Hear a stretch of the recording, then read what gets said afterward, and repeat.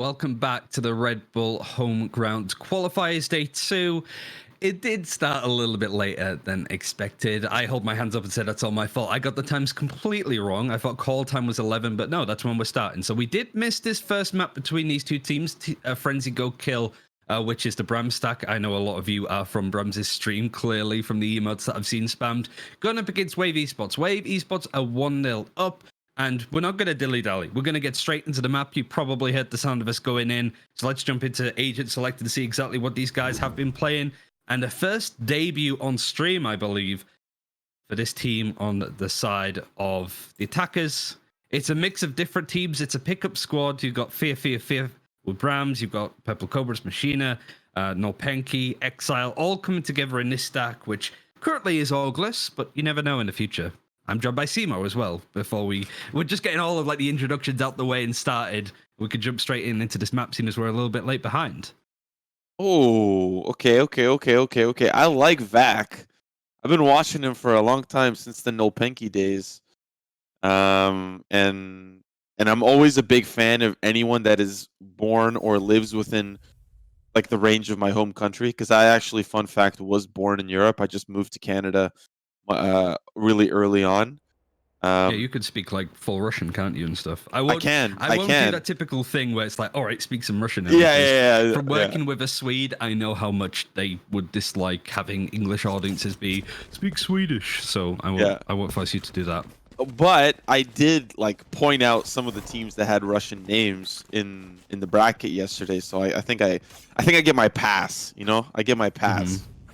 I'd rather translate something rather than say something, because saying something, you always, like, when you have a second or third language, I feel like you always say the same thing, like, hi, my name is David. Like, you just say the most basic thing that no one ever says. You don't ever say it. You don't ever say, my name is this. Like, you don't say it like that. That just sounds so royal, and nobody lives like that, especially nowadays. So anyways, I'm excited to see Vac. I'm excited to see him play. Of course, his jet play on Nolpenki was very great to see early on in his career. I would love to see how he's improved that. If he has any other agents in the pool as we go maybe potentially to a third map, as Wave are up here. They'll start off on the defense and play quite aggressively through B main. That's Muri. That'll find... I'm going to need your help on how to pronounce Fiku's name. I think Fiku is that... Fiku. There we go. Fiku. But they got to be worried about Vac here, who's pushed up right up the middle, and he's playing quite close with the Frenzy. He's going to try to mow down. Has support there by Machina. 2 will come easy here for FGK as they'll push in and split towards the B side. Nico just trying to hold them off. He doesn't really have a lot left in the tank. The pistol's not going to work out, and it does boil down to Tribune. 1v4. Don't think he's going to come out of this one alive. There are 2 injured members, Ryan, but I don't think that's going to play a factor. Not at this point. You still got to go for it, right? There's no point holding on to the pistol, whether you are going to force or not. You need to take an engagement, break some diseconomy. It's a nice stun that came out of Sender way back when on the breach. And I guess, seeing as this is the first time that we've seen this team play together, almost a 1-0 up, we can have quick introductions. Brams has been a jet opera in the past for teams like Fear. The team with obviously Fear on it, Hip, previous players from Ninjas in Pajamas. Brams is certainly looking to be the captain of this team, the IGL. Machina, typically a jet player for the Purple Cobras era. They qualified for the First Strike event with a nice win over Need More DM. It was a bit scrappy, but Machina had some great moments. Vac Nolpenki needs no description. Sender on the breaches, possibly one of the better breaches in the region. I think it's fair to say. On a team like Exile that are very aggressive, he's finding openings and setting his team up much like he's doing here. We saw a little bit of them yesterday. They actually had a very good showing against Isuba. And they're looking to try and continue that form, being 1-0 up.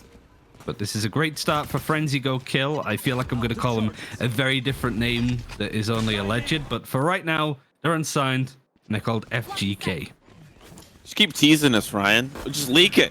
Just give it to us. Stop holding us back. I think everybody knows what I'm talking about here. Yes. But let's... Okay. We got. It was like the cast yesterday, and we're like, oh, this team's allegedly X. I'm like, I should probably not say that. Yeah. As much as it's just the rumor mill.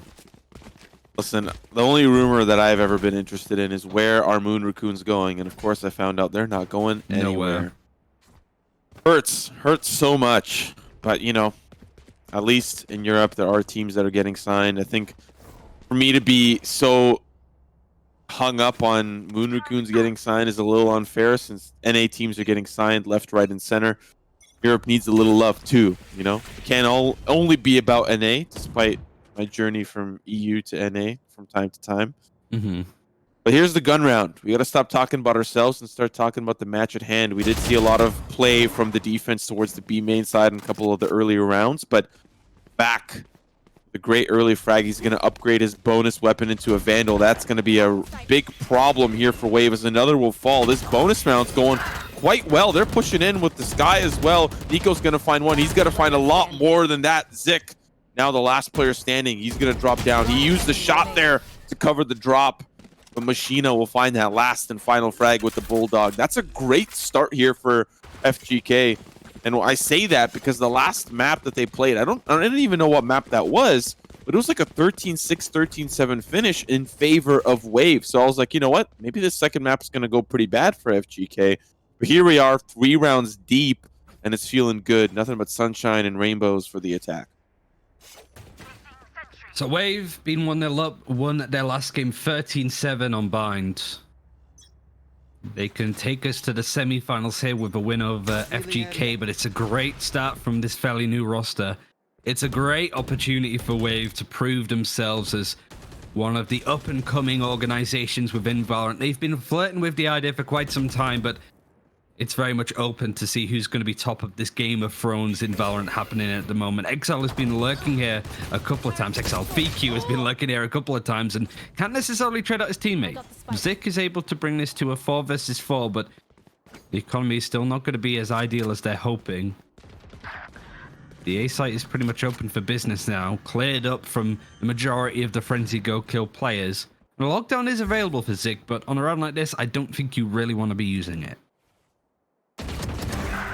One thing I want to keep my eye on, so far 2 of the 4 rounds, Wave have played a 2-3 stack through B main, and they push aggressively. I want to keep an eye on that. They don't really give a lot of love to the orb on A main. They don't peek it, they don't pressure it, they don't one-way it, they don't do anything with it. So I think the attack, like with us knowing that they can easily push that and maybe have heavier presence towards the A side. We'll see if that even happens and what adaptations come through. But I want to see if there's any gun rounds where Wave push B main just so aggressively like they have on these pistols. Because sometimes that really might catch teams off guard. We saw that in the first round where, you know, a player did fall, but I mean, it didn't even end up going in Wave's favor. But what does that look like, and what does that continue to look like? We do have 3 players in and around the B site, 2 playing the extremities on the A site. Vac's got the Blade Storm, and this is something I'd be very afraid of. This needs to be around in favor here of Wave because they need to put one on the board. Good start though. Karkas, one of the top performers, can at least get a 2K with the operator, but he's not maybe expecting VQ to be up in behind him. The Rolling Thunder is going to force him off this angle. Dashes away, smokes it across, survives for now. Wow. But an opening now for VQ to slip in. Sees the top of the berry of Brimstone over on the top of the box, but doesn't quite see Muri just jump over him with the blast pack. Great round for Wave, and all thanks to Karkas, who previously mentioned was the better jet when it came to the stats yesterday, and with the operator in hand, he's going to find a lot more impact.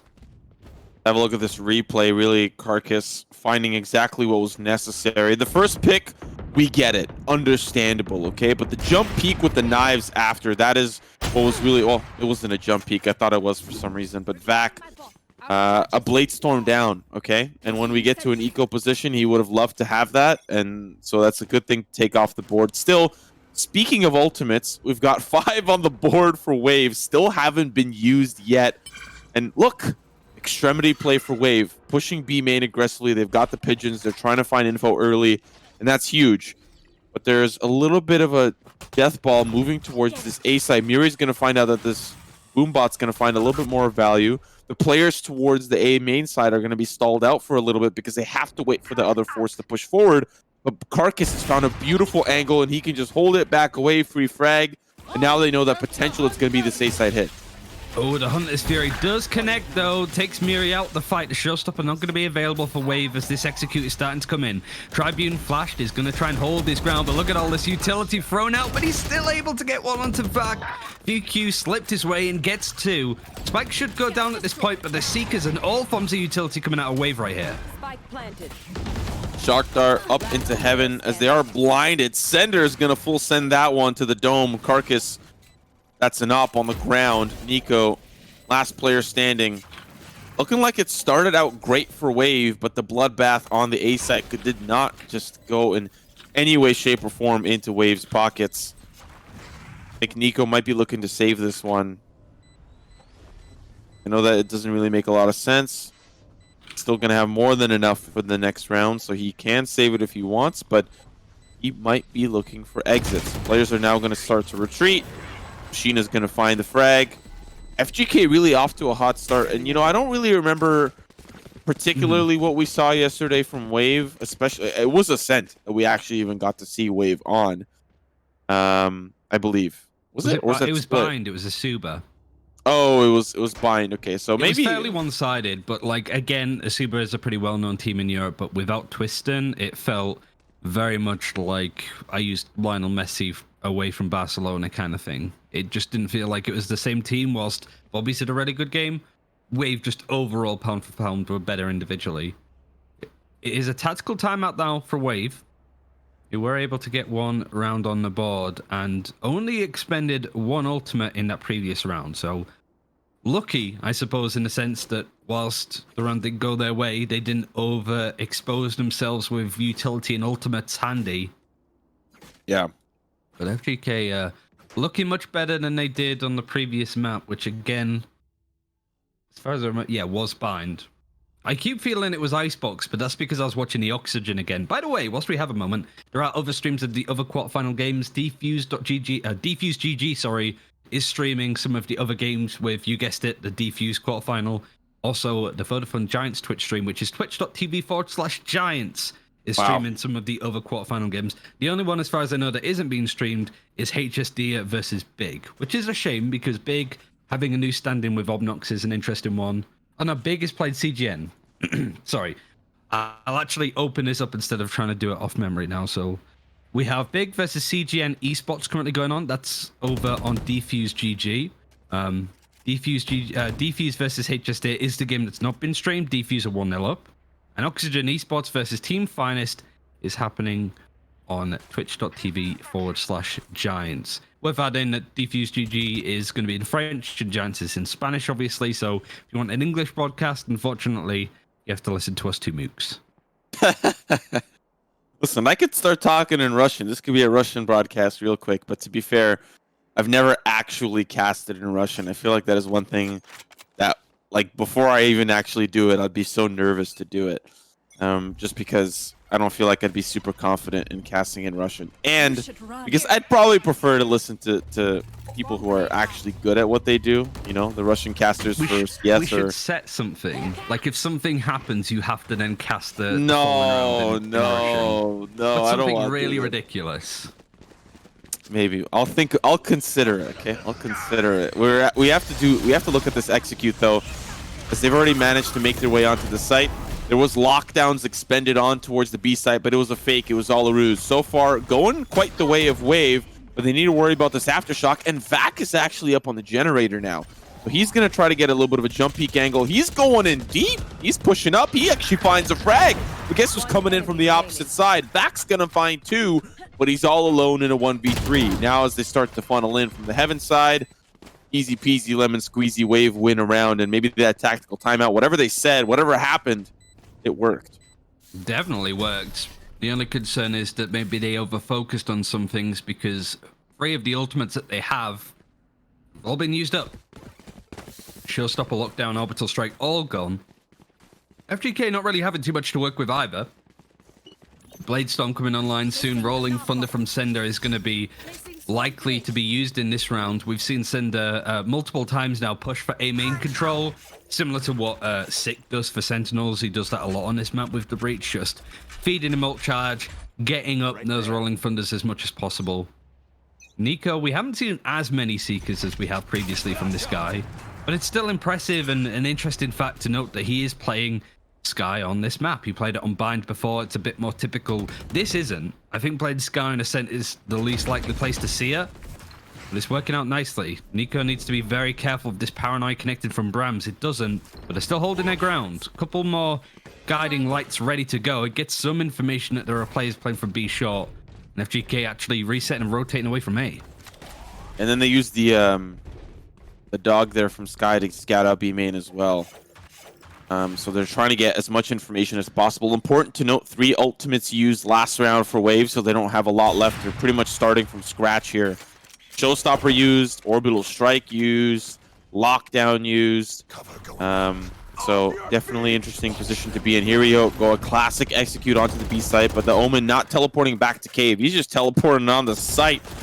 Confidence oozing out from FGK here as they have control of this B site now, and Wave are going to have to respond. We'll have 2 players coming in, 3 players coming in from the market side, 2 players coming in from spawn. All right, Carcass here with the op, looking down towards B main, has an angle, but they're going to have to try to work through, smoking off the players that potentially could be from that side. Here's the double swing, and it works out beautifully. Back's going to find one, but here's the Blade Storm. Carcass is trying to get involved. The Aftershock in the smoke is making things beautiful, but Carcass goes up. He's going to find a Carcass on the ground. So far, trade for trade. Vac is insane. The Blade Storm doesn't connect. Now it's just Carcass with the op, and you can't use it like a shotgun. It's Vac with the ace, putting FGK up 4 rounds. I was very scared to see Vac on this role, especially when you've got Machine from Purple Cobra as being one of the top players when it comes to the jet opping from First Strike in Europe. You got Vac that pretty much plays anything at this point. He's one of the most flexible, versatile players. So when you put him on a carry role like this, I'm a bit like, maybe he could be better utilized somewhere else, but that's a clear explanation. No matter what this guy plays, he is exceptional at. He is going to be the player to watch in the future of this team with plays like that. You can't really blame people for thinking that. Look at this aggressive play coming through, but it doesn't work out. The flash and dash, all it does is sets up Machine to clear up these ecos. FGK are at least going into halftime with a lead. Whew. Well, don't really need to say much about that round. That one's done. That one's finished. But yeah, Vac has been playing exceptionally well. Alongside Machina, who's sitting pretty as well on 10-3-3. A little bit quieter, despite having impactful play from what it looks like. 3 assists as well, something we expect. But Sender really doing exactly what Breach is supposed to be doing. Nico on the opposite side, not quite there. And the assists, that's what you'd normally expect. And that's really, I think, just Wave trying to get early reads and not finding the right places to get those early reads. We've seen B main play. Okay, it didn't work. We've seen this mid play consistently. Nico alongside Carcass pushing forward, but FGK are more than comfortable with just taking that A site for free then. They'll find 2 picks. It does get traded, that aggression in mid. But now, they're going to continue that push. Nico with the birds coming through. They're coming in with the Seekers as well, but Brams, he's sitting there waiting. Unfortunate TP! Oh, that's brutal. Now the smoke's going down. Here comes the Molotov as well, but the smokes are just for hell. Sees one player, tries to spray through. Sender jumps up from the opposite side. FGK might really run away with this map. We could potentially see a 9-3, a 10-2, then move into the pistol, feeling quite well as well. FGK could really put this one away quickly. Wave need to do something, and fast. I think it's all those Bramstones spammed in chat that are helping FGK here. Obviously, they didn't have that before, but appreciate you guys for coming in to tune in. A much better look for this Frenzy Go Kill team. They did play in a qualifier before where they lost out to the B7 Warriors. It wasn't a inspiring series, to say the least. It was a best of 1. At least this is a best of 3. A chance to come back and really improvise and improve. Muri, though, with a Sheriff is good to set up 1, but the jumping around isn't really going to set him up nicely. He is being flashed through, but he also flashed the Jet. It's now just the Aldron trying to get it, but Muri is still holding his ground. Machina eventually gets him down. And it's a 3 versus 2. Wave still not really having enough economy to really scare off FGK at this point. And the guns that have been dropped on the attacking side, not really an opportunity for these 2 survivors of Wave to pick them up either. I was almost prepared to call that spot Muri instead of Sabrosa, but unfortunately 2 picks is not enough. Gonna need a little bit more than that. As we see FGK walk through the tree room, site control is theirs, and Wave on the Seco. Still have managed to make it at least expensive, but we're past the point where making it expensive is valuable, right? This is a 9-3, threat of a 9-3. Which carries over into a potential 10-2, and then the pistol becomes so much more important than it normally would. And that is not a great position to be here for Wave. So we're going to now see the pushes start to come through for Zik. He's going to use the turret. Okay, now things are starting to cook up. Lockdown available behind the dice, but still he's got to worry about the generator angle. Sheena with the 3K on the round. That was a lot closer. That started to cook up quite quickly, but still... Nevertheless, it is a round in favor here for FGK. Let's have a look at the setup here for the last and final round of Wave's defense.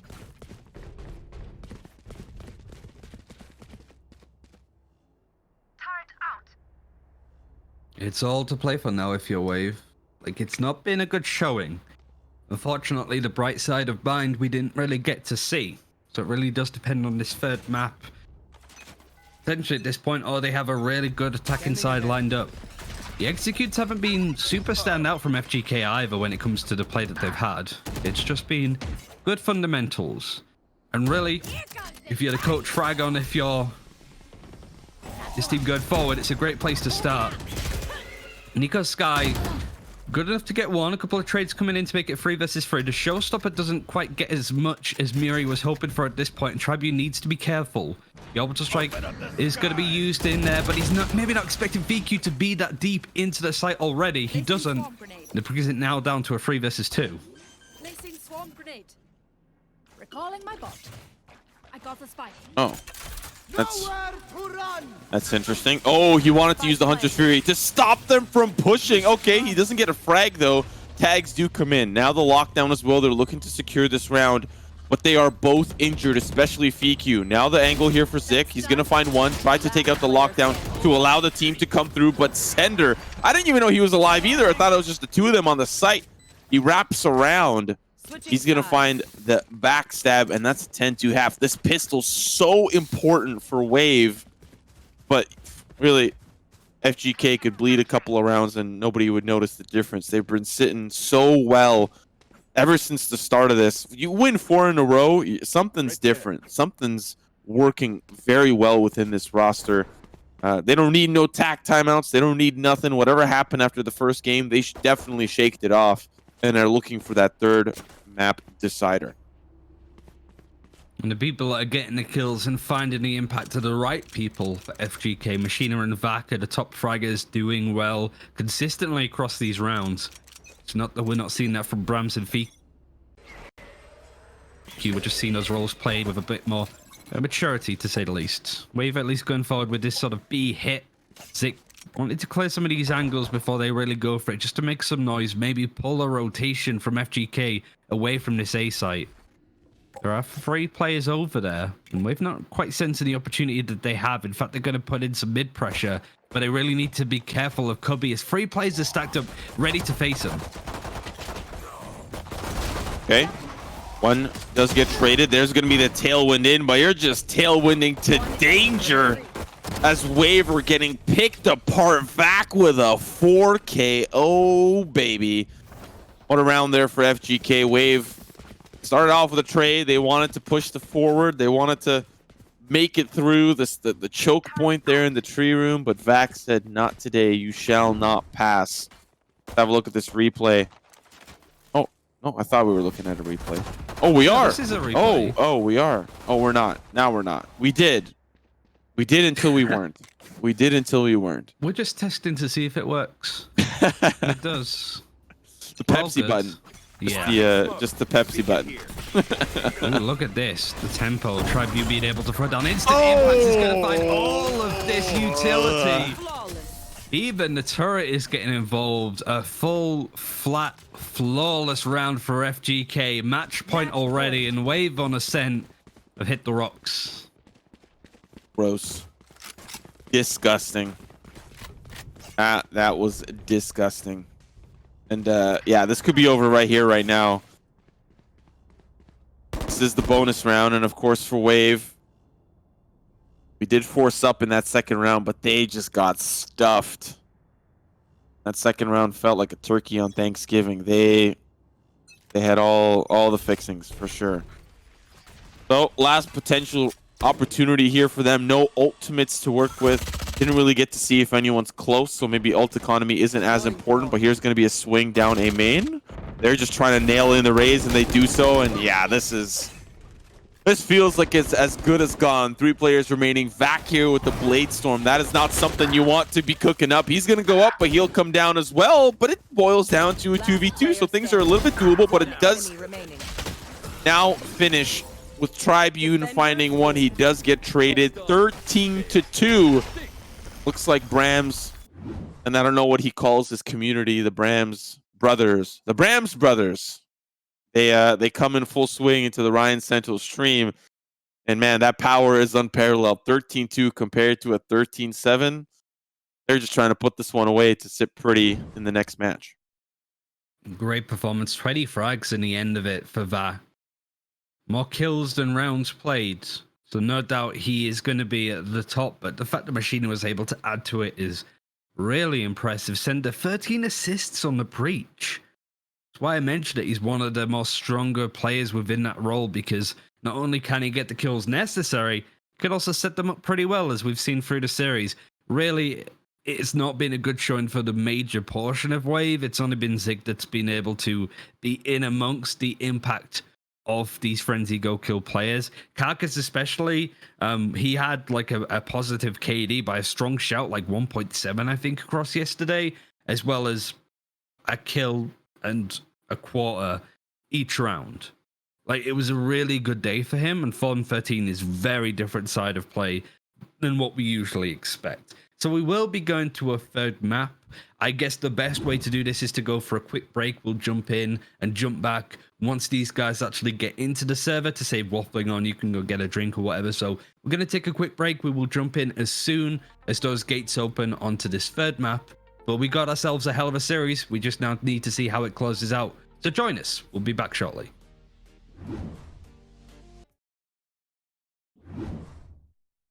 Welcome back to the Red Bull Homegrown Qualifiers. We are going to a full best of 3 with Wave playing up against Frenzy Go Kill. We did miss the first map. I'm very sorry about that, but we're not missing this one. We're going to Haven in this. Wave wanted to prove that they should be mentioned atop the bigger teams within Valorant. They've done enough to maybe worth a shadow of a mention, but they are playing up against possibly one of the exciting new lineups coming into the esports scene. So this should be an absolute breeze, Simo. This should be an absolute great match to watch. Yeah, kind of looking over at some of the other streams, it does look like Defuse and HSD are in map. Oh, sorry, Big and CGN are in map 2, which potentially is looking like it's going Big's favor.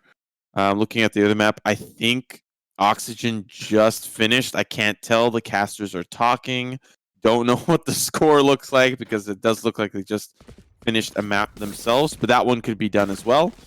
And we are, of course, also in our last and final map, as the first 2 were actually kind of quick. 13-7, 13-2 comparatively are very quick maps. Especially if you're thinking about how long Valorant takes to play and how long matches usually go. You're looking more at like a 13-10 and up for a more competitive map. But we're on Haven now, so we don't get to go to Split. We don't get to go to Icebox. Probably understandably so. I haven't seen a lot of European teams take kind of Icebox head on. Hoping we see a little bit of a change, at least in the first arm of VCT. But we are on Haven, North America's tried and true. We'll start off with Wave. Getting a look onto FIQ, down C long. Sender's there as well.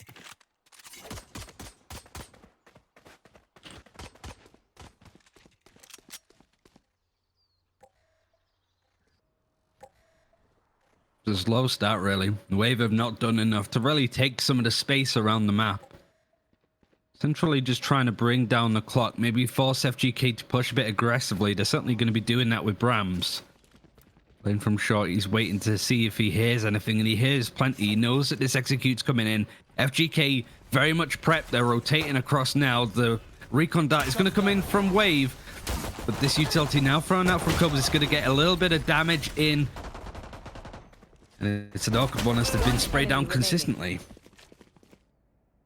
Wow, Wave just get stuck. You called it. They were anticipating the play, and as a result, were prepared for it. Well, we have a moment, especially on this second round conversion for FGK. Let's talk a little bit about the agent selection that we've got. FQ off of the Killjoy onto the Cypher makes sense.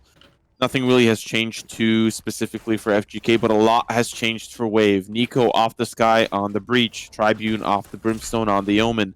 Muri off a Duelist onto the Sova. Is that something that is expected here for FGK? He was the agent that he typically played in the tournament that I saw. So for the most part, he is a Sova player, but with the Sky Edition, might consider otherwise, change it up a little bit.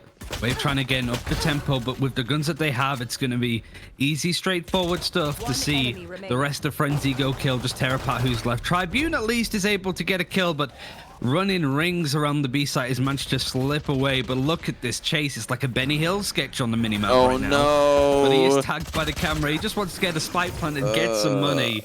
The sender stops him from doing that. Yeah, to answer your question, Muri for the most part has been just a Sova player, but I think since the addition of Nico's Sky, they've put him more on a double duelist role, and it works across plenty of maps, but I guess Haven is the one where you can't really go without the Sova, which is something that Wave have been doing throughout this tournament so far. Yeah, this is your daily fix Omen tweet, you know? Tribune's probably so upset, just wanting to get the plant down. I know he was dead to rights, but I've seen a lot of Omen issues over the past little bit, of course. Looking at this push forward, Vac gets a little overzealous, and now Sender's in a little bit of a tough spot. He's alone, but FGK are trying to support from the courtyard. They're pushing in. Sender's really throwing the kitchen sink to try to delay them, but it does pay off. The fruit does end up coming through. Machina and Brams will find 2 picks to trade. They're just trying to stuff them in, and they're throwing down a smoke. They just want that weapon. Oh, Machina! And he even tags one through the smoke. What a great round from FGK. This is a bloodbath. It started off so horrible, but we have to remind ourselves, Ryan, this is the bonus conversion. 3 survive for FGK after they support Sender and Vac pushing down long. Man, what disrespect from the defense. But I love it. I love it. They're waiting for an answer from Wave, and Wave is not answering back. Wave aren't really been proactive in their approach at all. There's a lot of just staying central, seeing if they can force FGK to push out aggressively, catch them off guard, and rotate over to that site. But this aggression is met from all different angles. FGK are doing such a good job at controlling where Wave can and should be. Now we're seeing a bit of a B hit coming through again. The guns are not going to be good on the side of Wave at this point. And FQ, oh man, just sprayed through the smoke. Of course, people are going to be spamming Vac. He's a member of this team, so it kind of makes sense. But straightforward stuff so far for FGK, who are looking to build on the momentum that they put together on Ascent. Yeah, this is very unfortunate, and the reason why I say that is because moving into this round, or moving into this map, or moving into this series, okay, Vac, all right, can I have some space to talk? Thank you, Zick. Appreciate that. But moving into this series, you had highlighted that there's probably a big chance that Wave, you know, we're going to come out on top, right? This FGK roster is relatively new in terms of how it was put together. They're still taking some time to adjust and adapt, and we're actually seeing quite the opposite here as Wave is struggling against this team. Bind, pretty understandably so, maybe a map that Wave have been incredibly comfortable with, but yet here we are. Potentially absolute domination should and potentially can come out from FGK as they're 4 rounds up. Here's the gun round. This is what would change things for Wave. Vac is going to be hit almost from Nico's fault line. An interesting interaction there because it didn't get actually hit by Ed at all, so not sure why it showed that it did. Nevertheless, Wave are still making traction over on A, or at least trying to at this point. Vac is going to sort of add to his tally of operator kills. Really, it's been a tale of two jets so far, as Carcass hasn't really been able to get off the board, not only for this map, but also, of course, on Ascent. There's another straightforward full buy going the way of FGK. Wave are really not showing a sign of the strengths of this team. And Brams is going to push to gain that information. Doesn't push beyond because he knows roughly that a Killjoy turret is going to be watching their back angle. So they know roughly where these Wave players are going to be playing from.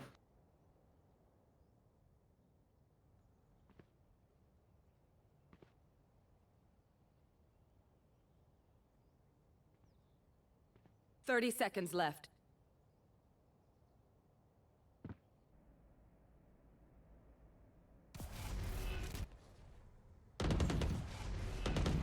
Off to a great start. An even better one just down to the TP man himself. Tribune tries to convert onto Sender, who does go down to 30.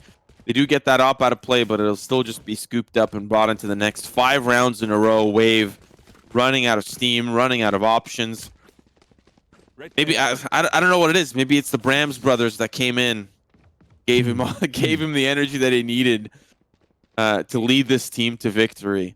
Listen, I'm not upset about that whatsoever. You know, gotta respect the Brim stands instead of the Brimstones. The Bram stands. You mean Bram stands? The Bram stands. Just sounds like a weird, like Southern American accent. Bram stan.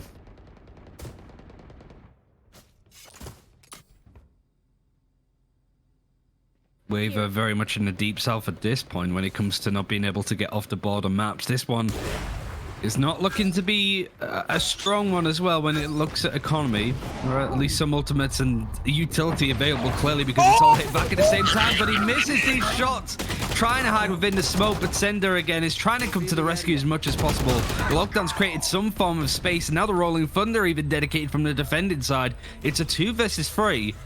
But some guns have been picked up as the lockdown creates a bit more space. That was very spicy. Got some upgrades, now running over to the opposite site and just timing. EQ not quite.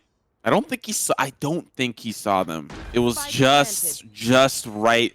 The timing of it was almost perfect, but V2, the defense have the upper hand here, but of course the weapons have been upgraded here. The flashes to try to get back in, they see one, and yeah, it's a 1 and it's a done. Rams will find Zik, VQ will find Nico, and FGK up by 6 in the first half. Now, we don't get to see something so dominant very often, especially when we're looking at this bracket just has 8 teams left, right? Like, we're looking at the cream of the crop now.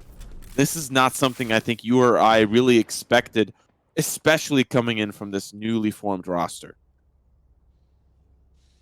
And out of the 8 teams that are left, only 1 is going to qualify, and all 4 of these quarterfinals have gone to a 3rd map. Do I need to tell you and explain to you how much more competitive Europe is? Oh, it's just G2 over here. Now get over here. G2 aren't even that good when you look at some of these other teams. We're swimming. Wow. In Hot talent. Takes. Hot takes. No, to be fair, I do, with the Zeke change, I do think that G2 is the best team in Europe. But nevertheless, there's plenty more competition coming for them. And FGK could certainly be one. Tribuno is able to get the foot off the board with the right kill, but pretty much traded out instantly from Brams, as well as VQ over on that side. The spike hasn't even moved its way here. Brams has done well to use the From the Shadows to teleport into the back site, but he's just going to add to the tally of Tribune so far. All of the kills on the server have gone to him against Frenzy Go Kill. Might need to waste it though at this point, considering how much it's been brought down. Last player standing. No way. No way. Machina does this. No way. Don't do it to him. Don't do it to him. There's the tag. There's the shot. Oh, what a shoulder peek. Now it's just down to Machina, the 1v1. Carcass. He's ready. He's trying, but he can't. Machina. That was the closest round for Wave, and he brings it on home. The cows, they're coming home, FGK. They're coming home. Never give up. The way that you played that clutch was so good. Tribune having to do so much. Kick him while they're down. You might as well do it. Wave are really struggling in this map. Carcass, when I said he didn't get off the board, I didn't mean literally. He's 0-7. And with these rounds constantly going away of FGK, it effectively means that there's no economy to buy up an operator. We haven't really seen the sniper rifle in his hands across the 2 games that we've seen so far for him today. We said this yesterday. If you don't have that up in your hand and you're not performing as a jet, that's not a good look. Vac doesn't need to worry about it too much. He has the freedom to not only have one right now, but to buy more in the future with how good the economy is. So Wave, still being able to buy up at least some rifles, have it all to do now at the rest of this half. Well, you blink and you miss a Machina with a great swing. Vac there supporting from down in sewers, just down to 2 players here for Wave. You like to see how they played that, having a look at the sewers play for them. Saw Vac, he did, I think, get spotted out, but Machina was there. And instead of owl droning, which is what I think a normal North American team would do, Machina uses his own eyes and his own body. He sacrifices himself for the good of the people. Almost finding that third there, but Vac will pick that one up as he was there ready for the trade, right? And that's what he was there to do, especially with the sightline he had. And then they just pick up everybody else. So you love to see that type of play. Great read there for FGK on the play, because we've seen a lot of C play for Wave. They'll start there and they'll rotate to B or they'll rotate to A. They never have started too often on towards that A site, but that seems to be a little bit of a developing trend as we enter into the latter half of this first one. Oh, and a timeout. I wonder who's going to need it more than the other.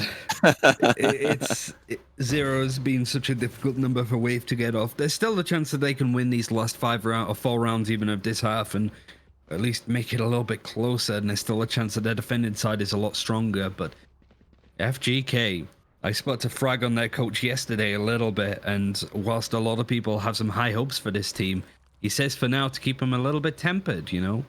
Not to rate them too much of a good team, a great team that should be coming in and maybe winning challenges, but a team that is building itself up with hungry talent, young talent, a team that really sees the long game as opposed to some quick results. But you're looking at a result like this against a very consistent Wave team, you've got to go, Fragon, maybe you guys are better than you thought you were at this point. But it is good to see a powerhouse of a team being brought together, individuals from all over the European first strike scene to make something that maybe on the face of it doesn't look that scary in comparison to somebody like G2 or FPX or Team Liquid or NIP.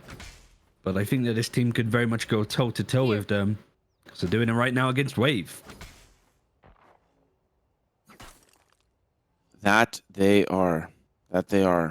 Here. Wave, though, we saw them yesterday and they were feeling comfortable, at least in the best of 1 finish or start of the qualifying series. But now it's the best of 3. Things have changed. You got to show your pool, and Vac, he's got to show his ability to be flexible. Oh, baby, the trades are coming in. Vac's still alive. He's got to swap to the Ghost, and the rest of the team is here. Ends up in a scuffle against Zik. Does boil down to the victory for him, but it's now up to a 2v2. The fault line for FIQ, but he's still alive because Zik's not pushing the smoke, and now he does not have the angle. Alarm bot goes through. There's the jump peak, but there's a player behind you. It's Brams. The callouts are masterful. Now the spray through the smoke, and bada bing, bada boom. That's the round for FGK. That's 9 in a row. Ryan, this one is if Wave come back from this, they are my favorite team in Europe. I'm just gonna say that, but I don't. They should be your favorite team in Europe anyway. Why? Just why not? They're called Wave. But there's some. They're so likable, and they've got Boaster. That's so likable. I guess, but some are so not in this brand tournament, friendly. so maybe the best team of this tournament. Regardless, like Wave looking a little bit closer there, considering their buy-up was pretty much non-existent with the frenzies. It is Brams, though. He is bottom fragged for his team, but he's setting up a lot of these info plays. He's so aggressive, pushing through mid, flanking around, lurking on this role, and it's working out so well. It's not confirming kills necessarily, but FGK as a team know where they can play and know what to expect. The Hunter's Fury coming in from Machina, going across A lobby. Nobody from Wave is there, and in fact, the tempo has shifted a little bit. The outrun is going to be used over on C. It connects to FQ. The Hunter's Fury is going to try and tag him. It does so on the second hit, But they can't follow up the kill, and yet again, Bram's getting another first blood. So already making it from bad to worse for Wave. Yeah, and that's spiked down as well. They find control of the C site, take out FQ, but in the meanwhile, a lot of that push here for FGK through the courtyard is giving them so much space, and now it's Wave that have to double back and make sure that they clear up what they had originally started at. They started in, you know, the hulls here for the attackers. They started pushing the extremity down long, but they weren't really all solid there as a team. And as a result, FGK, honestly, I think when the defense pushes courtyard, or the defense pushes long, or there's like some form of I don't know if I'd call it disrespect, but like the defense are saying they're comfortable because they know no one's going to challenge them, right? Or like Wave haven't shown that they'll play defaults and, you know, and find picks as people just walk through the doors of the B side, or walk down long like freely, right? And you're seeing such insane comfort again for FGK. I don't think they do it like against G2. You know, I don't think they just walk down mid like Brams is doing right now. But they just feel comfortable doing so because they know how Wave are playing. Vak is very much comfortable to take some of these duels. The paranoia that came in from Tribune misses. Vak gets a second. The Rolling Thunder is going to be able to create a bit of space for Vak. He knows where the spike has been planted. Right clicks don't connect. It's provided an opening, but nothing much more than that from Wave. Nico doesn't spot Machina on this angle. Some really good trading from FGK across this map in a lot of these fights. The team play, considering this team has only been together a couple of tournaments now, barely 3 games stretched in a row at this point for them. We're starting to see these dots connect a little bit more, and the signs of a strong team are certainly within the horizon for Frenzy Go Kill, no matter what they end up. For Wave, I think they've struggled to dot their I's or cross their B's, should we call it? Why would they be crossing their B's? It's a play on words. I'm like making my own riddles. Vak again is just so good with this operator. Sort of mentioned it at the start of this series that I was a bit worried about him sort of playing a role on this team where you've seen people like Machina do so well within it. And there were other free agents like CNED at the time, potentially, that could have come in.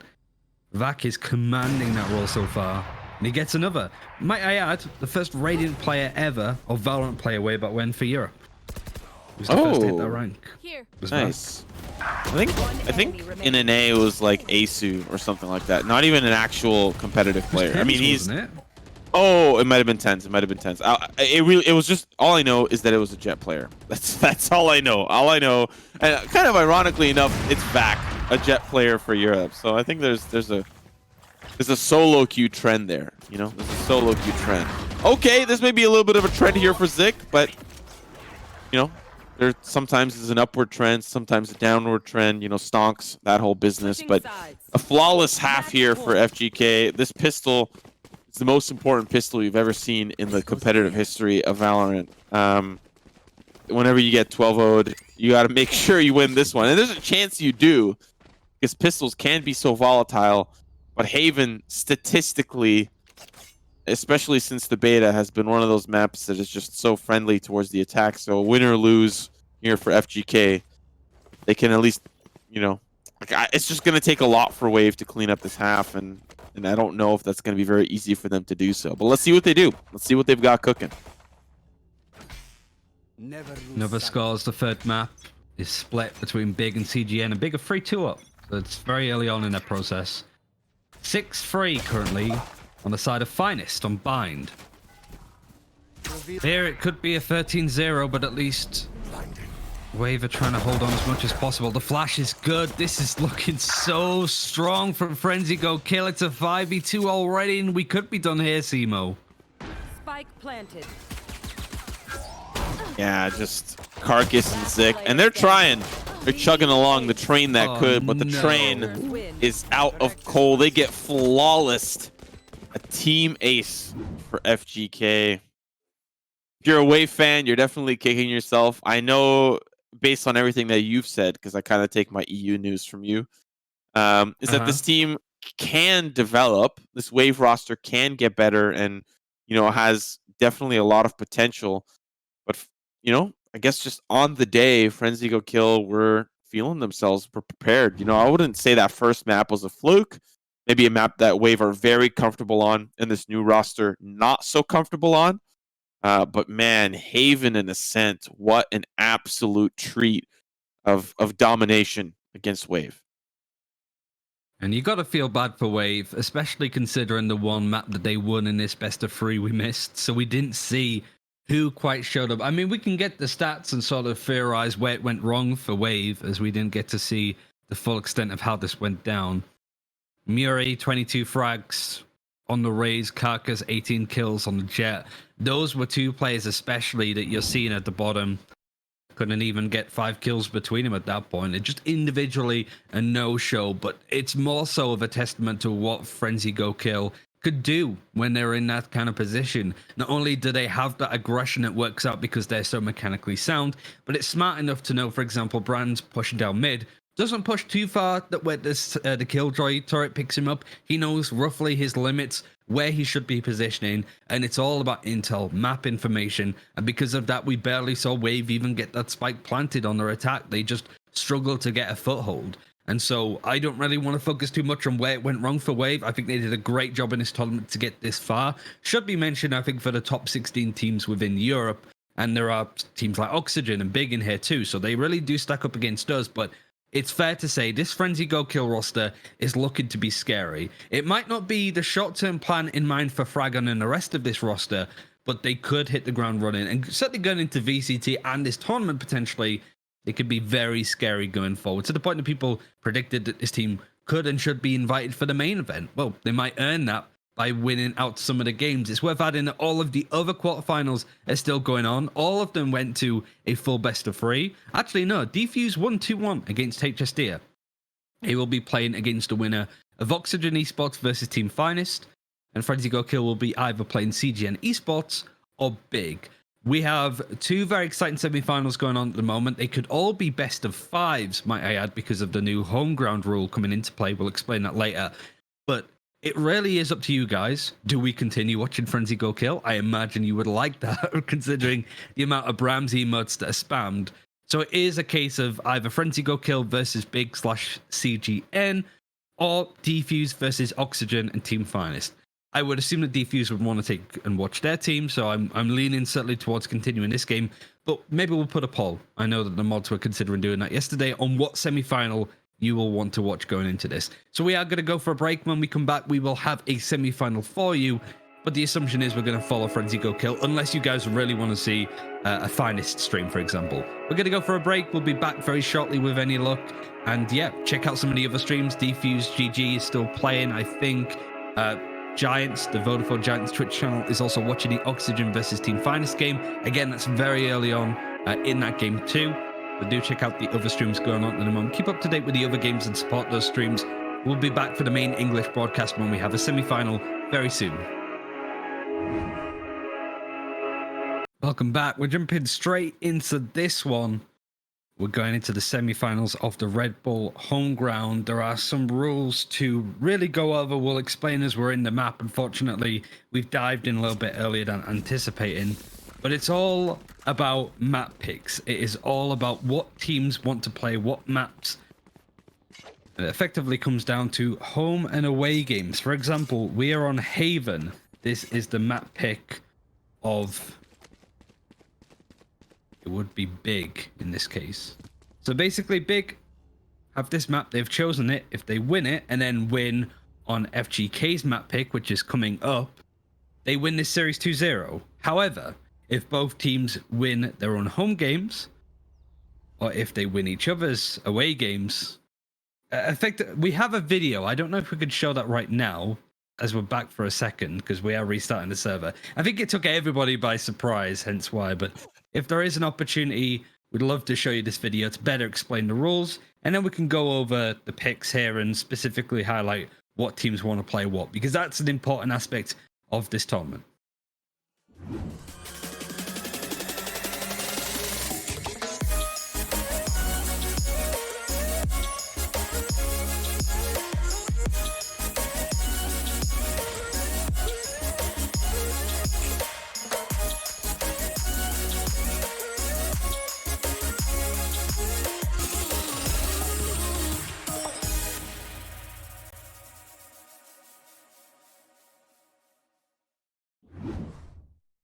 Hopefully that sort of explains everything that's happening here with this. So it is a full best of 5, but if it finishes 2-0, we have no time for finishing out a full 3-0 best of 5. They win. If one team wins the first 2 maps, they'll be going through to the grand final. It's a great test to show off this format ahead of the main results. So with any luck, it makes a bit more sense. If not, I'm sure you'll get it once we start to get into the examples. But like I mentioned, we are going to Haven, and this was where Big wanted to specifically play. So it is an interesting one. We haven't seen Big play too much this tournament. They were top seeded for this second phase of the event, the same as this Frenzy Go Kill roster, who made quick work, I think, of their opponents in Wave. I think it's also super important to know that this is not how the VCT format is going to run. It's probably going to run in a completely different way or a completely different format. The home ground factor, the home ground rule set is just specifically for this Red Bull home ground tournament. So if you're wondering, whoa, is this home ground thing going to be available in VCT? That's kind of cool. It's kind of neat. It's exclusive to this tournament. And you'll see a lot more of it in the actual tournament, in the main event on the 28th of January. This is, of course, just the qualifier to get in. All these teams want to perform well, and they want to get in as well because there's a lot of stiff competition. And the most important thing is that it's incredible practice for teams prior to VCT. Yes, I'm assuming not a lot of teams are going to show off what they're capable of, what they really want to bring, kind of their major strats or whatever. They just want to get good practice in, good default practice, good standard practice before VCT, which is honestly next week. It's coming up quick, or this week rather. I think for Europe it's the following week, but for NA it actually starts this week.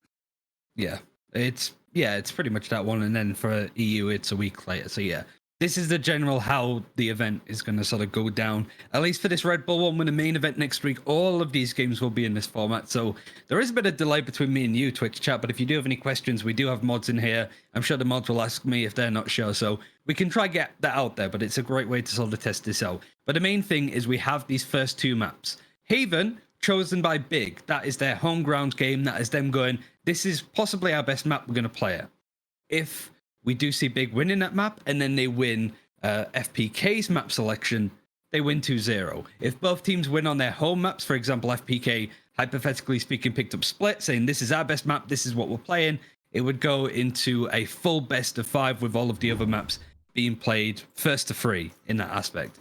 But for this one, this is Big's home ground, as they like to put it, the Lion's Den, if you want to call it that. And they have a new pup in their roster. Obnox has been a latest addition to the roster. Ultimate, who was their original Cypher player, has left for real-life reasons. He's gone back into education, I think, so that is a priority for him. And so far, you've got to say that Big looked pretty good with this team. We've only seen them play the best of 3, as we mentioned, but Obnox, I think, top fragged in their game against CGN. Great start to really see this team come to light, but I do have my question marks certainly around God B. Brilliant mind, brilliant IGL. Been a few lackluster performances on the Silver, I would say, if I had to describe it. They're okay, but a couple of the games that I got to check out, he barely made double digits. And it's not always the work of the Silver, but it's certainly the thing that springs to mind when I think of this Big team who, over the course of 2020, and even Big said it themselves, they underperformed. This is the old versus the new, though, as this brand new roster, Frenzy Go Kill, coming in, great result over Wave, a 13-0 on this map. Can they do it against Big, who, I need to keep reminding you, wanted to play this map and specifically chose it?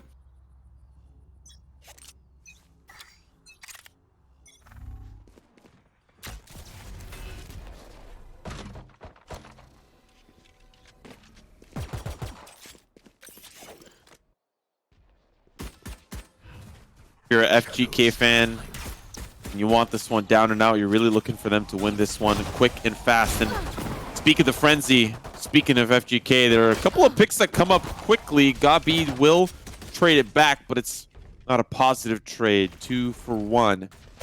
So they're still trying to push through. Brams pushes down a long. Obnox in a lot of trouble, but still it does kind of get evened out here by Alexer, as it does eventually fall into the hands of FGK. Ooh, that's kind of cool. That's kind of neat.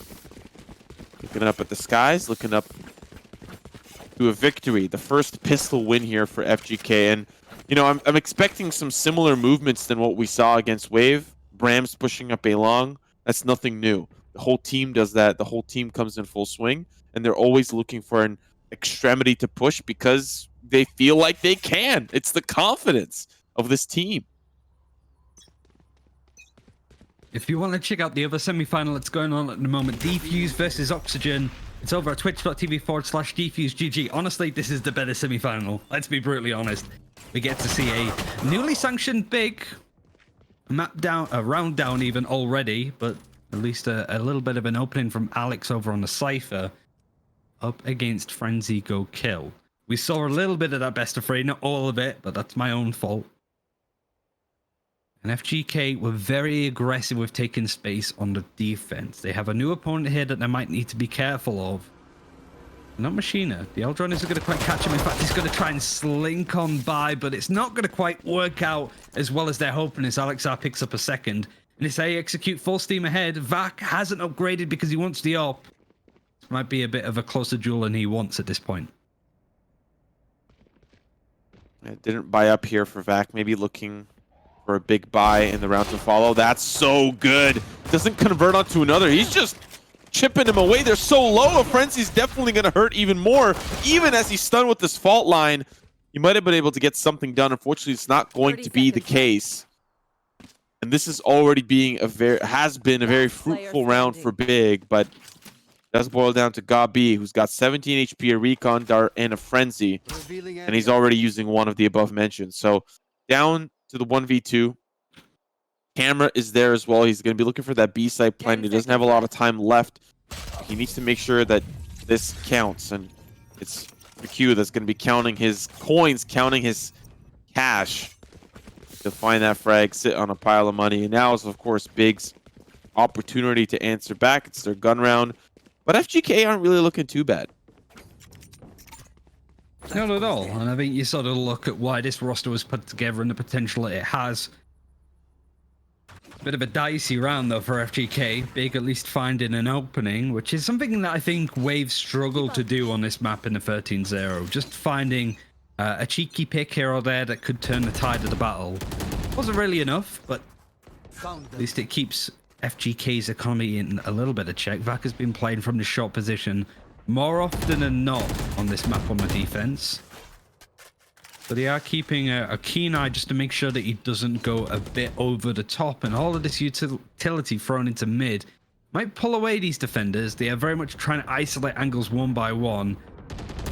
And Vac versus Alex is a battle that could last for quite some time, considering neither are really moving at this point. But Vac, at the pivotal time, just flicks up, gets the shot onto Alex as he peeks across. And now we're seeing FGK push out a bit more. Okay, Brams, I see you. Brams! Brams! Brams! Where did that come from? Bottom fragging the last time we saw the Haven map. The IGL doesn't stand for in-game leader. It stands for... okay, well, I couldn't think of anything on the fly as he's also taken out of the picture. Maybe it doesn't matter that much anymore. Sender will take down Aslan and finish that one off. My creative juices weren't flowing there in the moment, but Brams, man, what a start to this map. This goes here. Yes, this should do. Big are gonna have to save, right? They actually tried to push up. I'm just trying to sort a couple of bits and pieces behind the scenes, so bear with me. Should be a straightforward round, though. It should be another one that FGK could add to the board, considering Big bought up fully last round. It didn't go their way. 100% round win rate so far for FGK. And could be adding to it a little bit more, considering it shouts across the board for Big, who got a couple of frags so far in this half, but not really enough to scare FGK all that much. Yeah, I'm starting to get a little bit afraid for Big, especially when you lose that third round conversion. That's usually the trade-off. Now you're in an eco, potentially a fourth round here given away to FGK, depending on how this one pans out. We've seen this drone spot before, but Machina has always been there to trade. And now, of course, as they start to funnel in, that's the first player that comes in. That's the Tailwind. That's the Jet. But Opnox with the Stinger. It's a great start. Vac pops the knives, and he's still surviving. But he is paranoid. The flash comes in. It's his own teammate's flash. but it's down to 2 final players here for Big. So it looked a little dicey, at least in the execute. It was a little chaotic. But then, you know, the dust settles, and it does look like FGK are in a position to close this one out as they're going to start to try to hunt them down. And really, this next gun round for Big has to, no pun intended, has to be big, has to be huge. They've got to stop the economy from FGK and put around the board and not lose too many players in the process and farm orbs. There's just so much to think about for Big being down 4 rounds this early in the half. That goes there. Oh, this is a nice spot.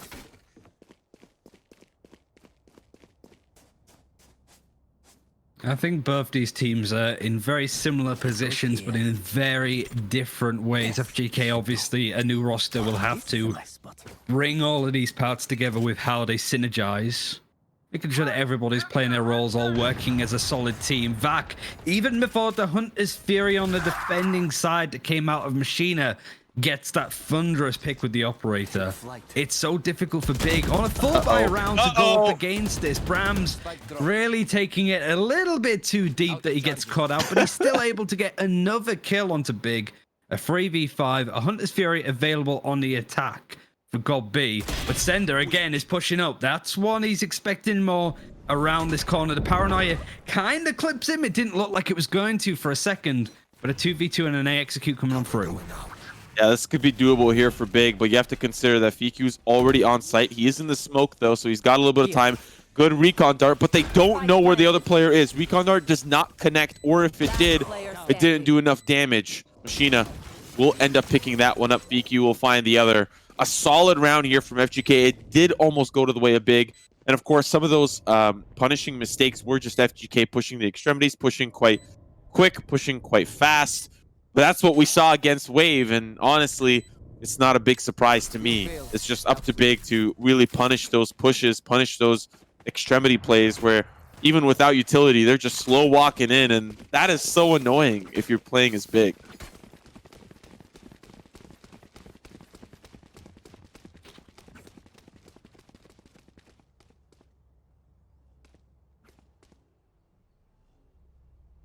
It seems that this map might be better favored to FGK. It could be an interesting scenario, right, where both teams really prefer to play Haven. So say Big picks this map. You know, there is Frenzy going, oh, we would have picked Haven. We could play that. Let's go Ascend.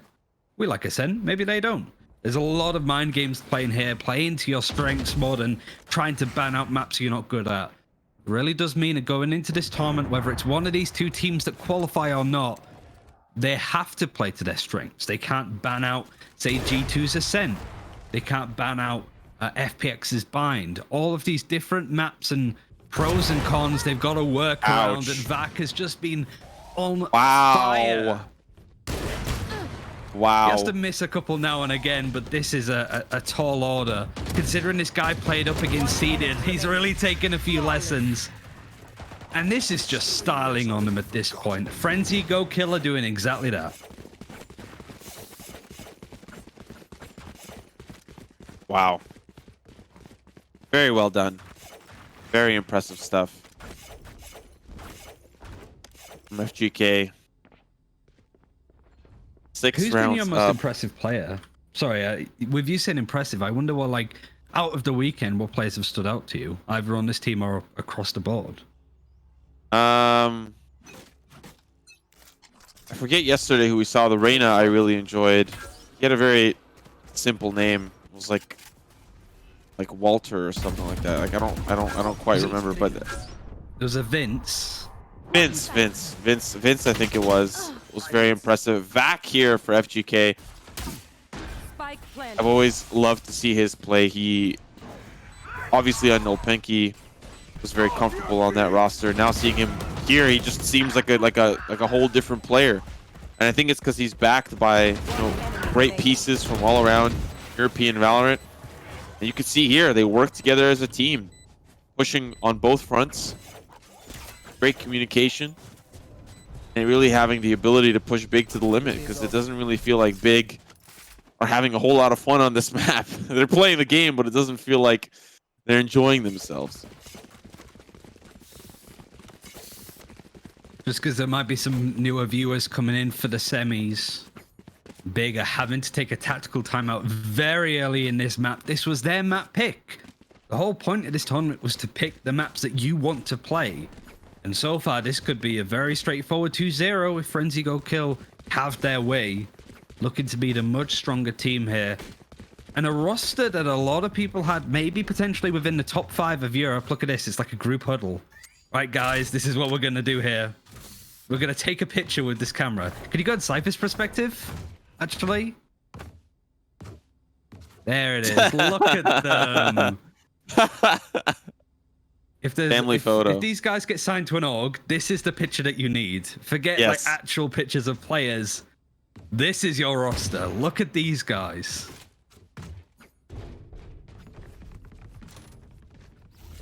Now they're actually getting ready as we're in the timeout. But yeah, like Big are in big trouble here because this is the map that they wanted to play on. The next map, they will be going to the choice of Frenzy Go Kill. So already you're in a bit of a difficult position. These are best of 5 games. But if the first 2 are lost to Big, it's over. They're out of the qualifiers and Frenzy Go Kill work their way to the grand finals of at least the qualifiers to make their way into the main event next week. Not good luck so far from Big.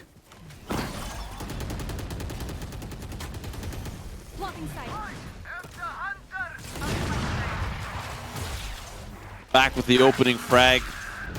Let's get traded, as Aslan and God B do have something to say about it. A lot of ultimates available for them here. This could be their first round. Shock darts come through, do a little bit of chip damage.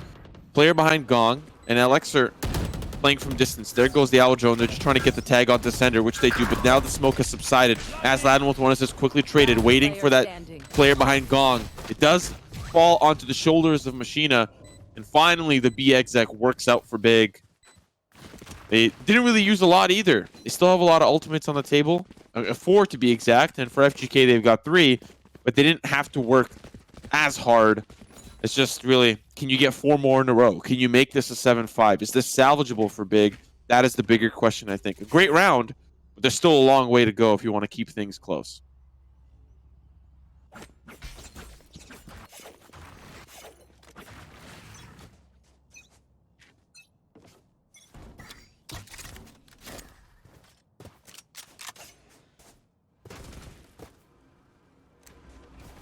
At least they're off the board. But the economy of FGK are going to be built up to an extent. But look at this execute. They've already made their way with fairly little contact. And Aslan has found his way in. VQ has to hold 2 different angles. And a second comes in hands of the Jet. More utility coming in. Vat coming to the rescue with the Bladestorm. It's going to be even more. He's absolutely stripping the numbers of Big.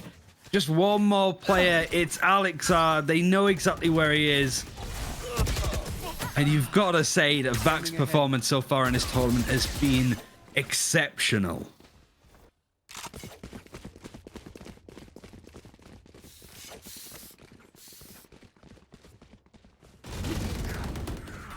Vak is just a whole nother beast. We're having a look, of course, at the replay. This is where things heat up. He's got it up. He realizes the Bladestorm is the only way that he can play close. And look at this. This is just brutal. Whoop, one more time. And the flash from Sender. That's another great point. You know, usually we just get to see the flashy plays from the Jet. You know, they go crazy, they go wild. But it was Sender that set up that second frag. Got to give credit to the support. Being a support main from League of Legends, I know the feels. When you don't get any credit at all, you know, you get like all these setups and you do quite well to... Just like that, except Vak set himself up, but he's being chased down! Oh boy, that was close. And he's trying to play close with the out, but of course you can't. But Aslan, despite finding that frag, is down to 5 HP. Neural Theft to secure. Where are these players coming from? They know Brams is on the flank. And they have the Cypher at least to stop him for the time being. But the rest of the team, they're pushing up through heaven. There's a 2-man drop that's coming through. They're waiting for Brams, though, as is Elixir. But now the execute is almost going to come through, or at least the retake, rather. Elixir just trying to stall off Brams. The rest of the team in post-plant positions. That's 2 in succession. 1 from heaven, 1 from the flank, and it's all down to Zonix. In such a tough spot. 4 don't even fall for FGK. They will take that 9th round and say thank you very much. So we're nearing the end of this first half. You failed. Now sleep. Just as he thought Big might be able to pull things back in their favor. again, Vac has been able to shut this down with the operator. 13-6, and we've played 10 rounds. You compare that to Aslan. He's 9-9. He's not been too far behind. We haven't seen him be able to buy up an operator, and even then, I'm not sure if he's the kind of player that would want to use it on a regular basis. We haven't really seen any other strong performances out of anybody else, and another eco required from Big. Just as a sidebar, with the other semi-final going on at the moment with Defuse and Oxygen, somebody picked Icebox as their home ground map. Ooh. Somebody who was like, I want to play on Icebox. So you gotta watch out for teams like that. And you gotta watch out for Aslan. The flash is set up nicely from Obnox, and he's continued to push in. He goes right past Machina. He was like, what was that? But he still manages to get away with a pistol. Oh! What is he doing?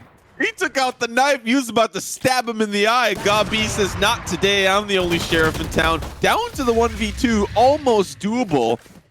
But oh my goodness, that was pandemonium. Last round. I know there was an eco for Big, but Machina really just starving for bullets there, trying to get involved. We'll have a look at the replay. It's starting off consistently with Aslan trying to get a lot of this pressure towards sewers to try to stop these early lurks, especially down long.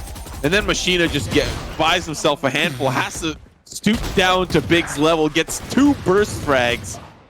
Very nice to see as we're in the last round of this half. I thought they nerfed the right click. That was nasty. You gotta not do that on a regular basis, Machina. I'm gonna have to put a warning on this stream. Big is still only one single number and double digits for FGK. They're gonna add to it. Again, aggression coming out of Brams. He has been so good on this Omen. This team is really starting to look very scary coming into the VCT era. But Big at least bringing it down to a measurable amount up until Alexar gets caught out from Machina's aggressive push. This is a masterclass on Haven, Simo. It's a great insight to this, you know, potential future of Europe. You know, this team is looking like they want to be up there in the G2s and the FPXs and the summons. They want to be recognized for their ability to frag out and do some heavy damage. And to be fair, these are pieces of these are players from pieces of teams that have done well or have had their shining moment. And maybe all of these players have come together to build something special. We're seeing that live before the story comes to fruition. We're seeing the story of FGK develop right before our very eyes. And it's a tale that starts off with a great start. Really gets you captivated very early on. And for Big, this is maybe a new chapter with the addition of Obnox, but it starts off with a bit of a murder, let's be honest. FGK have been so good on this map. And central aggression now coming in on the first attacking half of this pistol. Alexar holding within the smoke, but it's his teammate Aslan that gets picked. Look at Alexar trying to push through the smokes to catch people out. Not only is he giving away his position, but his victims survive. Last player standing. Wow. Wow, wow, wow. And that's just not a reference to what I've been playing during these breaks. But FGK, Vac, and the entire team. I gotta give... You know what? You asked me who I think is the most impressive. Sender. 13, 4, and 10.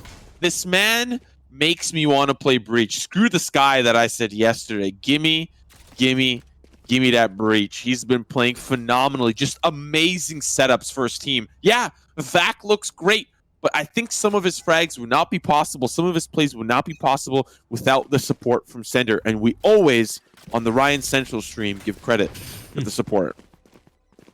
We just know how it is, but Vac wants to put this one to bed, and he does so in strong fashion. God B did not stand a chance. The economy is near enough non-existent for Big. Vac has made all the space, not being checked at all from Alexar. I think this is done, Simo. That tends to be the way that it feels. 2 players remaining. And, you know, at least kind of confusing to me is why Big didn't force up. Okay, a little bit easier. Sender in trouble, but he's got support from Machina, and Machina's going to make it work.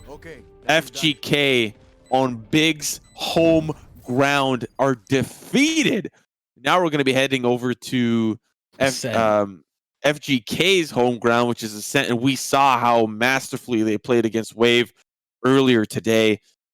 Oof, if you're a big fan, I am scared. And if you're CGN watching from the sidelines, you're like, well, at least we didn't have to worry about that. At least we didn't have to, we can just sit, we can observe, we can watch, and we could let Big take the whole brute force of the beating that FGK are giving them. And that was a beating. It was really only Aslan that was able to put up a bit of a fight. But that line was surrounded by Cubs when it comes to the kills on the board. Obnox not quite living up to par, but this has just been a masterclass from Frenzy Go Kill today. Not only from players like Vac and Machina, but Brams has looked solid on the Omen. Sender, as you highlighted, has been so impactful with the utility that he provides. The only one that's been underperformed maybe is FQ, and he's considered one of the best Sentinel players within Europe. So maybe he's just having a quiet day, but everybody else isn't. 2 maps played today of Haven for Frenzy Go Kill, and they've only dropped 1 map. That's pretty impressive stuff. But now we go to where they want to play next, which is Ascent. They win this game, this best of 5 is over and done with in the quickest fashion that any best of 5 has been over and done with at any point in any game, it feels like. But it's still a chance for Big to come back and maybe impress a little bit more, or at least show us exactly how it works. If you're still unsure about how the home ground format works, we'll be sure to let you know after we get into the second map. But for now, we're going to go for a quick break. Do check out the other semi-final going on at the moment at twitch.tv/GFuseGG. But we'll be back very shortly for map number 2. Don't go anywhere. Welcome to Red Bull Home Ground, a Valorant tournament like no other. 7 of the best teams in Europe, plus 1 wildcard qualifier, will face off in a best of 5 single elimination bracket. But with a twist. Each team chooses their strongest map pick as their home ground. Home grounds get played first. If one team wins on both home ground picks, they instantly win the best of 5 and progress to the next round. If both teams dominate their home ground, the teams continue the duel in a best of 5. The winning team will be crowned the Red Bull Home Ground Champions.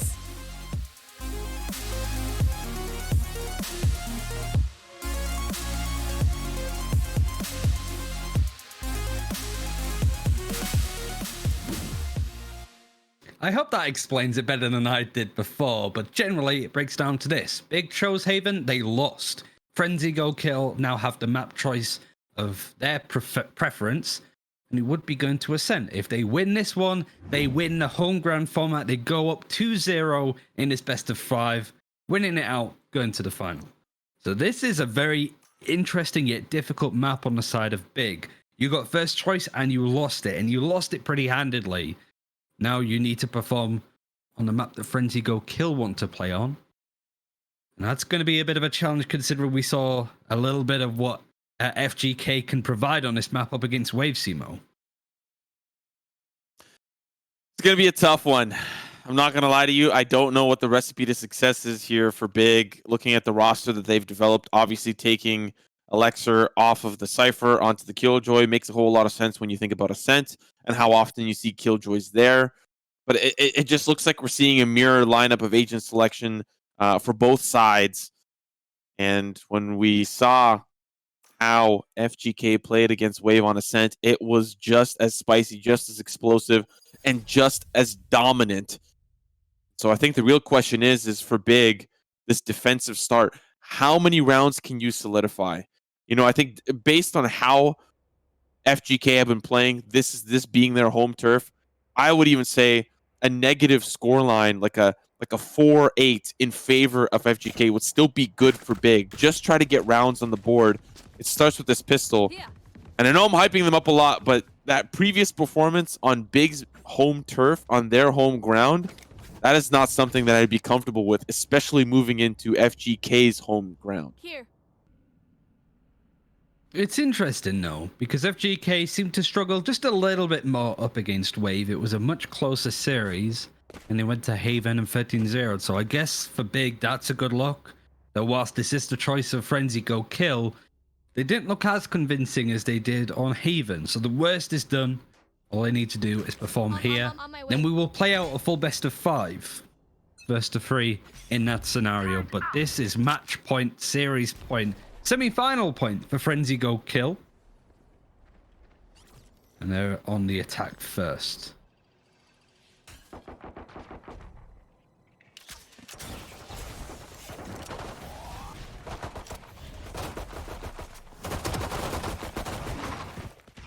Starts off a little aggressive. Of course, Vac is about to get involved. Oh, does see one on the shoulder peek. Oh, man, he's just bobbing and weaving, but he gets punished. Aslan down to 73. FGK are in a little bit of trouble. Does get at least nullified temporarily. Gabi's going to find one from range. So far, this pistol is working out amazingly for Big. It's just down to 2 players. One in Sabrosa, the other down on the lower side of Catwalk. Recon Bolt's going to spot 2. That's huge. I didn't expect it to spot the player backside Catwalk, but Big have been playing this quite well. They've got a flank coming in now from behind, but you might not need it. As Obnox and Elixir will seal the deal. A solid round for Big, and that's how you start. That's how you want to start, especially on a map like this. I think in the series that we saw them play up against Wave, FGK didn't really use and utilize mid to their control, which is something that we've immediately seen from Big. It was nice to make sure that they can control the rotations, to push up, to stop any B splits from coming through by taking control of mid. Much better from Big. Managed to double the rounds that they've taken so far in this series at least, but there's still a long way to go. No buy up on the side of FGK. A bit of aggressive utility thrown out from Big with Obnox using a lot of the stuff from Breach. And it's a complete split on the side of Frenzy Go Kill. There are a couple players over on B main as you've seen, but the spike is over on A. They're trying to get a lot of attention, and they are forcing out a lot of utility on the side of Big. So far, one comes quick, but it's on the opposite side of the map where we see Elixir stuff a push. And Aslan finds a 3K in B main alongside a pick in the courtyard. But we obviously on the opposite side of the map missed Elixir stuffing a push in through A main while we were paying attention to the opposite side, both extremities being played by FGK. But now here comes the gun round for them. Their potential turnaround victory here to try to slowly catch back up. Is Big very happy about those first 2 rounds, especially considering how the last map started, but that's in the past. We're going to be moving on. A new day, a new map, and a new opportunity to take this back to a best of 5. Now FGK are very conscious of mid. They're still playing so far away from it. It's working the extremities right now, but this utility is certainly that aftershock forcing and flushing out Machina from that corner. It's a straightforward kill from Alexar to get, but Aslan has spotted the Brahms is trying to push on ahead, was in his smoke utility before he was caught, and he's able to get just a little bit more. This is a Big that we haven't seen so far today, not at least on this stream. And much better from Aslan, who's taken full control of this in a full buy round on the side of FGK.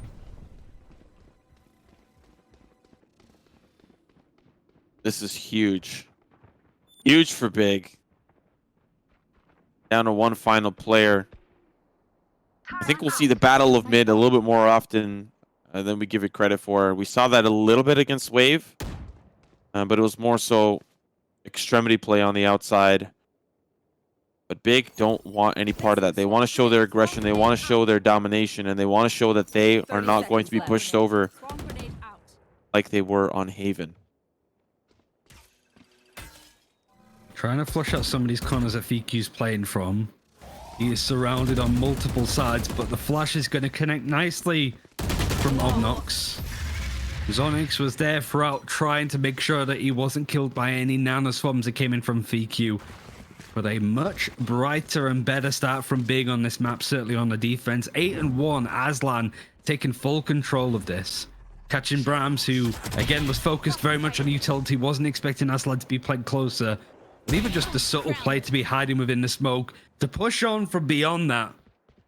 This is the kind of lion that Big need in their roster right now. Give them no ground.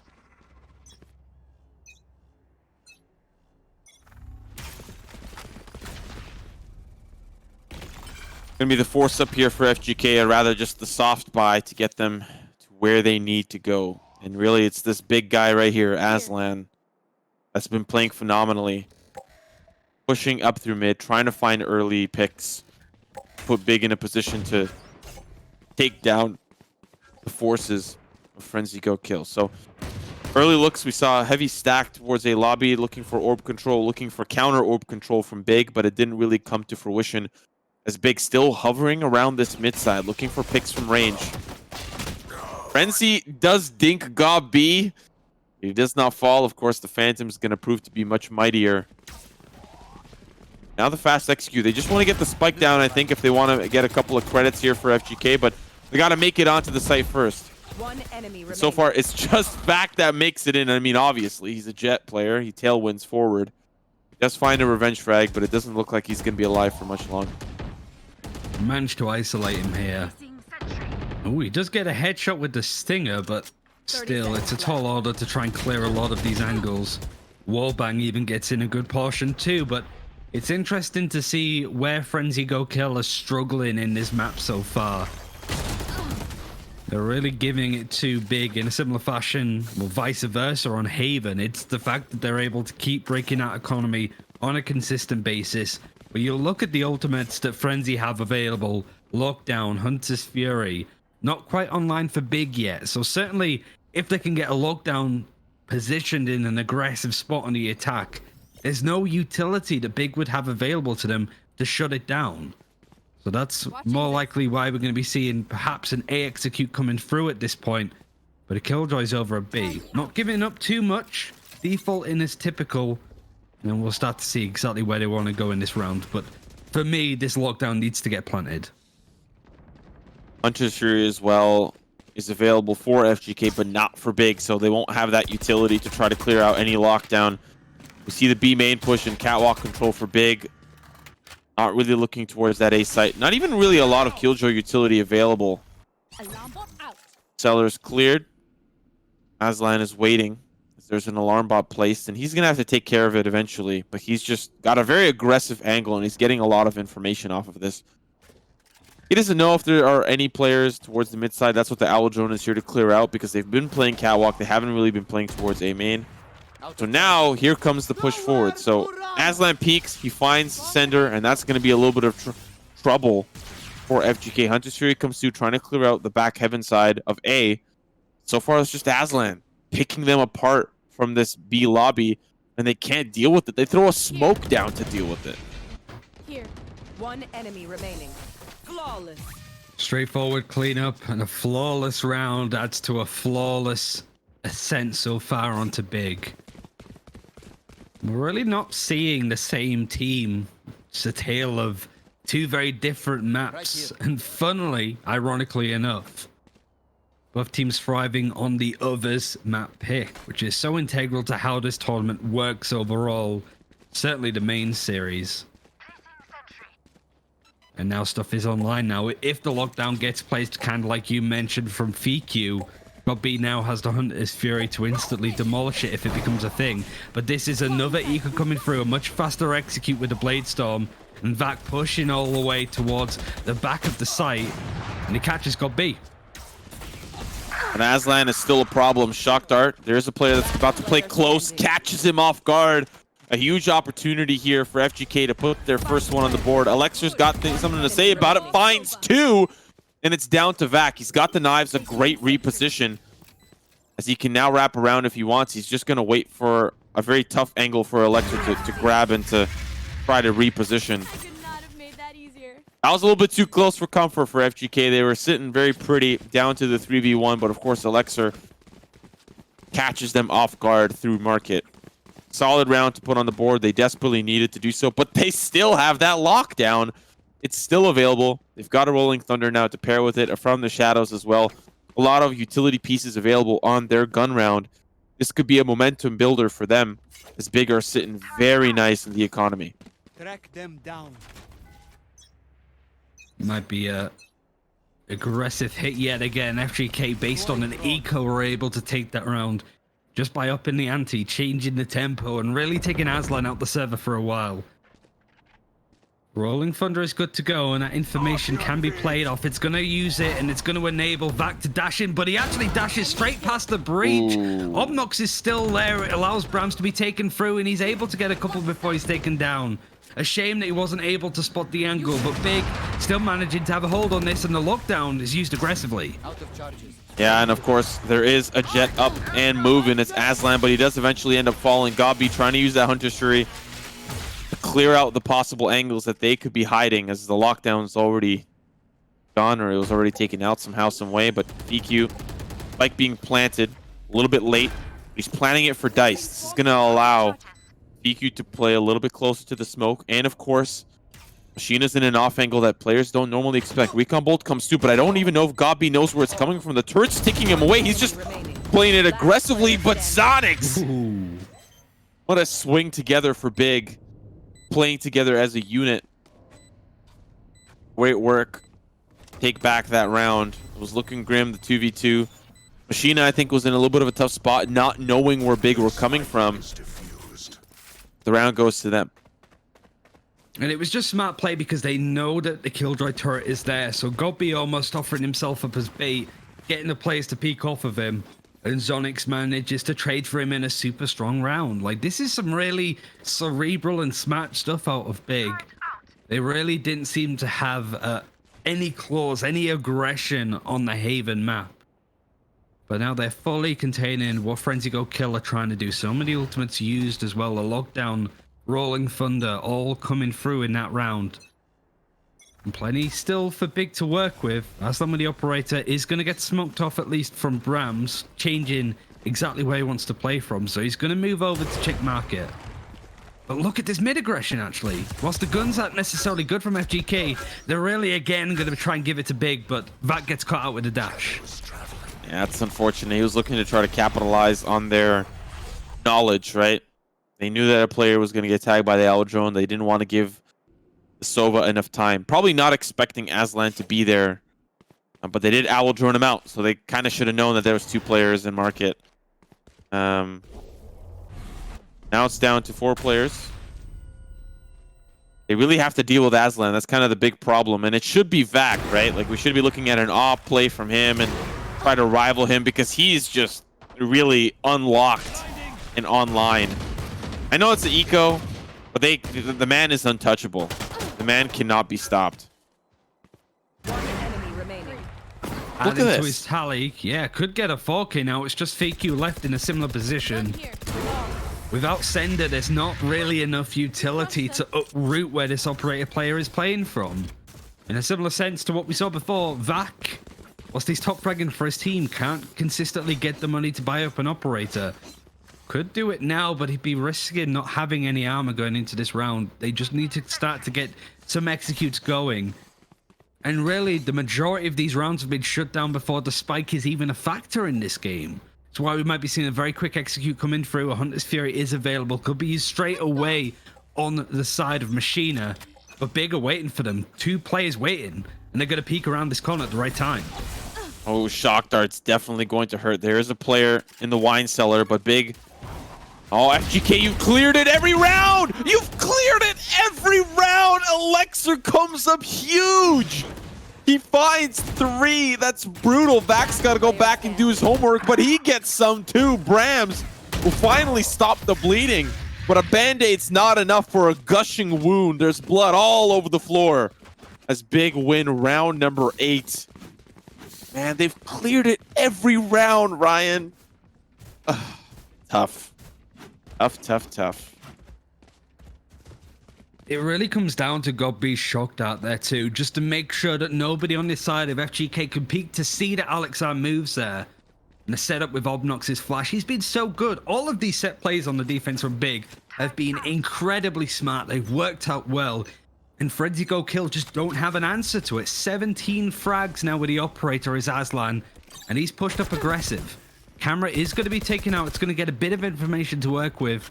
But Frenzy are in anything but. They are completely docile now. Whilst they have an Aldron going in onto the A site, it is going to be heard from Alex R. He has a lockdown defensively ready, so he's playing off of the site. He's happy to play for the retake at this point. And even through the smoke, he gets a kill onto Machina. Oh, this is tough from FGK. At least FQ gets a kill with the Sheriff. But it's still a 4v4. He actually also pushes off the angle as well. Brams. Whoa! What a quick snap from Elixir. Oh, man. I thought he was just going to spray and find another angle, but he does end up finding the frag. Could be the potential lack of armor. Zonix get up from behind, but FQ with the op.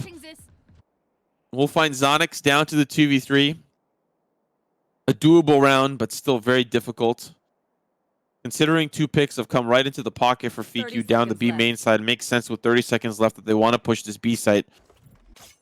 I feel like they've got the opportunity to, but Big is going to push from catwalk. They might catch them on the timing here. No, they will not. So, Vax got an upgrade. The rest of Big are coming in and wrapping around from the B main side. Smoke comes in. Here comes the recon bolt to try to catch them planting early. There's another op shot, but they're coming from B main. Shot's going to be good for God B. You don't need the flank as it all boils down to Vac. First one's going to come easy, but now it's a 1v2. Turret was there. There's the turret. There's the swing. And there's the frag for Obnox. As Big clean up round number 9. It's been so difficult for Frenzy Go Kill to get much on the board. The only round that they've got so far was that eco rush onto the B site. They at least got the spike planted. They're just waiting to see if they can pick up an operator or any other guns that they can manage, save a little bit of money. But let's be fair, the economy for Big going into this last round is going to be more than okay to sanction any form of... I mean, Aslan's picked up the up. He's full on max cash at that point. Frenzy Go Kill at least can buy some guns up and have 4 ultimates. There's 2 rounds left even, but still, the point remains that the economy for Big is going to be more than fine. And there's 3 ultimates on their side to use over these next 2 rounds. Frenzy Go Kill just need to get something together. They've got plenty to work with, but it's not been going well. Sender 0 and 10. Placing alarm bot. Here.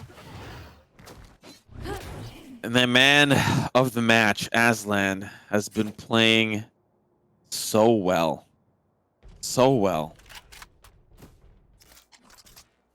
They'll have 2 rounds left, including this one. I think if you're FGK, you're hoping for a 10-2. That's what you're working towards. So 9-3 would be great, considering how these rounds have gone, especially like that. Things get a little bit difficult. At least there's a trade. Vac's going to find Elixir. Lockdown as well, finally used. But I like this flashpoint here from Obnox. He's ready for the push-in, but they slow things down. Red carpet's ready to be rolled out to try to reposition that lockdown, but it doesn't quite get there. It's still there. Doesn't get any of the players detained, but the player, Brams, coming in from behind. The DP works out. There's a player for logs, but they've smoked things off. Now, of course, the frags come through. FQ with 2. It all falls on the shoulders of God B. He does find 1, but unfortunately, a knife's not going to help you in a gunfight. And FGK find round number 2. The way that Pig are trying to set up some of these off angles, they're cute plays, but Frenzy Go Kill just winning out with the mechanics there. FreeQ hitting some really nice shots.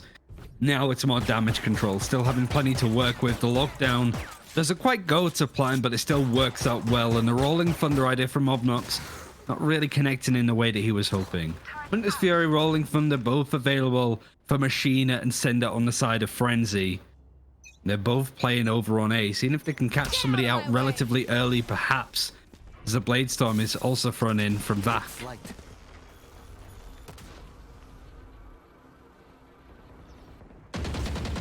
FGK have made sure to save all of their utility, all of their major utility, all of their ultimates for this moment here. Gabi trying to use the Hunter's Fury to trying to find some early success, but it doesn't quite work out. They still have players towards the B main side. Elixir with the first one onto Brams. The red carpet's rolled out. Vac's going to find 1, but there is a Jet lurking from the opposite side. Will that be the 50 check? No, FQ will find him, and it's down to 2 players for Big. Sender, in and out of the dice. Finds a couple of snake eyes right between the eyes. It's up to Gabi in a 1v3. And there are no odds in his favor. Machina will find him. A 9-3 half. And I think if you're an FGK fan, especially with how that started, you're happy with that performance. If you're a big fan, you're more than excited about how this map is going. But the sides have swapped. Ryan, we know this map to be a little bit more catered to the defense. It's really up to Big to close this one home. Depends how Big are going to do on the attack. We saw much better stuff from Frenzy at the end there. Playing more very early rounds, a lot of early aggression, catching out Big, because as soon as the timer started to tick down below a minute, that's where Big started to place himself in nice positions, taking space, winning duels against Frenzy. It's a shame that the half had to end there for Frenzy. Now they're defending. And going to be set up pretty default, and A execute is looking likely from Big. It's whether they set an aggressive pace or not. It is going to force Brams off this angle, and the shock dart does a little bit of damage, but not too much. It's whether this Ultron too as well catches enough information to work with. And Brams is expecting this B split, and he'd be A split even, and he'd be right. Aslan taking all the space for free, playing pure contact. Brams is going to come around from the back of this corner, and he's not going to expect players in behind him. Oh, Aslan really nullifies that damage, but it's still a 3v3. That's what we have to remember. Oh, Machina sees a hood up to no good in the neighborhood, takes a little bit of damage, returns a little bit of damage, but now they want to start to push forward. Alarm bot's been triggered, and it's just utility after utility. There's the big scary man behind the generator, Aslan, and Vac goes up close and personal. He'll take him down up to Elixir, and the damage is good as FGK will win the pistol. A great momentum builder for them. They will find round number 4 and begin the catch-up process. It's a long way back, but you are still a map up. If you keep your composure and know how to play this defense, you might be able to sneak away with the win on this map and to make your way to the finals to play up either Oxygen or Defuse at this point. There's no force up from Big. They're not it's not necessary. They don't need to try and take a gamble of that caliber. At least the Sheriff is in the hands of Zonix. He's seen what he can grab as well with a couple of other pistol upgrades, but nothing too expensive. It's really these battles of the extremities of the map. Utility use, trying to build up God be a Hunter's Fury. Frenzy, whilst they want to dictate the play, they don't want to overstep their boundaries. Utility's good, but Big only need one opportunity to take, and this could all start to unravel. Right here. Right here. Taking the orb can be punishing. We see that, of course, firsthand for Elixir, trying to build up that lockdown. Big maybe wanting to play around that and try to farm as many as they possibly can. It could be their big engage tool on this B side exec. And from what we know, it looks like Machina is going to be playing here quite standard. Most Sovas do. He will be paired up with FQ. Smoke down for Market. And of course, the recon bolt's going to make things a little bit difficult because they'll be spotted pushing in. Of course, the digital Molotov is there. Machina down below. The Molotov, the turret rather, is going to find Obnox. Back playing close, finds 2. A flawless round for FGK. And that is a bad news because they came into that what I think mostly pistols. Oh, no, not necessarily, but it kind of looked like it. But a huge bonus round coming in here for FGK. Huge bonus round. They didn't lose a single member. Big need to win this one to start building that momentum and really stop the economy from getting too out of control from FGK. Now, what's the strategy for Big now on their first full buy of this half? A lot of utility and focus put towards A main. Yeah, I've got FQ there that is going to try and face as much as possible. Not having the nano swarms to throw out. I think he does it on the main chokehold of A main. Has another one set up on site, but he has no other utility to just throw out at this point. Vac taking a leaf out of Aslan's book, and it works out well as he gets the kill onto Zonix. Big trying to take mid control, but we're seeing Frenzy starting to loom and constrict him a little bit. Oh man, the Bulldog. Brams almost converts onto a second. Fiki will be like, thank you very much. I'll take that. Thank you, Brams. And now, of course, that is the spike down. Recon Bolt not going to spot out Fiku here as well. So they could just hold this down. This is a difficult round to be a Big fan. Of course, Elixir just trying to turret peek and only sets himself up for failure. Machina with 2. The man goes wild with the Stinger. That's the gun round out of commission for Big. FGK likely going to be up to round number 7 here. And I know I know, Ryan. Looking at the chat quickly, people were like, "Oh yeah, this is over. Okay, Big's got this. Yeah, no problem." Look at this comeback. It's huge for FGK, and it's coming in very quickly. Vac is catching up.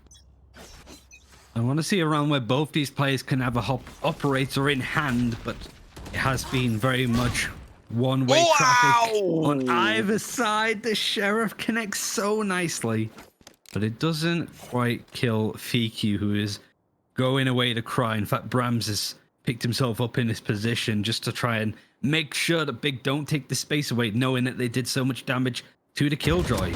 He is going to find a lot of people making their way from short. Can't get one before Godby trades him through. More pressure coming in. 5 HP Fiku is going to stall him with the Nano Swarm, but that's all he could do at this point. Delay the inevitable.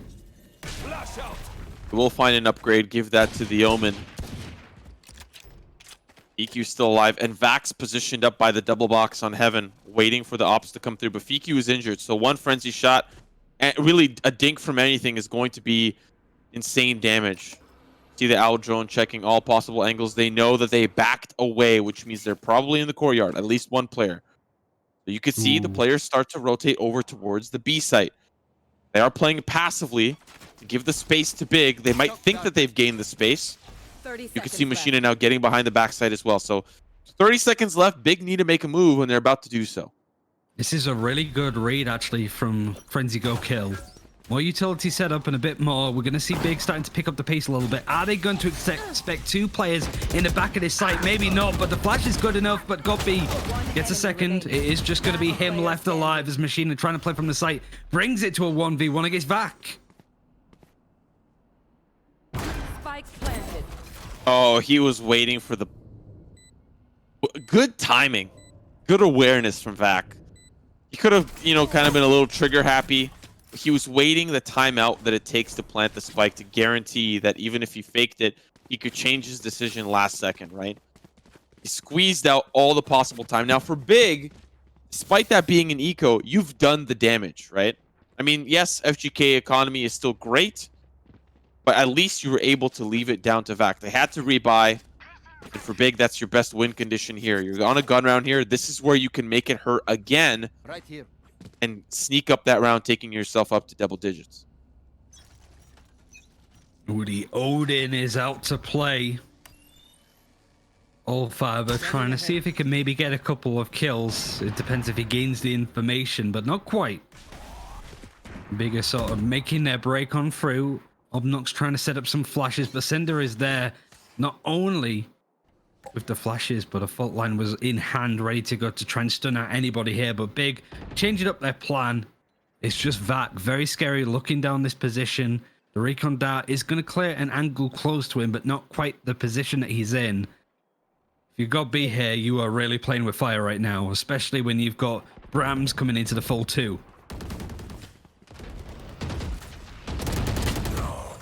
Okay, early start for Brams. Of course, he's rising early and he's dominating early. Sender supporting BQ. The fight continues as Zonix going to find another one. Down to the 2v3 with an injured breach here for Big. Obnox going to play meat shield duty as he inches closer. He's likely going to be first contact to see if Zonix can capitalize on a couple of trades. Of course, he also has a lot of utility still available. One frag is all he needs to get that Rolling Thunder. And we might see that come through. It's a possibility. But Big are just playing for time. We have a lot of time left. Recon Bolt going to spot out the garden rotate. No one is there. No one's home. But Fiku is in a huge position here. Here's the turret peak. They know that there's players on site. There's not a lot of time left. And FGK can play around this. Fiku now smoked off. Spike being planted. Machina using the owl drone. Perfect time to use it as well. As Fiku down to 11 HP is about to find one, but he's flashed. Oh, Vac through the smoke.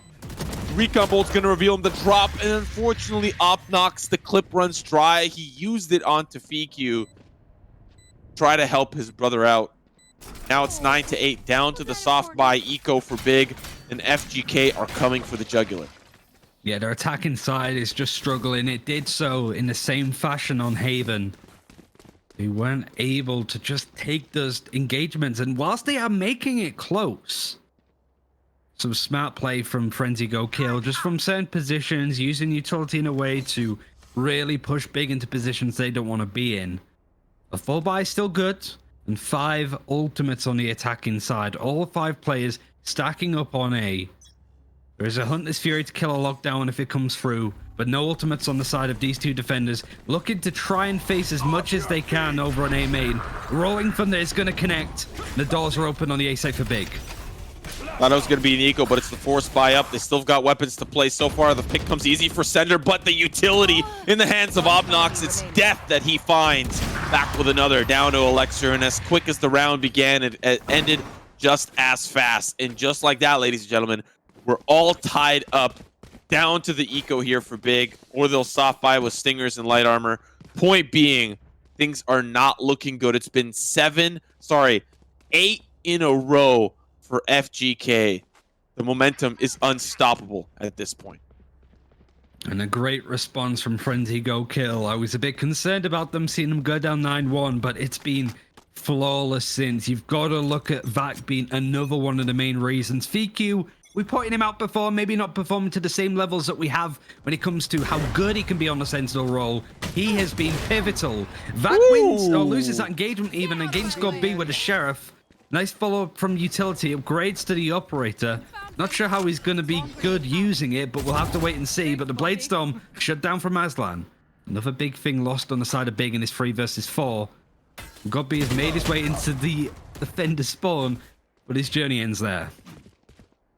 Not an opper. You know, you can't blame him. Can't blame him. But here's the Odin.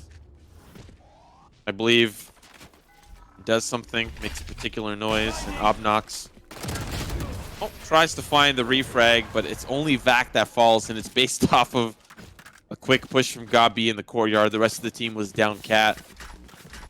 Down cat and down bad. Look to double digits here for FGK. This has been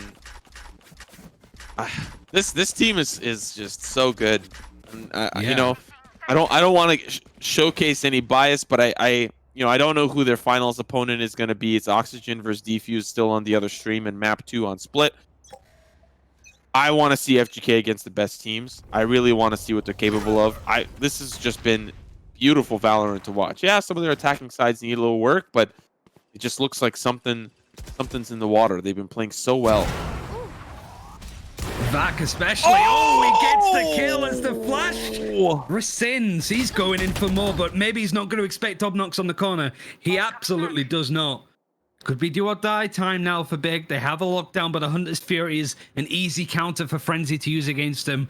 Rams is off on the hunt. He's seeing what he can quite pick up. He picks up Obnox, who's not looking, and the spike. Last player standing. Headshot. At least Elixir will find the refrag, but all down to him. He has a lockdown. I don't think he's going to use it. Has nano swarms. Might want to save those. Has the turret peek, buddy. Going to use that.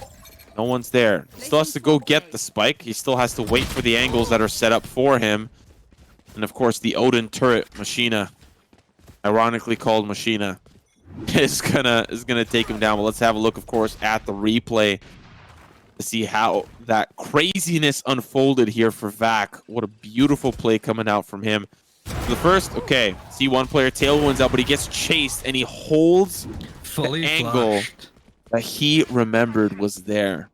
Beautifully done from Vac, and now he eclipses Aslan after that round, gives us a 20 bomb, and he's going to potentially finish this map strong. 9-11 on the force buy here for Big. When Frenzy hit double digits on Haven, Big only had 1 round. This time, there's only 2 between them, but Vac is added to his own tally. Sees at least a glimpse of God B, who's actually going to aggress onto him. Luckily, FQ is there to trade him. Now it's the aggressive play coming out of Sonics onto Cubby. There are 2 players staring him down the barrel. And look how much headway, actually, that Aslan has made. He slipped in right behind these defenders. Go and check him out, because he's going to be breaking through onto Gardens. He's tearing through on this defense, and there he is. He's actually slipped in. All the way through the defender spawn, all the way through Gardens and windows. Now he has managed to be the back door onto this A site. The Hunter's Fury is going to try and hit the player planting the spike. Doesn't quite catch it from Machina, but a Rolling Thunder is still available. And a Killjoy ultimate for Big 2. You'll love to see that, especially with Vac giving up that market control. Aslan found a huge opportunity, but the round's not over yet. Here's the turret. Here's the Rolling Thunder. Does manage to get one, but you've got to worry about the action on the site. The fault line to follow up. There's the Cloudburst, but he's down to 28 HP. We've got the lurk coming from the window. It's Zonix, and Aslan will help from the opposite side onto Sender. A solid round for Big, and you pointed out as the lurk from Aslan all along, pushing up through the middle, wrapping around. It's unfortunate you didn't have a default there. You didn't have a player jump peeking over the fountain. You didn't have, obviously, Vac, who's been playing in market, looking for those aggressive early courtyard peaks. And Aslan was there to trade. If that was going to happen, he was willing to trade out Vac, but Vac wasn't there. Vac was playing Catwalk with FQ, which they had a good buddy system. He found early success and then does get just, you know, he sidesteps and FQ finds the frag. But great stuff there from Aslan. Keep things close. We said before that mid was going to be a main area of contention, and if Vac with the operator is trying to float around, just jumps out of his scope there, but he's still able to get a kill on scope B. Knows that Aslan is going to try and push on ahead and does so. It is going to be watched from the Odin from distance, and that Odin headshot from Machina. Make sure that Aslan goes down. Does get traded. Oh, there's the lockdown, and it's the attacker lockdown. Vac is just playing with just slightly out of range. It's down to the 4v3 Sender. He's actually playing within it. I don't think this is something that they're going to anticipate. He'll get detained. They don't know where he's playing from, and he's going to have Vac support him, but he's still detained. How much longer does he have to wait? The angle's going to be cleared, but he's still, oh my, he was trying to get his weapon out. Oh my goodness, Elixir's going to find him. Oh, that was almost well played from FGK. If Vac was able to find one, they would have been able to at least survive, especially the Killjoy pushing through the arches. It's down to the 2v3. Players on site with Brams and FQ. Gonna be pushing in from the spawn and, of course, from the market. Lockdown has been put. Smoke down to give them a little bit of space. You either have to push forward or you got to pull back. The Paranoia to try to push them back. There's an injured Brim on site. No one gets detained, and so now they'll use the turret buddy. Is there somebody on site? It gets destroyed. Headshot's going to be good onto one. Down to the 2v2. Brams playing contact on the opposite side. They don't have time. Brams is just not letting them out. And now as the spike explodes, Zonix will fall, and we're all tied up. 11-11. The repercussions here, Ryan. If FGK win, there's no best of 5. If Big win, we're going into at least 2 more maps. Oh, it's getting close, and we're now starting to see the lights of Big starting to shine once more. And you have to rely on maybe of the couple of ultimates that are coming through, Godby and Obnox having the Hunter's Fury and Rolling Thunder. And Frenzy Go Kill, having to be moderate with their buy this time. Vac not having all that much money, but he has a Blade Storm. Activates it instantly. The flash and dash Vision Strikers playing mid coming through, but it has provided an opportunity for Big to use the Rolling Thunder to make their way on A. It's going to have to be a retake, though, here for FGK. We've got players coming in from the tree room, and it's Vac. It's got the Blade Storm close. Has a Spectre as well. The door breaks down before it even comes through. Godby's going to find one. The Knives are just trying to find one, but they can't. They can't back. He can't connect.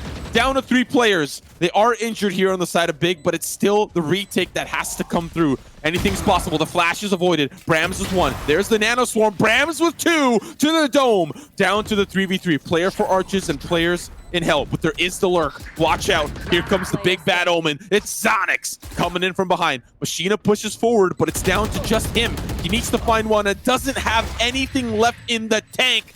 Big are at match point to stay alive in this series. Better late than never from Big. They were 9-1 up. And then it fell down to 11-9 on the side of Frenzy Go Kill. Big had managed to turn it on for the last 3 rounds. And those 3 rounds have really started to cripple Frenzy's economy. They can still buy up. They need to bring it to overtime, and they just have enough money to be able to do that with the right kinds of guns. But they have no ultimates. Godby having a Hunter's Fury. Aslan not too far away from another Blade Storm could be pivotal to shutting this one down from Frenzy Go Kill and taking this all the way in a best of 5. Frenzy Go Kill, they need to bring it to overtime. Choke dart is going to land nicely, at least onto Alex, but he's waiting there patiently.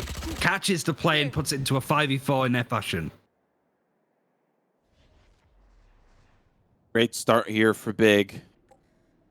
Sender. Maybe looking for redemption here for the fallen Machina. FGK are playing retake for A.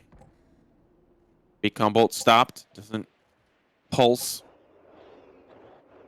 Still Vac waiting for the entry forward, but no one's coming in quite yet. Big just playing default because they want to try to get these early picks. They found one early, so why not wait for FGK to get a little antsy, get a little bit afraid. Fender knows there's an alarm bot there. They're not playing for B. That's why you see Vac pull off. Alarm bot's broken. He's going to flash them off, and FQ, it's up to you. He sees one, but he's got to be careful. He's going to play the 50 angle. Here comes the recon bolt, but he gets flashed off. Down to 3 players here for FGK. Brams is going to stop one for now. That's Vac pushing out through the smoke, and it's got B that finds him, but still it's Brams for 2. Can't convert it, and it's down to Sender. And guess what? Sender has got nothing. He comes up empty-handed as Big. Will take us to a best of 5. The home grounds didn't matter, as neither team won the map that they felt most comfortable on, and will move along in the series for at least 2 more maps. Yeah, it's funny that now it plays out like a typical fashion best of 5, first to 3. So as Simo said earlier, we will most likely, or we definitely will be checking out 2 more maps between these 2 teams, leaving Bind, Icebox, and Split left to be chosen. So that should be an interesting one. A much better performance by Big. There was certainly a break in between, bit of an intermission where things started to shut down from them. And you got to say a much more improved performance from Alex, from Aslan, from everybody across the board, easily going positive in their results. But you've got to say that Machina and Sender not quite living up to par. One of the reasons why we did see Frenzy Go Kill bring this back a little bit closer was the resurgence of Sender especially, and Vac having the operator. I feel that both these teams really do struggle when the economy doesn't go their way. A real over-reliance on the operator potentially, because there's very little to separate Big, Aslan and Vac in this case. But we will be going to 3 more maps potentially in a full best of 5. We're going to go for a break, and when we come back, we'll be back in with the action, so don't go anywhere.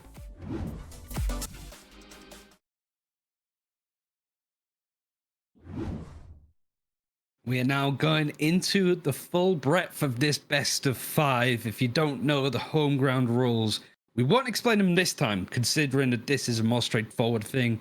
But we are going into Split in this semi-final, going the distance, it seems, Simo.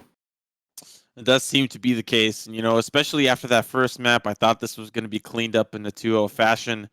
Then Big really came back swinging on the attack for us to start off. Or rather, their defensive side, and really FGK's attack not really up to par on Ascent. And we saw, honestly, some really great rounds and some revival here for Big, especially after that Haven map. And it was in the player Aslan. Aslan really putting on a huge performance, kind of matching Vac in that Jet v Jet battle, but also got B, stepping up huge, kind of being a great supporting Sova there for the roster. And really the rest of the team really functioning quite well. So looking forward, this could be a very close series now that we've seen kind of what both teams are made of, but it does boil down to the map pool. Who is more comfortable on what? Maybe this newly formed roster of FGK aren't exactly comfortable on Split, or maybe Big isn't either. This is something we'll find out as the series continues. One player in this tournament so far that has the KD larger than 2. Have a quick guess. It's Vac. He's been having a great series so far with this new roster, getting a first kill 1 in every 3 rounds. It's been difficult for Big to contain him, but they have been able to do so, at least for now. And with the move over to Split, we're seeing him move over to the Raze for the first time. Machina, he is a Jet player, or at least was for Purple Cobras.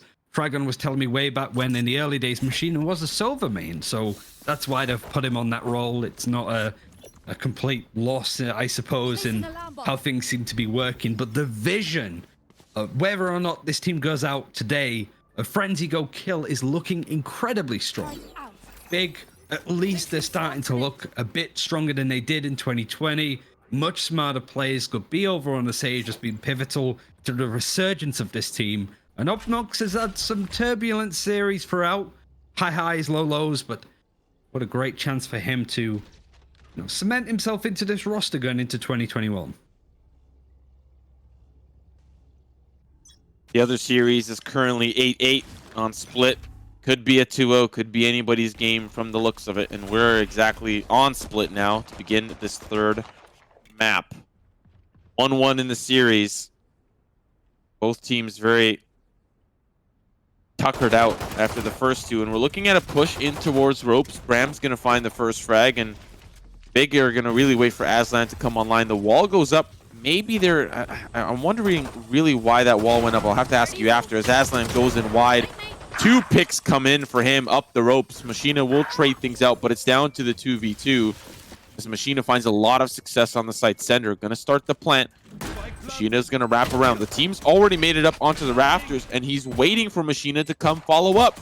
There's a player down below. Machina just needs to stall out enough. Center does exactly that as he finds the 4K on the round. And now it comes back to the question, what was that wall doing in the middle? Did they go across like the mail room? Yeah, but they... Yeah, so what happened was FGK pushed into vent, and Big walled off mid and pushed 2 players through ropes. Did they just think maybe they were going to get shot? Like they didn't know how many players exactly were pushing up through vent? That's a possibility. Just not sure. There are a lot of fakes is probably the only thing I would think of. Let me go in. Again, questionable perhaps. I think the more interesting thing for Frenzy Go Kill for me is the first time that we've seen FQ over on the Cypher, the agent that he played near enough full time with Exile. Now back onto his main as Aslan with the Classic is the first to get the frag, but Vac on the race is able to trade out. Big have been able to do quite a lot of damage though, considering their economy. Could be 1-0 before you know it, but Frenzy Go Kill getting this spike planted over on the B site.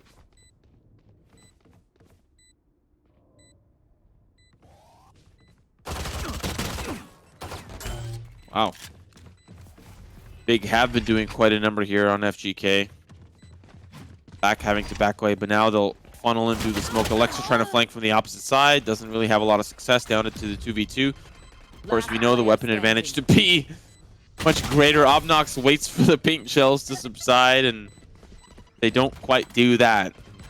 It'll be Vac that gets the 4K, I believe, on the round. And, of course, now looking at the gun round for Big. So, thanks to them, they've definitely made it competitive. A little bit difficult for FGK to buy down. And if they lose this round, they won't be able to convert. They'll have to eco down into that 4th. So pretty pivotal for them to continue that momentum. And a huge opportunity for Big to start that swing of the pendulum back to their favor. Tactical timeout coming in very early. Got to make sure that they know exactly how they're going to be going across this approach. Technical even, sorry. Gives us a good chance to sort of have a look over the series and the tournament so far. Both these teams didn't play at all yesterday. They were automatically invited to the second phase of this tournament, which started today. We did see Frenzy Go Kill earlier on, winning out in full best-of-3 fashion against Wave with a 13-0 blowout right at the end. Whereas Big played a full best-of-3 too, but they finished on this very map against CGN, which for them was a good showing at this tournament. Their full debut with the ex-Lunaris roster, and it worked out pretty well. They came up against a team that have made changes. Ultimate out, Obnox in for Big. The tournament run is hoping to continue at this point. Most the tempo has slowed down in this first full buy round. It's definitely a strategy. Oh, no, it was a technical pause. I was saying, you know, like if you want to really slow things down, and looking at the exec here for the A side, it's a quick push in there from the Jet. The tailwind comes through. Aslan does trade out the player pushing up ramps. It's Brams. But they're pushing past screens. It's Vac that's leading that charge. The boombot comes through, and Zonix no longer stunned by the fault line. But Aslan's pinching in from the opposite side. Unfortunately, as he's dropping, Crosshair goes a little south. Vac now has a huge showstopper to take out Gabi. And this round is exactly what FGK needed. They needed to convert onto the 3rd. Drop down there for Zonix, but I think they know that. Vac is just trying to play close with the Spectre. Oh, sees him. There's the swing. And there are the upgrades as well. So a huge round for FGK here. It started with a quick fast hit onto A, and I don't think Big were quite prepared for it. Aslan really tried to get a couple of picks on the way out, but he got blinded. Couldn't find huge value off of the Blade Storm. I guess the question is, if they're keeping the economy low for Big, it means no defensive operator is going to be available for Aslan for a good portion of these rounds. Machina maybe could have bought up an operator, but chose against it. Maybe he's not the kind of player that wants to play it on the attack. So it's really working out in Frenzy Go Kill's favor at this point. More of a default split. Boombot's going to scout to see if anybody pushes beyond, but it's just Zonix holding onto the quad in the corner. Aslan, hiding within the smoke, is going to take the peek, takes a lot of damage before he dashes out. But it is traded away just a little bit. The Sage is going to be a big help here. But Zonix flushed out and forced off that angle by Vac, who confirms the kill. Let's get Brams, though, on the opposite side. FQ opens up the A site. Vac is just trying to get weapons out. As he goes back over towards the A side, he is being slightly chased by Big. They might even stumble upon the weapon that he was trying to hide. Which is kind of interesting. I don't know if it's going to play a big factor because it is 2v4. Ooh, he won't find it. Oh, they don't find it. It's not often you see that play work out to have that much impact. Yeah, it's true. True. Oh, that's unfortunate. Extra orb could have been helpful. But this is the eco for Big. They've managed to take one. How many more players can they take down for what we think is the eventual? Oh, sees one, but unfortunately the first shot needed to connect to really have the value. Vac gonna find the other. A pretty clean round here for FGK. And it was just pushes on all fronts. It wasn't like they 5-stacked and just broke open onto a site. They just played default and pushed in. But now here comes the gun round for Big Ryan. I think this is a pretty important one. Mostly because of the operator. Yes. It's fair to say that the impact of Aslan went up a tremendous amount once he had a sniper rifle and operator within his grasp. He's going to be sort of peeking down ramp. We'll have the help of Alex just to make sure that they're keeping a spot on this angle, but right now it's just going to be FQ lurking in that very passive spot. Majority of this utility is going to be fired out on mid. And Zonix again being very careful about approaching this B main hit. And considering we didn't see much utility, if not any, from Vac, might give some intel for Big to work with. Smoke is down and it's smoked off B main instead. B will back away. Slow orb gives that control over to FGK. Smoke going down now, and Gabi's just trying to play within it. The wall's gonna go up, but he doesn't realize that Machina's already made his way in. That is brutal. Another player will swing. Obnox does manage to find the refrag. Well played by Machina, but Aslan on the opposite front finds great success holding an aggressive angle, but FGK are trying to hunt them down. They're pushing in. Great fault line as well to not let him peek that angle easily. But Vac's already playing up close and personal. Aslan will take him down at shotgun range, down to the 3v2. Red carpet's rolled out. Obnox sees the breach. He's stunned. He's flashed. He's paranoid. He'll take him down as it boils down to FQ. Down in the 1v3. Gonna be very difficult, especially with all the utility coming his way.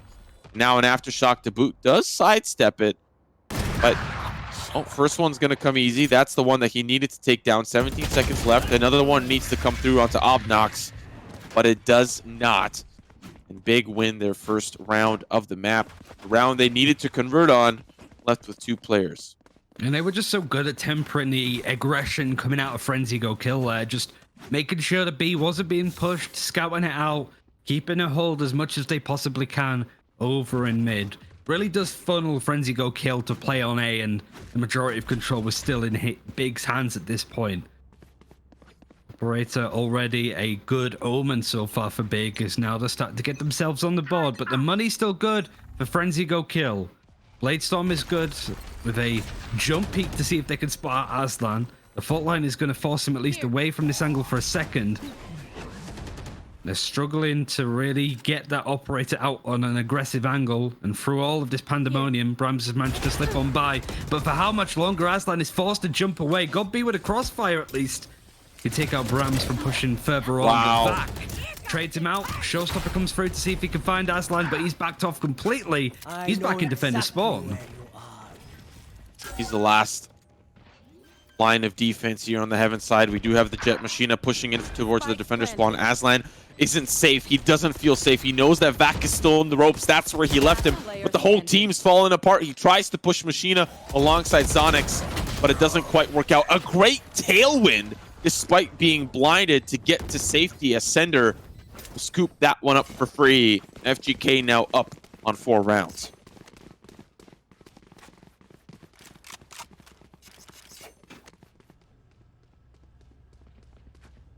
And an eco yet again forced out from Big. It was a very chaotic fight, but you've got to hand it to Frenzy being able to instantly identify where Aslan was holding with the operator. Smoking him off, breach utility. That is how you stop an up player from playing. It was solid stuff from Frenzy, and it stopped Aslan from being able to get anything done. This utility usage just to take away this space is so good, and Zonix not only loses that angle, but he loses the sight. They've made their way in, but Godby's Bucky's at least good for 2 before Boombot takes out Zonix.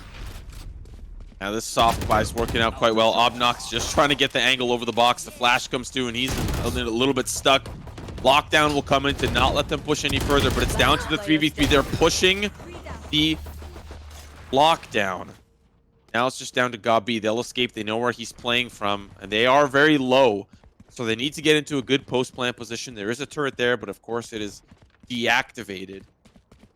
Gabi now just trying to clear the angles. Maybe... Oh, Resurrection. This could really turn this around. See how they play up. Camera is in the Heaven side. They'll play towards the ramps. Maybe play towards Flower Pot as well. Okay, so the post plan is set up. Let's see how Big take care of this. It's a big gamble to bring in the Resurrect on a round like this, but it could just pay off. Look at the health of Frenzy Go Kill. Even From the Shadows used to clear off this site. Suddenly pressures onto Frenzy Go Kill to clear this up. The 4K is available from Godby. 1 kill out of 4 that actually has the Phantom, but the defuse has been stuck. And he still's got it, baby. Godby gets the ace. 3 of those kills with a Bucky. A Resurrect and clears up the round. A fabulous round for the man himself.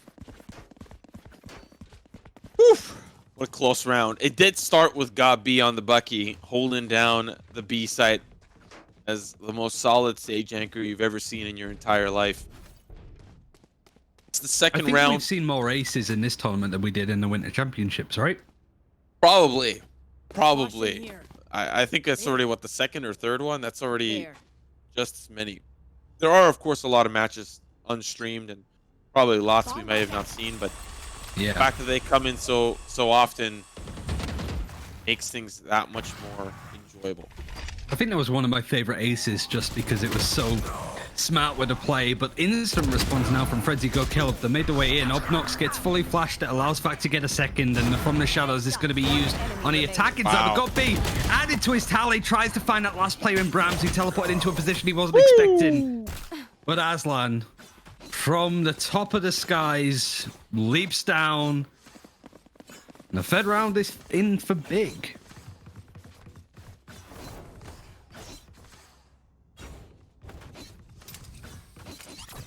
3 to 5, 4 rounds remaining in the half. I think for FGK, it's still difficult to say if this map is still attacker or defender sided based on the changes, but nevertheless, a close match is what we're up against. Here. Godby's really revived his team, no pun intended. 9-7-1. Vac's really still been having a great game. Good jump peak here for Aslan, supported, of course, by Elixir. They'll find that great opening pick. Now I think Big are in a great position, at least for the start, on this FGK Eco. Find round number 4. I wish we got to see more of this Big in 2020. It was not a good year for them. They really underperformed in stuff like First Strike and even local tournaments in the DACH region, but this is a much better showing. Obnox has been a great addition to this lineup. But everybody across the board, pound per pound, has been playing against a very fresh roster with individual talent, but we don't know about the team play. Godby's, on average, I think would get like 8 to 10 frags a game. He's probably on that right now. We're not even halfway done, potentially. Bram's trying to make the play through the teleport smoke, but Aslan watching it on an angle with the operator, and they're catching up to Frenzy go kill. The thing that's worth adding, though, is 5 rounds on the attack, as we highlighted through the Winter Championships. It's not a bad look going into halftime. Definitely right there. I think we could finish 6-6. This could finish 7-5. Either way. Could finish 8-4, but I think because Big have started to pick up some steam, I find that a little unlikely unless FGK really pull out all the stops. Early looks. I think we're going to see a fast hit onto A once again. There's a lot of Killjoy utility there, and of course we're seeing Aslan rotate a wall up to not let them try to catch them on the rotate as well. Aslan is playing ropes with the op. Sheena on the opposite side has a difficult task of God-B and Aslan combo. But while all that ground has been gained and a lot of that early ruckus has been caused on the A side, it's really B where they want to go. Zonix. Oh, Zonix. Back wins those duels so often. Bram's waiting on the box, a great position. They will take out the players lurking on the A side, and player on the site itself, Vac will fall. Sender will trade that out down to the 3v2 with the A defensive members wrapping back around towards this B site. No ultimates to really work with, though, if you're Big. Alex is going to get immediately smoked off, but now nobody's really checking at angle anymore. Most are looking towards Heaven for this push that is going to make its way in slowly from Aslan. They do spot out Alex out, tries to peek to check the inner corner. But Aslan with a Vandal is going to swap it up to the operator and save. Another good round for Frenzy Go Kill, considering that they've been on a couple of losses in a row now. But they get the 6th round. And a nice solid attack. Winning a lot of duels across the map, right? Like the Bram stood on the wall, really surprised Big, and they couldn't really gain control from this aggressive play. Yeah.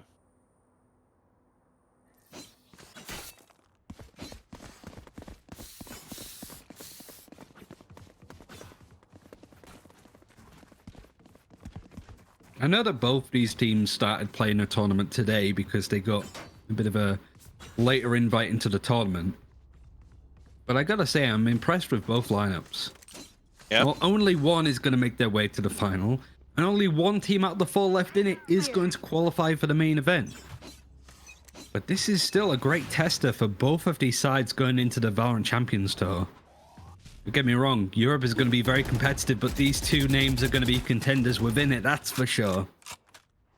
We already saw in First Strike how it's not all one team that's the king of Europe, that there are going to be very many more coronations, and God B is going on to the execute, stopping this Bram's leg from pushing on, but it's worth a Frenzy Go Kill now to make use of the map without him. It's going to be up to Machina to hold off the Rams push. That's why you see they've lost a lot of that control. Vac just trying to send it into screens. Nobody's here, though. Obnox from screens itself. I don't think Vac was able to quite hit inside it. Maybe hit outside it. Machina playing so close here in the Heaven side. And, of course, oh, that's a roll under alley-oop. Give it to him. The resurrection onto Aslan, still down to 2 players. And I think Big will be able to break through this site. They've got to work together, pushing in from screens and the Heaven side. Down to Sender and Vac. Vac definitely is a problem. First headshot comes easy. That's 2. He needs support. Sender with another. Oh, goodness gracious. Golly me, Vac with the 3K and FGK on the 7th round. What a hold against 4. It was so difficult for them, but the team played this cross angle. Vac knows that he can get away with a couple of kills, but needs Sender to bail him out. First one straightforward. The other one, a bit of a mistake, I think, on the side of Aslan, considering he has the operator in hand. Gets caught completely out, but the fact that Sender peeks him there provides a little bit of space to stop God-B from peeking him further on. One of the reasons why FGK have been able to take 7 rounds on this attack. Their team play, considering they've only been together for such a short time, is insane. And Vac moving over from the Jet to the Rays has been having so much success. There is another timeout going on at the moment, going into the last round of this half. Big really should be taking the positives, I suppose. Should be going above and beyond 6 rounds at this point. You said that you seemed unlikely for it to finish 8-4 for Frenzy, but after a round like that, I'm not too sure anymore. Listen, say what you will about Sender, but this is like one of the very few times that I praise a player that is not a duelist. Okay, this man. That's a typical so... North American thing to say. It is. Oh yeah, look at me. I like Sinatra. Yeah, the Rays, Phoenix, I'm buying whatever. Point being, this Sender guy, that's all he does. He sends it, but he sends it in a supportive style. He's not the one that's you know, doing all the hard work in terms of trying to entry or trying to push forward like Vac or Machina. He's supporting so well, and it's in plays like that for the good old bait and switch that you can rely on him. That is so key. How many teams do we know that have a solid rock player, a solid foundation player that you can rely on in a bait and switch or good comms, good executes, good situations that you can rely on them to support you? Most times, that player will fall flat. You know, there are situations where a player like that will succeed, but Sender, based on what I've seen in the series, and of course against Wave as well, I've seen nothing but solid supportive style from this Breach, and you love to see that type of play. I think it's going to have so much impact as well. Like, you look at other teams like FPX, you know, you've got Shadow in that team. He's pretty much a Breach one trick in the same fashion that Sender's in. And what it means is it allows you to have those foundations to set up. And from those foundations, the ground up, you can have your Zipans, your Shells, and your Angels frag out like crazy because you know that you have those more passive supporting players like Shadow for FPX and like Sender for this team. Everything is coming together for Frenzy Go Kill. If you're not excited about seeing this team in the future, you should be. It's a good performance from Big. I'm surprised that they've made it this far and they look as good as they do considering previous performances. But make no mistake, you're looking at Frenzy Go Kill. They are very much looking to be one of those top teams within Europe. And maybe we don't see them qualify for Masters. Maybe that's a bit of a stretch because only 4 to 8 teams qualified, depending on, obviously, the international side of it. You could definitely see FGK amongst those.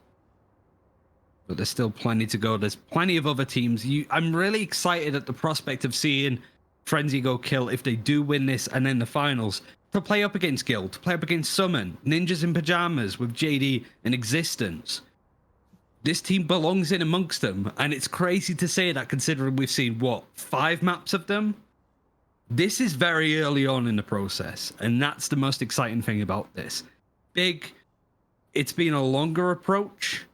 It's been a tougher time. This is a tactical pause, by the way. It's not just allowing me to monologue, but it's a technical pause, so we're going to be making sure, just actually talking about these teams, the narrative and stuff. I can always put on my my jacket, my coat, my parka, and just do my best foreign accent and talk for 30 minutes, but hopefully we get back into this soon as they're fixing a couple of issues, maybe a disconnect or a mouse breaking or something along those lines. But it's fair to say, I'm excited to see Frenzy Go Kill in the future, and I sure hope you guys are too. Looking at the other stream, it is, of course, a little behind, but it's 14-14 in overtime on split. Currently what looks like to be around for Oxygen, so potentially the flip result. They could be cleaning that one up 16-14, but point being, that map is still going. We don't know if we don't know the opponent yet here for either of these teams that we've got cooking up, Big or FGK. However, the potential if Defuse come back, if they clean that one up 18-16, and we do see their opponent waiting for them on the opposite end. And really, Oxygen and Defuse coming from really different parts of Europe, really different styles of play as well, wouldn't you say? I'd say so. I think naturally you're going to have more teams sort of in amongst it. I think North America's done really well with all of the orgs and teams involved, but naturally Europe is going to be bigger just because the player pool, right? All of Europe all of the CIS region, all of Turkey, and even the Middle East and North Africa, all involved within one region, you're going to have a lot of competition making its way through. Now it's really a case of seeing some of that talent really start to flourish under foundations, under orgs, and having coaches, managers, analysts, nutritionalists, fitness people, psychologists, even in some cases. It's about making sure that these diamonds in the rough do eventually become diamonds at this point. And I think you look at the different approaches, FPX very much setting their fundamentals, having a coach and analyst, making sure that they have all of the interpersonal stuff that they need. And G2, even them, their typical play style of just winging it a lot of the time, it feels like picking up a coach for the first time on a permanent basis since Mike's was a bit of a stand-in. So really, now that we're going into VCT for 2021, and this year will end in international play across the regions, it is exciting to start to see some of these orgs stepping up and going, hey, we're interested, we want to be involved, but also putting the money where their mouth is and making sure that everything is there for their teams to succeed. It's not going to happen for everybody. I'd be very surprised if things stay the same as they are currently in regards to power rankings and all that kind of stuff. This is the first part of it. Even this stream, this tournament, this is the first part of it. And I'm very honored to have you guys here to watch these games through with us. I imagine because this could be a bit of a long break, everybody's good. If not, we'll be going for a quick break and we'll be back when these guys are ready to sort of go. I think it's packet loss on Rams's side, so he wants to make sure that he's, good to go in an important match like this. So we'll keep you updated. We'll go for a break, and when we come back, we'll be back into this series, so don't go anywhere.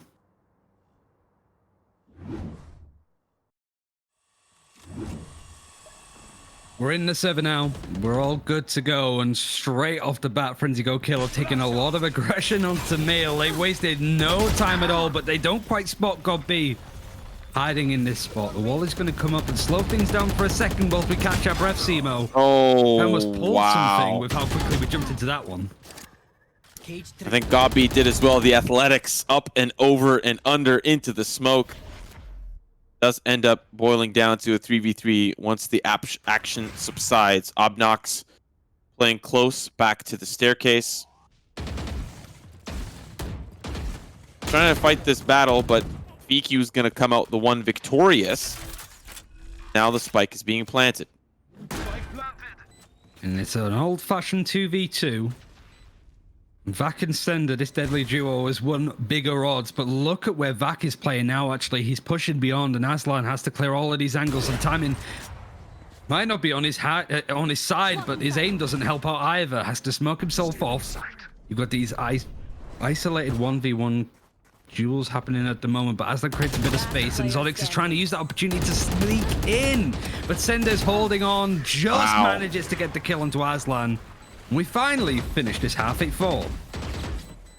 Switching sides. So during that break, I went into Photoshop. Yeah, believe it or not, during that break, I went into Photoshop, and I took in North America, there's like this brand called Full Send. I photoshopped out the S and I put in a C, and I put it up on Twitter. So Sender, you've got your first merch. You've got your first existing merch. Full Send is of course what you've been doing and consistently been doing.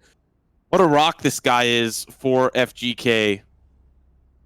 Just an absolute stud. When they need him to frag, he frags. When they need him to support, he supports. And especially with all of the breach utility that he has and how effectively he's been using it, he sets up his team. And looking at a current setup, you've got the fault line here for Vac to be able to peek in.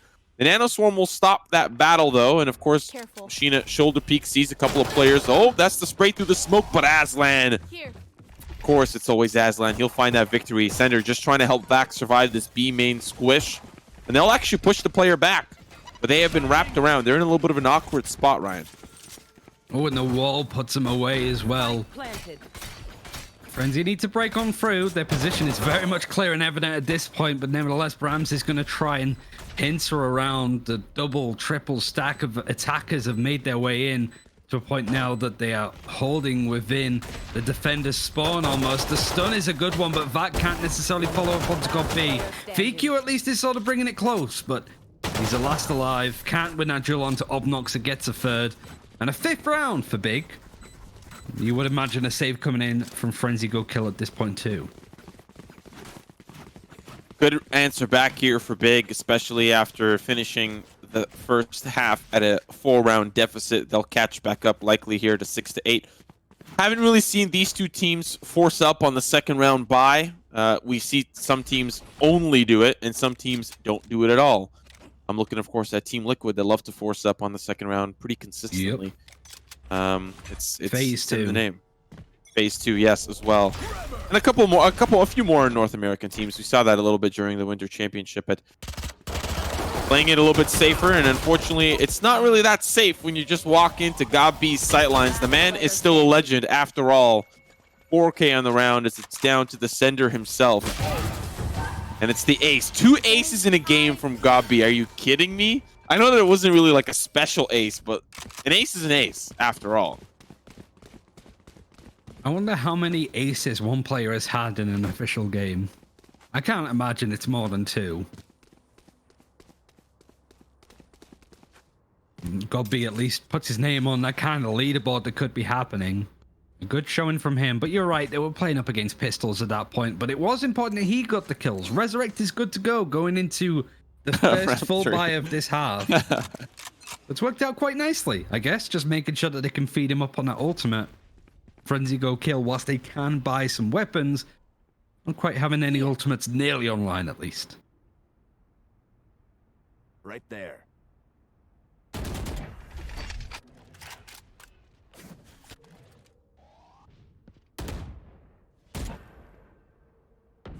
Shoulder peaks, just trying to win those early default battles, and Machina's actually going to push forward. Guess who supported him? Yep, that's right. It was Sender. The pick looked cool. Machina got the frag, but Sender supported. Alexer finds that pick onto Bram. Sender now has to play double duty as now the push is starting to come on both fronts. Machina with another, but he's out of Cloudburst, so he's got to respect Gob B. He sees the slow orb. There is a resurrection available, and they don't have a ropes player to push in. Slow orb will subside. Gob B now going to start to push forward, but the crosshair is there, and Machina with 3 on the round. Resurrection out of commission. It's now the tailwind forward Machina. The trigger gets pulled by Alexer down to Zonix in a 1v3. The paranoia comes in, the Purifier to make sure that it doesn't push quite fast. And Sender will help BQ just by the threat of the rope sound. Secure that 3rd round conversion on the gun round. It's an important one to win. They want to maintain this momentum. It was a bit of a pause, of course, with that final round of the first half. This should do. But you don't want Here. Frenzy Go Kill to cool down too much. And it's still money is fine, at least for Big to work with at this point. And Gob B, Resurrect still available. It's just a stinger in the hands of Obnox, and there's no Bladestorm yet for Aslan to use that and trade it out for a gun. Bladestorm is available for Machina. He has a Judge. Doesn't sound like he's going to be using it straight off the bat yet, but he's going to be holding on to this corner. Nobody else is playing from mid, so if he gets caught out here, he's going to have very little to trade him. But he doesn't need it. He's able to absolutely tear through them. Sender yet again coming to help out when necessary.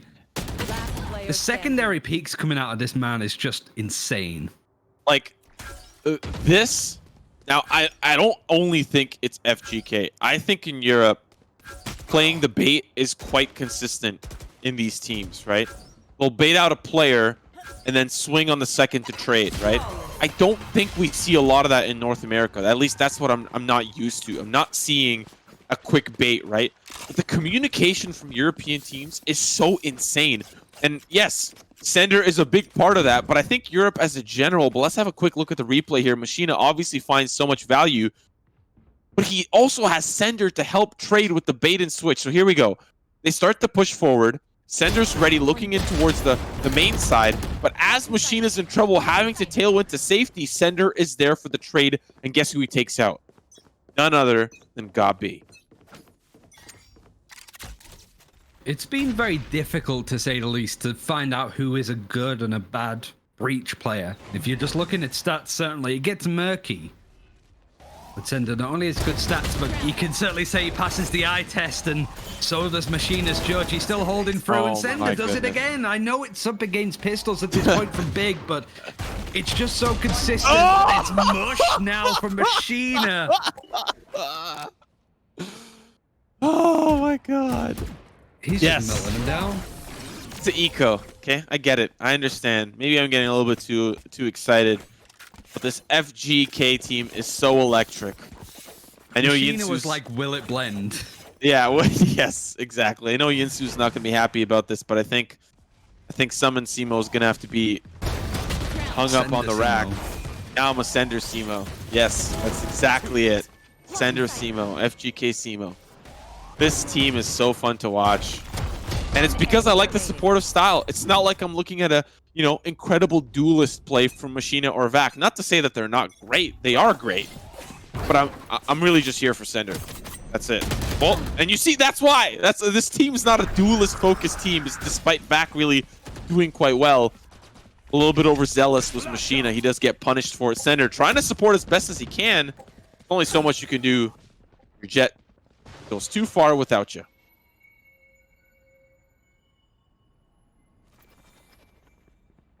Big slowing down the play. I like it when they do this because they get Frenzy a bit antsy. The lockdown is going to be the main play, but Godby's position hasn't been predicted by Sender. Bram's forced away into this back angle. Might see a little bit of utility clear him out. For example, Nanoswarm or the Aftershock there chunks away a good portion of his damage as the Resurrect comes in. The flash is good. Fiku gets 2. The 3v2 is Bigger looking to get the spike planted on the site. Like being planted, Vac and Fiku, the last one's remaining. That's going to be the body peek. Aslan trying to reposition, but he's in a little bit of trouble. Finds Vac. That's huge! As it's just down to Fiku, and Zonix will make sure that he does not get the opportunity to turn things around for FGK. 7-11, get your snacks, get your treats, because this map going the distance. Still have more maps after this one as well, because it's a best of 5. First best of 5 I've ever casted. Might have another one after this, we don't know with the finals. Considering how the other semi-final is going the distance, we could be in for a pretty long night. Better get my takeaway order set up because I might need to try and munch that down in the middle of some of these maps because all of it is very competitive. All for one spot in the main event. Machina with the Jet has been certainly pound for pound close to what Vac was providing.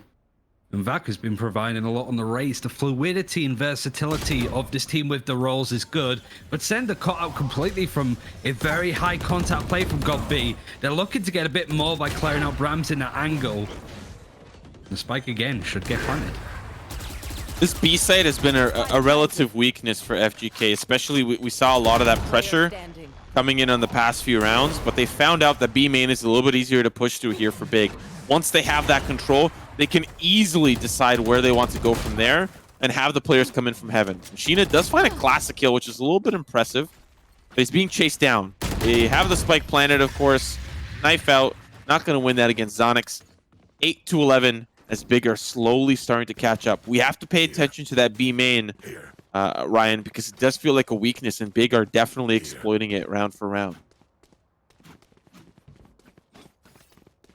The money's still fine though for Frenzy go kill after losing 2 rounds to still Buyer. An impressive feat. And Ultimate's online to make some form of play, mostly from the Rolling Thunder, but we haven't seen it really used in an aggressive manner for creating space. It's usually for confirming the space they already have. I found this paranoia angle interesting just to see if they can catch somebody on ramp or ropes or bait out that it's going in that direction. Big are looking to put an old-fashioned execute onto A together. A little bit staggered and slow. VQ's camera's not going to find all that much, but the smoke just disappears at the worst possible time. And FGK know what's up. And that's 3 smokes down, and Godby doesn't even get the spike down, and you lose Aslan. What was all that for? All smoke and mirrors is what it looks like to me. Down to 3 players here. Alexa's going to find Machina. They're going to use that classic nade to flush out the pop player. He's still alive. He still survives. He still survives after all that. He's going to reposition to elbow. but he is dangerously low. Ram's going to play contact towards Heaven while the rest of the team have to work through screens. This Heaven player isn't going to be allowed to peek. The paranoia as he pushes through. We're looking still at the perspective of Vac. He pushes in. First one comes easy. Elixir takes out the Heaven player, so they have to watch their back. Zonix with another as it's all down to Elixir. 1v2 takes out VQ. One more, and it's Sender! Sender! He takes us to 12. Match point for FGK. It's Big need 4 to take us to overtime. Worked out very well in the end. Just a rolling thunder to put so much pressure onto Obnox. All of the utility thrown in the right place. Could be a second out of 3 maps that Frenzy Go Kill need to grab if they want to get to the grand finals, at least of these qualifiers.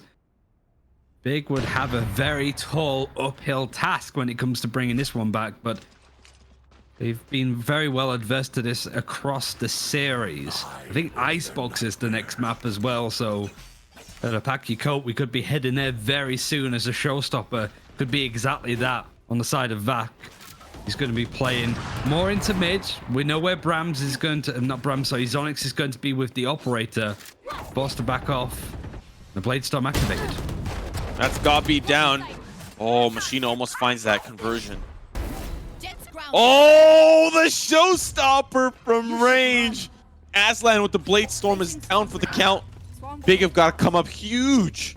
Turn this one back around. Lockdown's going to be in a very good spot to push the defense away as they quickly rotate over towards the A side. VQ, the anchor there, has a lot of that utility. Tags one, knows that there might be potential for a quick A hit, but they've slowed things down. 50 seconds left on the clock, and VQ is out of utility. Smoke out towards Heaven.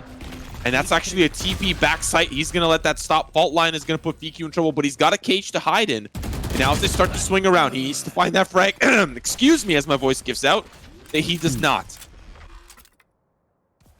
I wonder what the play is going to be here from Frenzy. All of this Heaven control is open for both sides to take, but both are a little bit tentative in how they want to approach this. Big and Alex wanted to make sure that they have as much utility set up just to watch a lot of these crossfires. But again, it's Sender opening this up with the flashes. The lineup was almost there. And Split is going to go the direction of Frenzy Go Kill. We still have 1 map left to play at least. But another great performance from Frenzy. And okay, lukewarm I'd say from Big overall. But still, not quite enough to win out here. I'm speechless. I'm really loving this FGK team.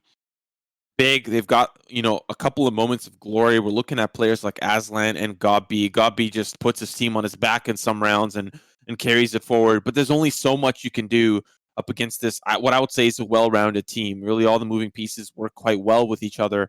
And I think for you, especially being the European expert, the resident European expert, I feel like that might even, yeah, I feel like that might feel strange to you. Just kind of like these ragtag pieces put together and then boom, it works so well in such a short amount of time. That's very impressive for this roster. I think the fact that it's working as well as it is really pivotal to what Fragon has done with his team as a coach. Certainly after the one performance, the best of one that we saw them playing a qualifiers against B7, it didn't make sense. We didn't see any tape. This is the first time that they've ever been on a stream.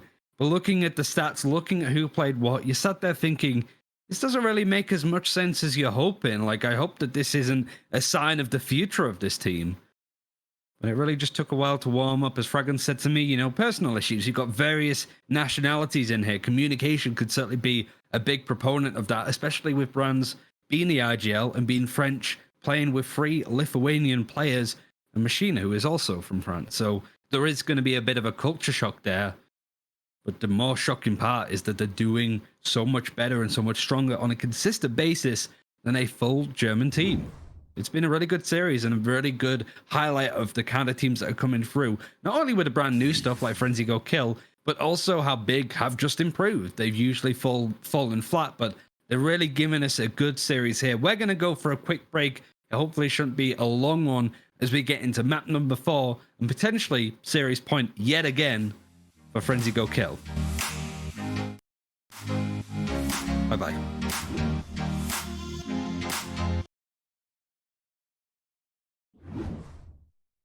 We're back for the final, well, not the final, but almost the final map. Could potentially be that. It depends if Frenzy go kill, win this one out. The score is currently 2-1. It's a best of 5. We head to Icebox, and Brams has brought out the Viper. This should get interesting. How could you not love a team that brings out the Viper? Listen, I get in Europe. FQ on Reyna. Ooh. This makes things interesting. One of the things that I have to know, and it's probably the most important thing to say. Oh, Sender. Where's Sender? Oh, he's on the Sage. Things are shaking up here to be very, very different. One of the things that I've identified with Icebox, and this might not be particularly the case. This is just kind of a precursor to what potential could be. When teams have no idea what they're doing on Icebox or have barely practiced it, their composition kind of swaps all the way around, and they try a whole bunch of things that they may have never tried, or their agents just all over the place. That might be the case for FGK. We don't know. But it's definitely a big shocker to see what they've brought in, especially Sender off the Breach. I still think Breach can be useful on a map like this. It's more the fact that they're playing no real concrete Sentinel. You've got Sender on the Sage, sure, and she's within that same role as Cypher and Killjoy, but it's almost like a sub-role in itself. It's a very interesting lineup. I'm very excited to see FQ debut on the Reyna of all things. But it's a tale of two teams, right? Big have pretty much played the same thing over and over again. Just a couple of changes here or there. For Brams, it's a nice flick actually from Zonix from the Poison Cloud. But every look on every map has been a little bit different for Frenzy Go Kill, which is staggering considering they're a relatively new roster. Shock Dart will tag Sender. Also important to note, Obnox off the Breach onto the Sage as well. And Gabi is going to be off the Sage onto the Sova. Up against Machina, Sova main. So we'll see how he performs onto that. Of course, now the push starts to come through. Aslan with one, still the 3v4. Obnox with another, but it does get traded. There is a Reyna available. Sender right on top of the wall. Comes down to the 2v2. Alexa trying to flank from behind. Will FQ and company expect this as he's wrapping around the vents? There's the spike. It's ticking. FQ headshot to the dome is going to take him down as it all falls onto the shoulders of Sender. Gabi pinches in from the opposite side. A solid retake there, boiling down to Alexa flanking all the way from Garage. Does find the Viper in the process and just continues to push forward, putting us really in a good spot for Big to start off this map. Just need a moment to take in the rosters, really, how that changes. I think the first thing that stands out is both teams are still playing Sova. For the most part, and again, the Nerd Street Gamers Winter Championships, which yet again is a different region, so you got to bear that in mind. It was mostly Sky, but there was typically no Sova at all. So it's interesting that maybe Europe considered it a little bit stronger within this region. Aslan is looking to try and face into multiple players, but the amount of bodies is too much for him to handle. Luckily, Zonix can pick out a couple. He does take a good crumb of damage, but managing to hold on tight for now as Frenzy Go Kill. Free play still alive. Still trying to dedicate to A, but look at Brams. He's in mid. He's lurking all this way. The crumb vacuum, so to speak, trying to pick up some of the frags left on the floor. Brams will find Obnox. Little out of position, and then of course Gabi. This is a great force-up round, I believe, for FGK. Something that we haven't really seen from them too often. It does come down to Alexa has the turret body peek if he wants to use it. That Viper wall doesn't quite extend underneath the rafters there. Sees Brams trying to rotate through. Oh, one's going to come good. Now trying to defuse Brams with the swing. A solid round here for FGK. A good answer back for how that first initial round started. And I think it wasn't only down to Brams, but he played a huge factor in really opening up that round for FGK. Gabi Sage has been a good look. Sova not so much when you're looking at the agents, and Obnox, well, it's the first time that he's picked up this role so far in this tournament, it seems. Brams has played all 3 of the different controllers across 2 series.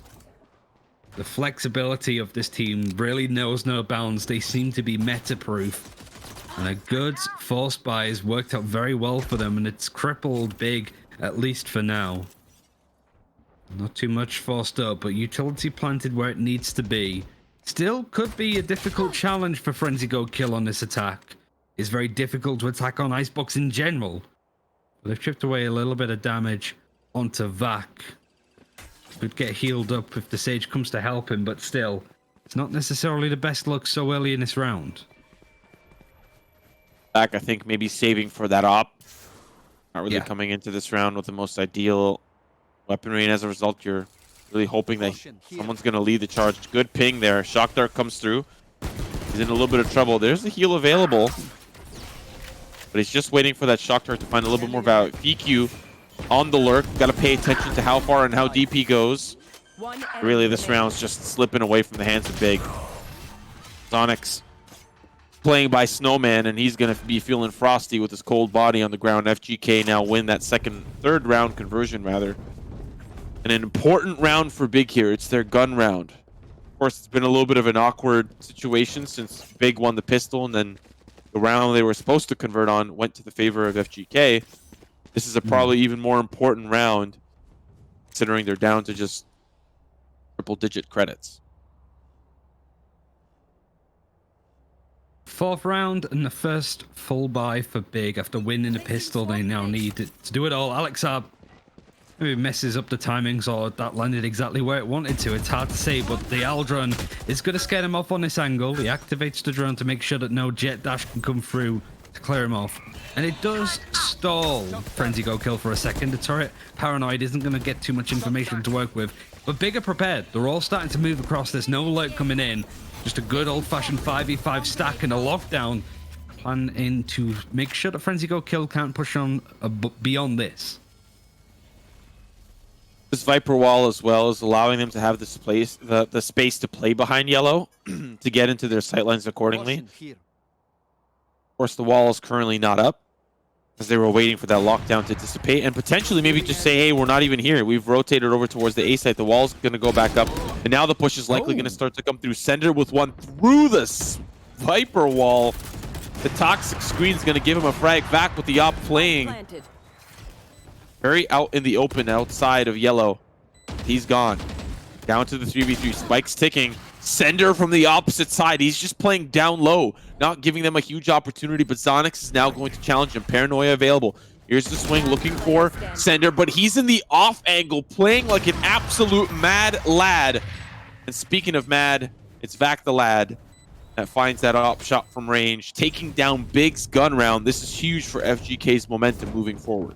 It's also key considering you have all 5 of the attackers from Frenzy coming from B main. As soon as that lockdown goes down from Big, they start to spread out, taking mid control, and Sender's position was key to that going their way. Really good stuff from them. 5 ultimates available to continue this forward momentum of the attackers.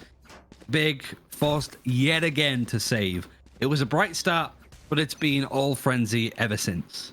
Cover going out. Stealing sight. Now Zonix here trying to survive for as long as he can, and imagine wall might go up to stop the push from coming a little further.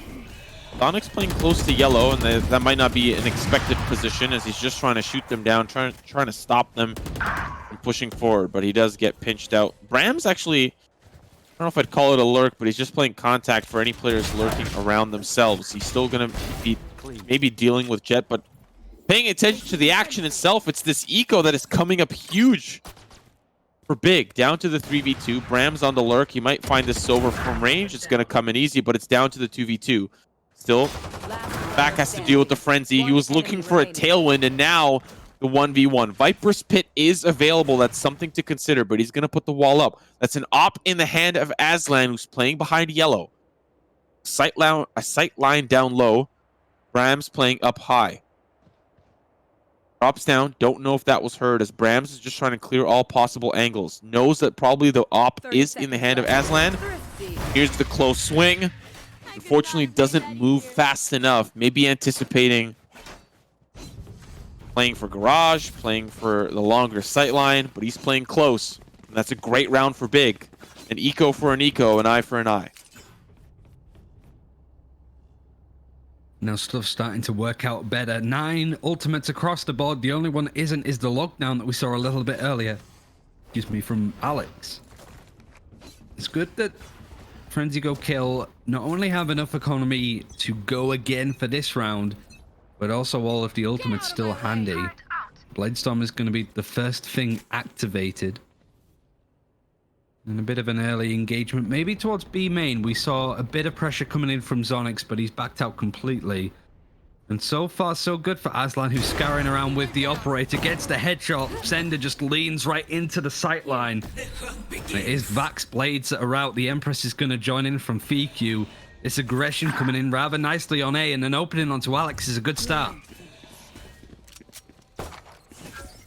Recon Bolt's going to spot back, but I mean, we already knew he was there, at least for big. But how many more players are here is the big question. Aslan just trying to get a little bit of a closer peek, but now the Viper Spit means that anyone down low has safe passage. But Vac caught out of position. FQ will make sure to answer back, and now, of course, it's still Spike being planted. Hunter's Fury to try to stop that. He's going to tag a few. That's going to allow the Viper Spit to be quite nullified as God B finds one. But there's still one playing in the smoke. Obnox trying to get the vertical res, jumps up and slam dunks it down to the 2v4. Gabi with the recon bolt here. Unfortunately, the bow and arrow is not going to work out for him, but the tags do come in. Because now they rotate over towards the B site. Zonix needs to make sure that he keeps this site safe.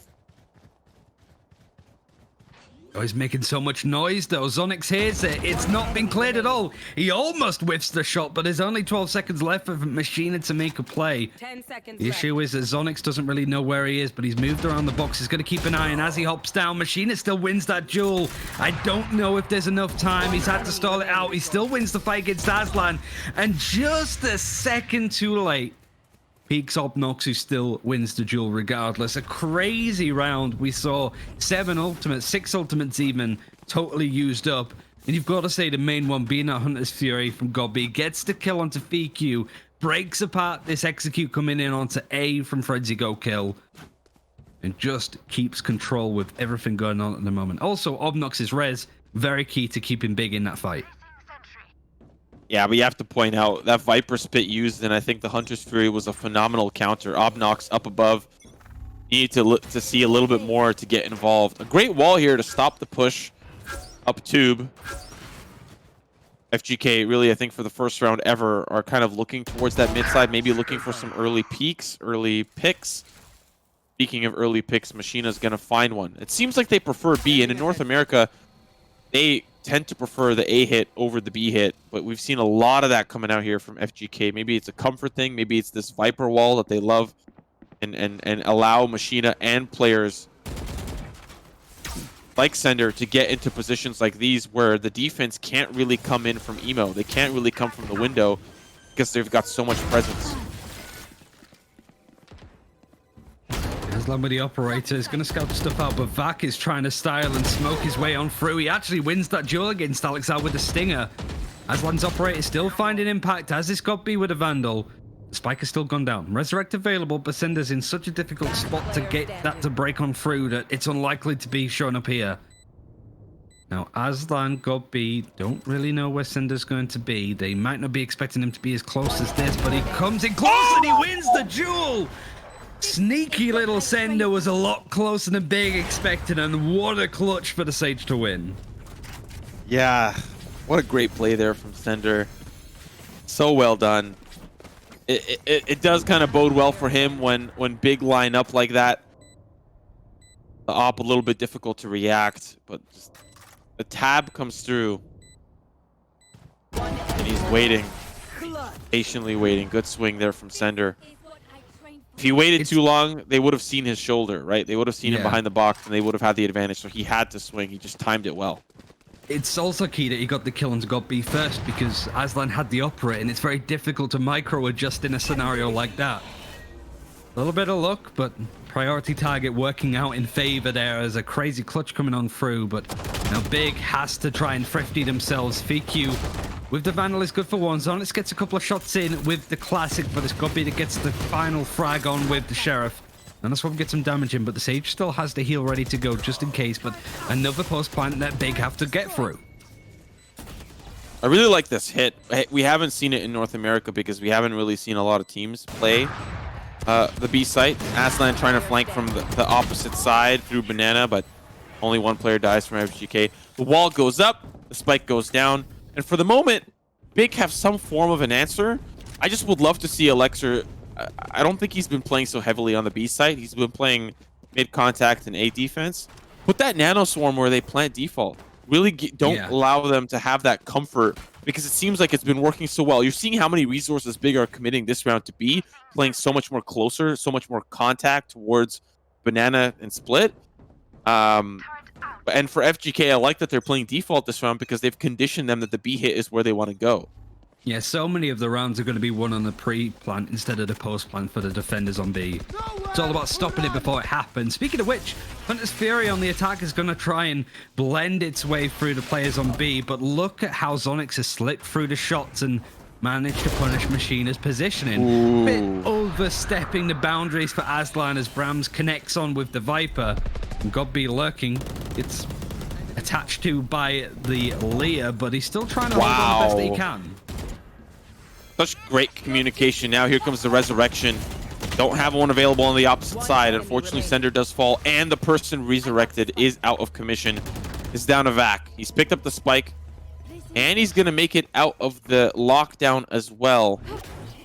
Got to decide how he wants to play this one out. There's a player in the mid. Tailwinds across. Don't think that was quite seen, but at least the Jet has been heard on the opposite side of the wall. So Vac, how does he play this out? He's going to have to deal with the 1v1 at least to start. Has the op, which means that he's got to make that first shot count. Updraft over. There's a player down below, and Obnox beats him to the punch. 4-5 as both teams going tit for tat round after round. Good response from Big, considering how murky that fight yet again got on A. Aslan getting caught out can at least still get the operator in his hands. Mostly from the hands of Vac as he died with it, but he's still able to afford one. We get to see both these players playing the op role. Jet is going to be over on A. Shazam likes to play this spot. I noticed on Sentinels too. I'm clearly seeing that he's an aggressive facing Opera on the defense, considering he pretty much dashed his way into the attacker's spawn from A. But this is another B execute coming in. The Eldron is going to at least get Obnox away from this angle. Does he expect the operator to come out and peek him? Now he does. The shot missed, and it's forced him away from the yellow box onto the B site. And FGK have been relatively good at being able to make use of this space, but no ultimates really to work with. Could be more challenging.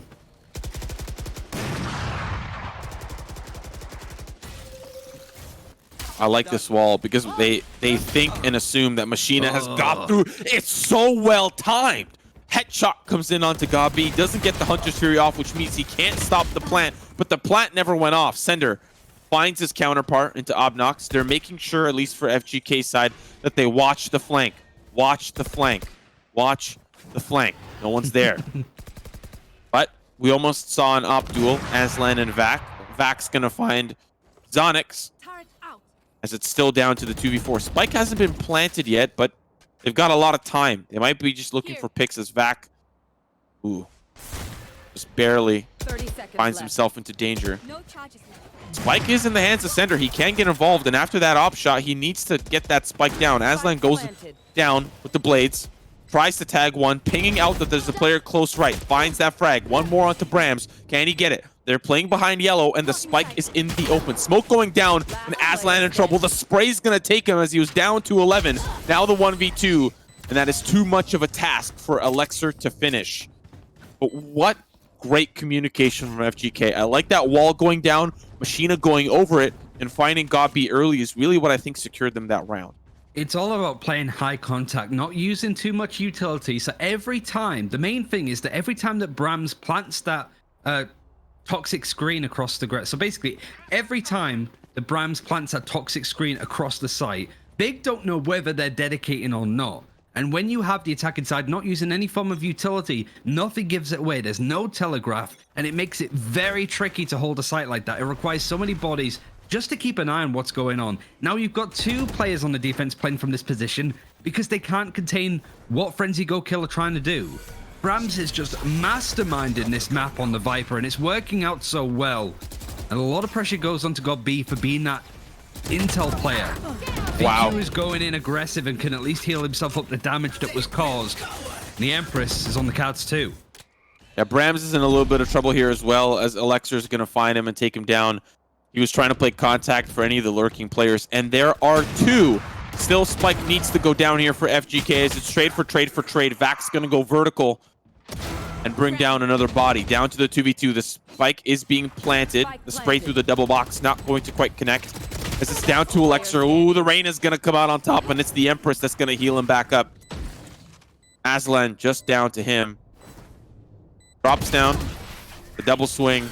And that's all she wrote there for FGK. A solid round from them, considering Big's economy was a little tarnished. It's the last round of regulation here for this half. Look at money the Big have to work with. It's not really enough to get much done. A Resurrect is great on the cards, sure, but the issue is if you don't really have that weaponry, it's very difficult to follow up on. You compare that to Frenzy Go Kill, the money's fine, the ultimates are good. Viper's Pit didn't really find all the success that Brams wanted the first time he used it in this half.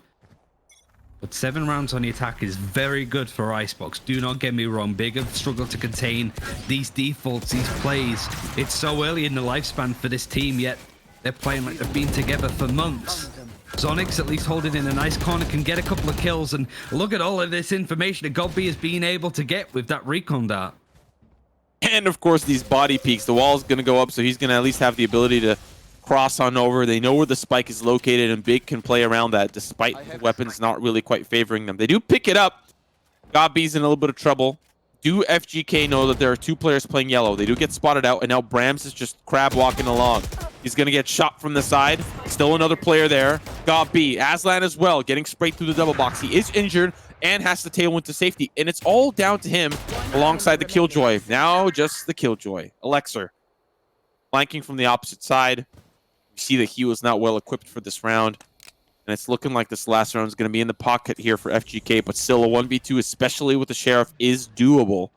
And he's got the turret body peak.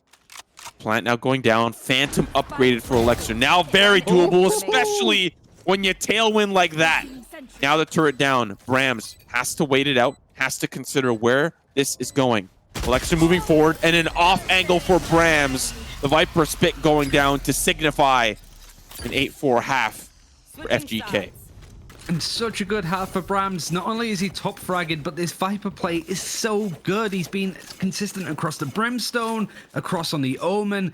This was the biggest question mark for me with this team. Everybody else got their way to the first strike main event. No Penky with Vac. Exile actually didn't. I'll take that back, but they did get to that deciding factor game where they played against Summon, who came second. You can't really blame them for not qualifying in a game like that. And then, of course, Purple Cobras. Rams was the only real unknown. He's played with some pretty big names, but he wasn't necessarily a big name himself. I think it's the spam of the emotes because he has been an exceptional controller player, and all of this roster is starting to shine. But a great half for them. Big have it all to do now on this attack. Tall task ahead, especially if FGK win this initial pistol, but it boils down on just that. Winning the pistol. First initial contact point goes to the way of Big. Aslan with the frenzy, unironically taking down the round. 3 on the frenzy for Aslan. A message has been sent as the spike gets planted. VQ will end up finding a revenge frag and being healed back up to full, but it's down to the 2v4. VQ alongside Brams slowly moving forward. There's a lot of big members here in and around. One player up above, first contact towards Zonix. Another player in the nest. Another player with the body peek, and of course, there's just a lot of players here for Big. First one for Brams, still trying to push forward. Obnox trades it out.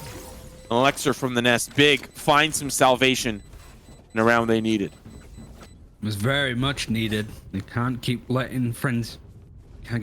Can't keep letting Frenzy Go Kill get away with it at this point. Aslan has struggled to keep the operator on a consistent basis, but at least now he's starting to get those frags when he doesn't have it at the same time. Big now with a full buy up. No force up at all this time from Frenzy Go Kill like they did on the attack. A bit of B aggression perhaps. They will run into Alex.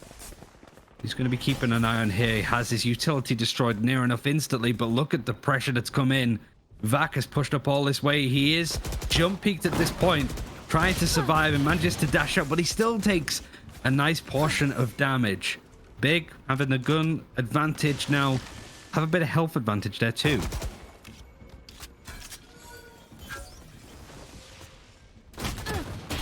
One down. Another here for Aslan as they're just holding down the push back in onto the site.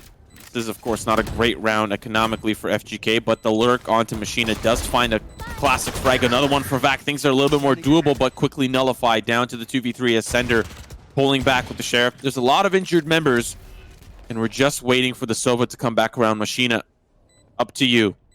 Big weapon in his hand. Sender's out of commission. Doesn't find the upgrade, though. There's one there. They're starting to wonder where he might be. The jump peak here, down to the 1v2, up on the ropes. James Bond style, but it's Obnox that finds that one. And we'll be within 2, 6 to 8 for Big. Here. It's important that Frenzy Go Kill maintain this consistent lead that they've been managing to have. Big have only been able to string 2 rounds together at most, as you see in the scoreboard. A lot of pressure for them to deal with. When it comes to ults on the board, you have a Resurrect almost, Aslan having a Blade Storm. As one.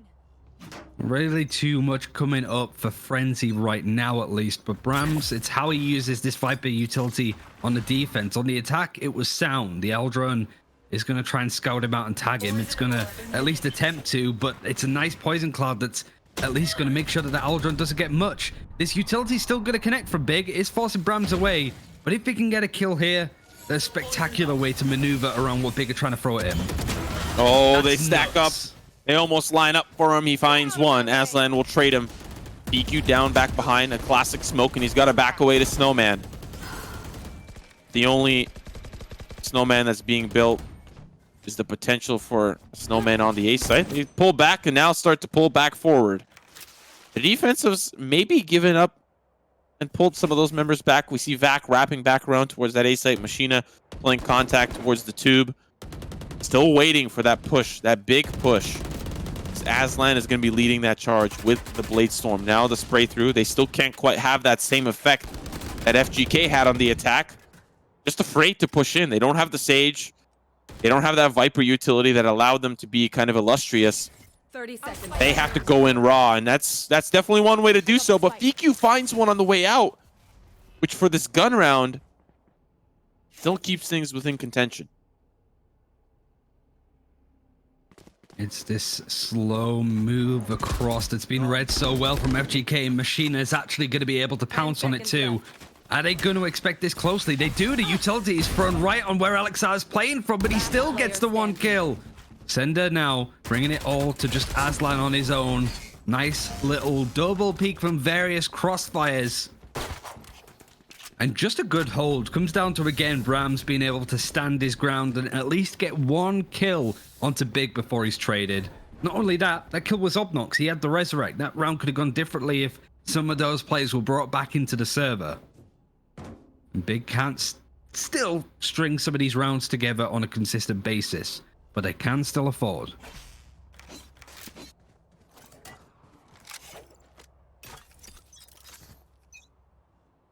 Economy nearly breaking here for FGK, just trying to maintain their lead. They win this one, they don't have to go to another, but Big are fighting hard to stay in this best of 5. One way as Aslan pushes forward. The rest of the team stuck behind it as Bram's now going to get shot by the push through the one way by Obnox. The wall now going to go up. They're going to try their hand at a similar execute. Aslan just really being, I think, the biggest problem for FGK, playing around yellow so confidently, not allowing anybody to peek. Anyone challenges, good luck fighting Aslan. He's just going to pick him off one at a time. Vac finds 1. Vac finds 2 back from Snowman. But it's, again, Aslan, the big problem here for FGK. He's got to save these bullets now. He's used up a few. Manages to isolate 1. He even gets another onto Obnox. This spike could still go down. But it's so far away for Alex to deal with. And Vac is so little health. He knows that the spike's not going to go down. The turret could be very dangerous at this point. And Alexar wins that duel just as Vac makes it close. So it is a 7th round for Big. But it keeps Big's economy in check. They have to buy up. And you can see on your screen, 0 credits for Aslan. They are struggling right now. But it is a force, at least a little bit of one for Frenzy. Tough spot. Tough spot to be in here for FGK. Just trying to maintain your lead over Big, and Big are fighting hard and fast. And I still think Aslan's such a problem in this second half. And for the first, it was Brams, to be quite honest, just the utility that he provided. But now on the defense, really struggling to keep his team safe. Vac gets first contact. Ho, ho, ho! Sit down! Aslan, just as he comes down, the resurrection brings him back, and Vac is ready on the opposite side. Try me, if you will. I'm coming for the jugular.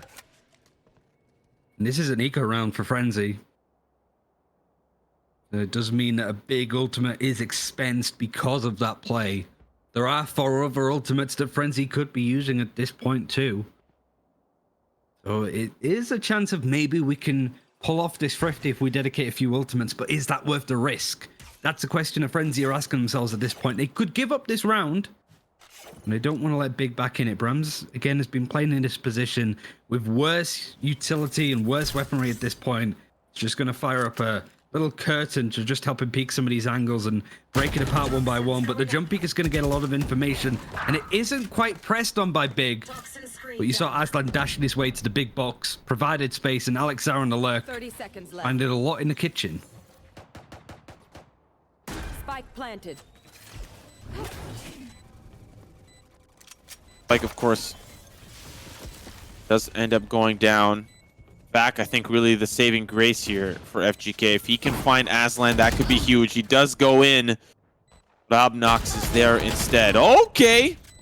Maybe Sender's got something to say about it. Sheriff shot onto Aslan, but Obnox will send him down as well. Should be around that Big, can clean up. Another one for Obnox. He's just holding down the spike. Just down to Brahms.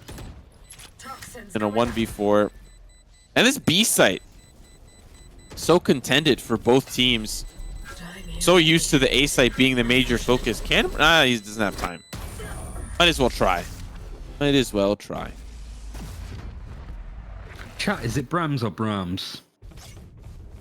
Also, is it Alexara or Alexor? See if I'm calling it.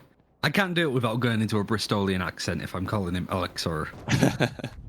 Just naturally. The last time that Big brought this close in a map, it was Ascent, and they won it. Managed to pull it back from a pretty difficult first half, but everything started to come together in the second. It's happening here again. Unless this series wants to end on bind, Frenzy need to pull some of these rounds, and a very early Viper's Pit towards A is certainly going to coerce Big into maybe heading B at this point. But that's where an operator is. An interesting strat from Frenzy, but is it going to pay off? I think I have to pay attention where Aslan leads the charge here. I got the spike. Still might end up going to B. He's going to push it forward. Owl Drone will spot them out, and maybe they'll have to reconsider because they get stopped incredibly early in the push.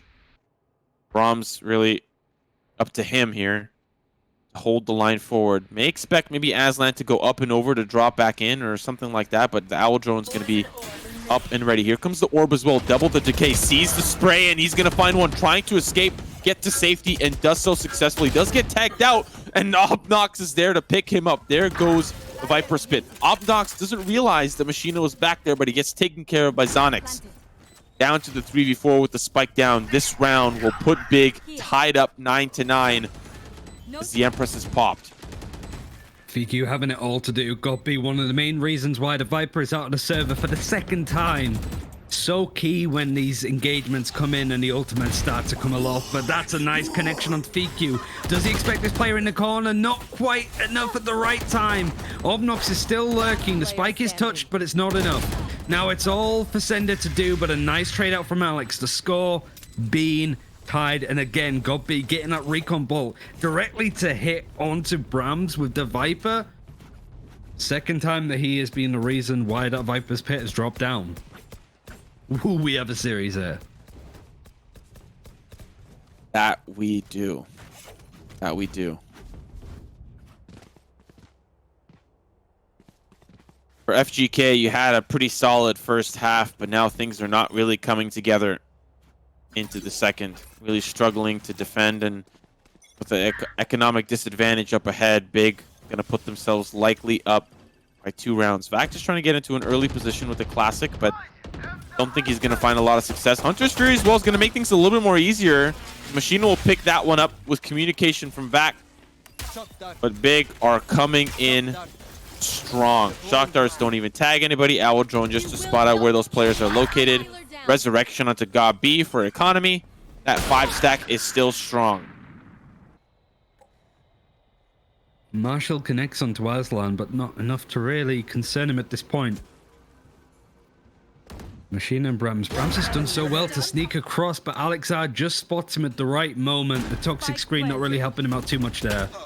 Machina's position yet again. The recon dart is going to show exactly where he's going to be playing from. 34 HP. The utility falling through.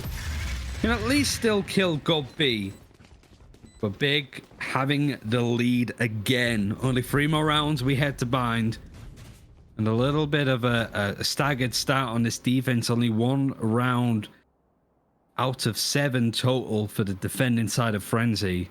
An operator in the hands of Vac again, but it's not really found all that much so far this half. Yeah, Obnox and Aslan playing exceptional, especially Aslan, putting his team on his back this half. As casters, we usually have to get out of the habit of giving a lot of credit to the duelist, but he has been really taking those initial fights. That's really been a big crutch for FGK, and speak of the man, he is gone out of commission. One way set up, but there's a player up above on Cherry. And Alexa's playing contact here. Very close. First one's going to come easy. Here's the swing. FQ's ready for it. Another shot doesn't connect for Vac. But it's down to 3 here for Big. TP backside A is wide open, but Alexa's ready. Tags him. Oh, we'll chase him down. Down to 2 here for Big. And they're funneling on towards the A site. An opportunity here for FGK to finally find redemption. FQ's position here is nice. It's whether it gets cleared or not as these 2 players are making their way in. Use it to dismiss. Knows Obnox is there, but the timings are just a little bit off. That he gets caught out. Still not really too much he can work with. Very far away from having a resurrect. Trying to see if he can get somebody out. See if he can bait away from picking up the orb. But wherever he checks his left, that's where Brams is. The wall goes up right in front of his face. Yeah. But it's Sender that brings it to 10-all. I really like how Frenzy are so good at trading for each other. Just consistently. Yes. They are caught completely by surprise on Alexar's lurk. But FQ is always there, man. He's always there. I gotta say that Alexar's Sentinel role for this team has been super standout. He usually plays stuff like the Rays and such. But since Obnox's addition, he's been playing a Sentinel. And I think to a pretty strong level. Been good from Big. Is it good enough to bring us to a 5th map?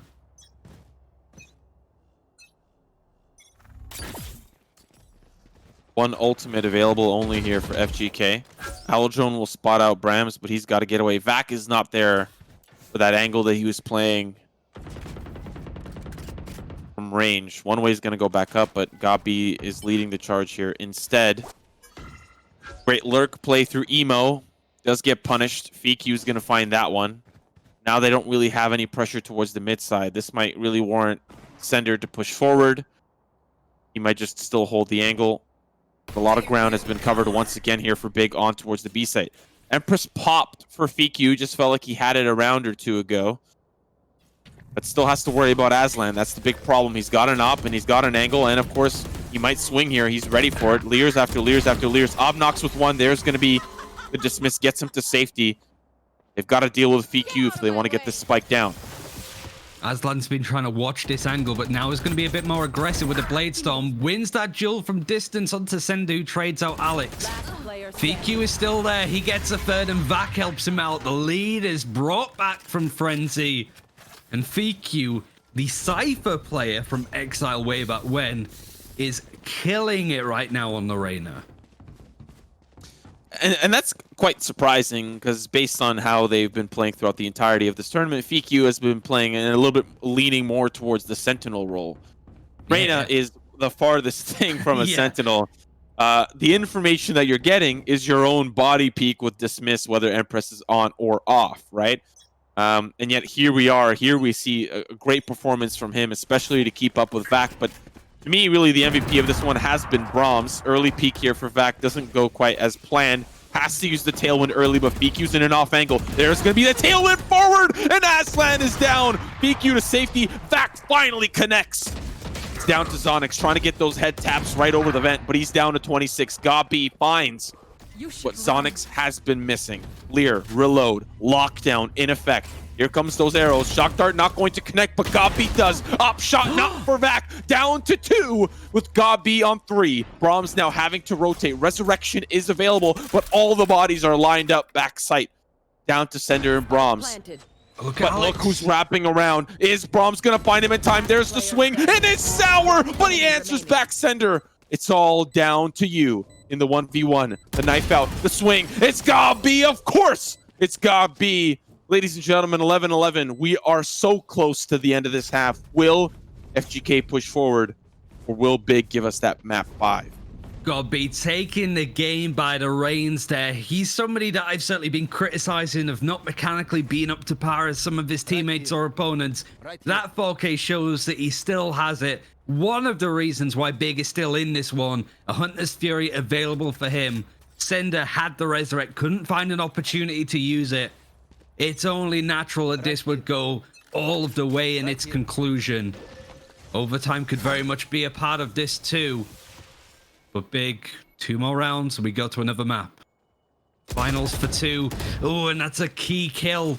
FIQ getting caught out on the flank. It's the first mid push that we've seen. Whoa. And the strategy, the wall pushing up. How are Frenzy going to deal with this? Because it's all based on timing and expectations. But the boost comes in and Machina is lurking.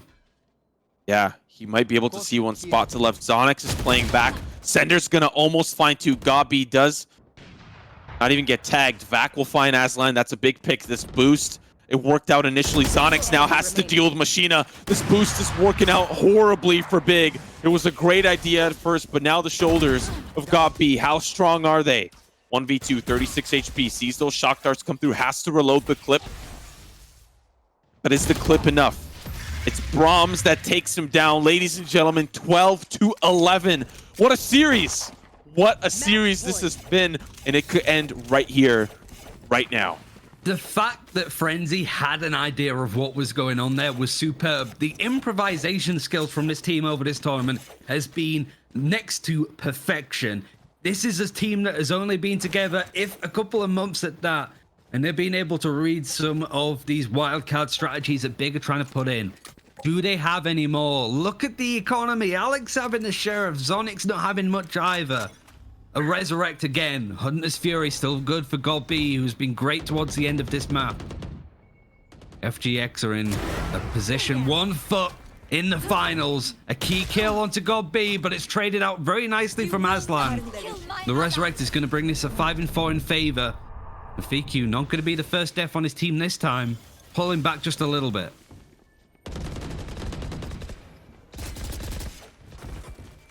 .4v4. Drop down. Sender still has the resurrection, so they can bring somebody back into the fray. But now the Hunter's Fury for the attack. FIQ with 1. Aslan pushing forward. It's all down to him, but he gets tagged by the Hunter's Fury. There's the body peek. Now the action continues. Shock Dart, and that's Aslan down. Gabi trades with the Shock Dart. 3v2. As it does boil down to Elixir. He'll find Sender. That's the resurrection down. That's all they needed. And they'll pull back to B, but Brahms is going to play contact. Maybe not let that spike get over. He's slow walking with the knife. And Elixir may be the last one standing as Gabi has to cross this deathly canyon. Brahms is waiting on the opposite side, and he takes him down. Elixir, last one remaining. 1 enemy remaining. Finds Machina, and now it's down to the 1v1. Brahms knows where the spike is located. He's playing for Tube. It's down to the 1v1. Turret's available. Here's Elixir coming. This might be the most anticlimactic finish. There's the peak. There's the swing. And there is the victory. Ladies and gentlemen, 13-11. Icebox solidified by FGK, and they will move on to the grand finals for a chance, for a spot to compete against some of the best European talent.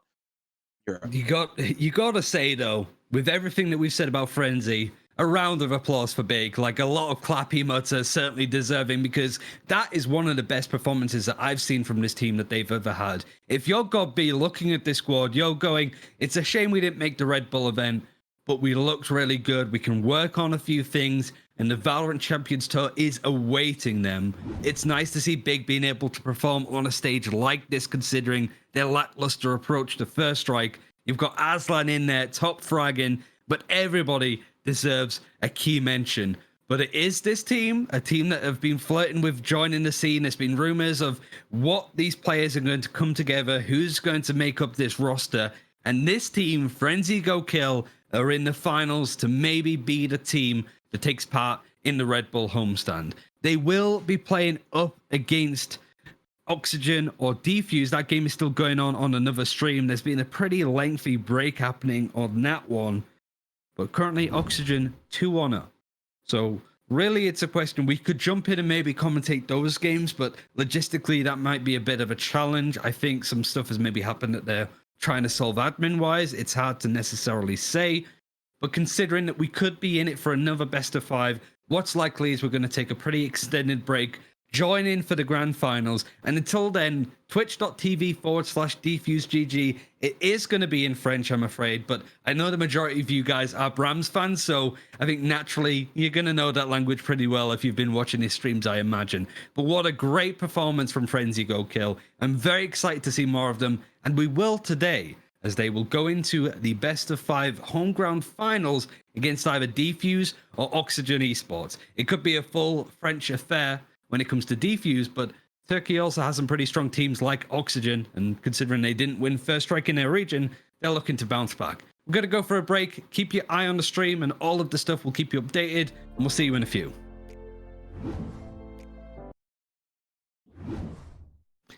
It's come down to just 2 teams now to qualify for this main Red Bull home ground event. It's a good job it's sponsored by Red Bull, to be fair, because we have been going all day, and we certainly need the energy as we're going into this final potential best of 5. We've narrowed it down to Frenzy Go Kill versus Defuse, pretty much a French extraordinaire happening. But before we get into this best of 5, look over the map picks, we need to talk about the rule set. And we have a little bit of a video to show you exactly how not only this final is going to work, but the full event next week. So this is how the home ground system, even for Red Bull, is going to work. Welcome to Red Bull Homeground, a Valorant tournament like no other. 7 of the best teams in Europe, plus 1 wildcard qualifier, will face off in a best of 5 single elimination bracket. But with a twist. Each team chooses their strongest map pick as their home ground. Home grounds get played first. If one team wins on both home ground picks, they instantly win the best of 5 and progress to the next round. If both teams dominate their home ground, the teams continue the duel in a best of 5. The winning team will be crowned the Red Bull home ground champions.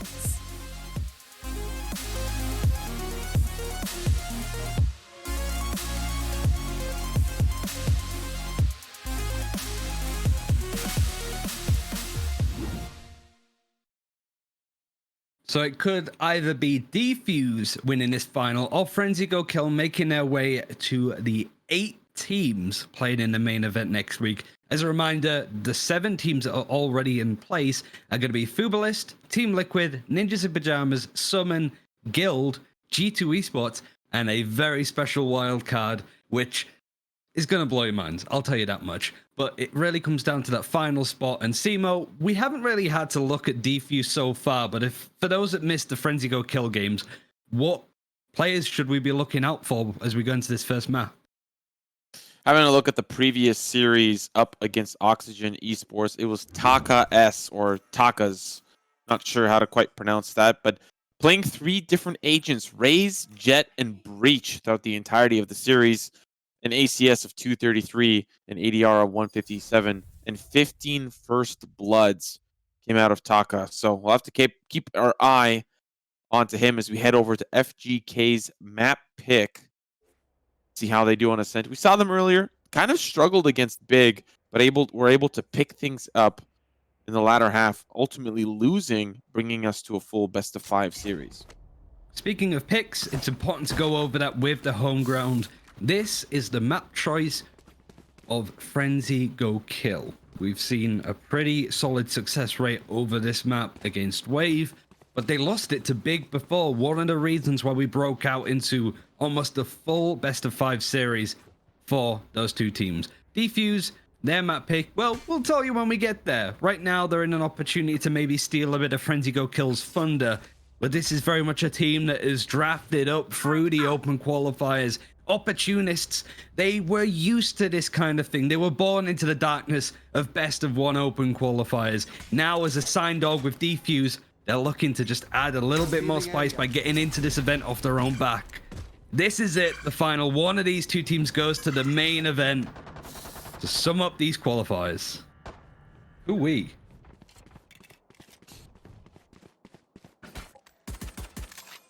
Of course, last time we saw FGK on this map, things did not look great. It looked okay, but ultimately I'd imagine a world where Haven might have been better suited as their map pick. Now, Ascent didn't go to the way of Defuse up against Oxygen. They lost 13-7 going over to that map 4, which Defuse ultimately won 13-6 over Oxygen. So a very interesting pick. We'll see, of course, maybe they struggled as well. They might struggle here. Additionally, the push forward, Vac finds one, Brahms with another, as Rodin finds two, the third. Oh my goodness, the 2v2 now. And that's spiked down. Trouble in paradise here for FGK. Still a 2v2. Say that as Rodin takes down maybe the wild card on this Frenzy Go Kill roster with Sender. And the split up is good. Brahms has to work his way around where Rodin is. Knows roughly that's going to be B main, but is he going to expect the raise right behind him? Maybe not. Smoke is at least going to give him an opportunity to isolate some of these angles and fights, but now they're starting to peek, spraying through the darkness, and Brahms can at least get one. This would be an insane way to start it. But Takas has higher health, only just, and wins out the duel in the end, but a close start. Close start indeed as we move into the second round conversion here. Now, ultimately, if we consider how this map pans out for Defuse, if they're able to take the win here, things would actually look a little scary for FGK. Now, this is a team that you and I have kind of watched over the course of this playoff bracket, or rather phase 2 of the qualification for the Red Bull Home Grounds tournament. You know, we've grown to love this FGK team, and on the opposite side, I'm imagining the other casters have grown to love Defuse over the course of the tournament. I mean, it was broadcasted by the Defuse channel, but they were, you know, third-party casters, so it wasn't a complete, oh, we want our team to win. I don't speak French, but I enjoyed the broadcast in the full best-of-5 with Oxygen that went pretty much a distance. So even though there has been a bit of a break for Defuse, they're going to be tired. But the main thing is they're going to be warmed up. We haven't seen Frenzy Go Kill play for a couple of hours at least. So there is an opportunity for them to be a bit slow to start, and with Vac dashing right into the sight line of Logan. Not the best start, to say the least. Definitely not indeed. A utility frag comes in for Takas. Still wanting to try to push in. Hoppy's going to find Machina. They just want to get the spike down. That's all they wanted. And of course, Defuse not going to let that happen. It's in the name. They don't want to be a part of that. They don't want to be the ones defusing. So now we move into the gun round for FGK. Now this should be the turnaround round for them. Been a little bit of a rougher start. Defuse definitely feeling hot off of their victory. It was a tough fought battle. Maybe FGK not playing immediately after their series could have lost steam. Need some time to warm up. You know, need some time to get their head back into the game. See how this gun round pans out for them. Early fault line towards A side. They're pushed off of the angle. Gives FGK a little bit of space to play with.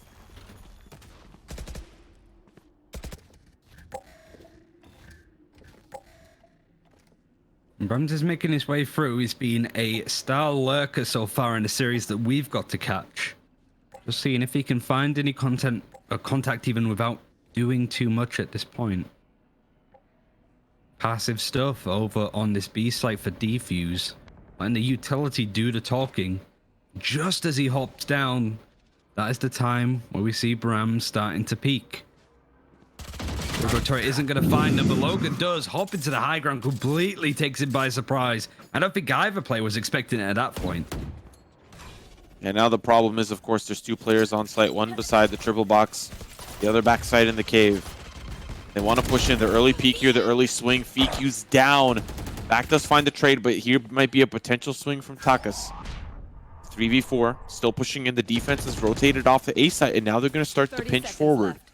Look at Rodin, rotating back around through B lobby. Smokes down, and Logan and company just trying to survive. Takas is down. Machina looking to drop down. This is a round they desperately need to win. They can't be throwing away stuff like this. Logan will not survive. 2 players remain, and they have less than desirable weaponry, but players are injured. There's an opportunity here. There's going to be one. There's going to be another. Rodin finds 2. Things are not looking good as it's down to Machina on the 3rd round conversion. Now he's got to hide. Slow orb down, looking for the recon bolt as the spike continues to tick. There's going to be a tag. There's going to be a res. How does he have it already? Oh, Rodin! The 3K on the round and the gun conversion for Defuse. FGK down 3 rounds. This cannot be good, Ryan. Not the best start. Again, this is the choice of Frenzy at this point. They chose to play on this map. They think it's their strongest, and they've played it now twice today. Won it once, lost it once. Not the most inspiring look, or at least the inspiring start, but Defuse haven't had a straightforward day. Pretty much all of their games going the distance, but it shows the level of competitiveness across the scene. But Rodin, we're on the 4th round, and he's got 8 kills. 2 rounds so far. He's had a resurrect. He's used it. And Frenzy at least having a Hunter's Fury good to go. Machina, he's going to try and use some utility that catches right onto Rodin. The healer is going to bring him right back up. He doesn't know on the right-hand side that Sender has made his way into that cubby. But they're going to back off, wall it off, and give it a bit more space. We have to remind ourselves that weapons definitely not feeling as great as Frenzy would prefer. As I noticed, we changed the little bug at the top, FGK to Frenzy. Definitely sounds a lot better. Rolls off the tongue. Off your feet! The Blade Storm here really does rely on Vac to get a little bit involved. Finds one player, Brahms with another, so things are starting to come up here. As Hoppy on the opposite side of this wall, he's just trying to play contact, and they see him as he's stuck there. He can't quite get out from behind the wall. Spike planted, and it's looking like a great round here for Frenzy.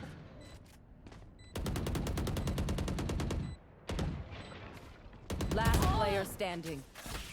Just the one now. Takas having it all to do. Can't quite connect with the shots, but the Sheriff of all things does for Machina. It was a thrifty round. They found their opening, and the utility and pressure that came in from Machina specifically was enough to really make it awkward for Defuse. And when you hear Vac pull out the Blade Storm, you know, to give them a lot more respect. There's been a few thrifty rounds that Frenzy have been able to pull together. And it's worth going over the fact that this comp that they're running right now is pretty much their de facto comp that they've been running throughout. The main thing across this series, certainly when we get to Icebox, which is map number 2, things are going to change in a very bizarre way if you're a Frenzy fan. But so far in this, it's just testing fundamentals. Ultimate still to go for Frenzy. Defuse still having money to buy. And this wall boost isn't going to necessarily be caught out. The pressure coming in a little bit from Vac, who's seen if he can spray through people. They don't know that the wall's there yet, but they will do now. Oh. Rodin actually getting shot in the legs. Bram spots that play from a mile away. And the strat doesn't quite work out. Recon Bolt, won't spot Brahms. That's fortunate positioning for him. They might consider the mid side completely uncontested, and Brahms is going to get in a nice juicy position. Smoke going out backside as these players are playing contact in the bow house. There's the nano swarm to push him forward, but Brahms is going to play contact in the defender spawn. Back going to finally take out Takas, but Brahms can't survive the rotate. As Akuma, or should I say Akuma, will take him down.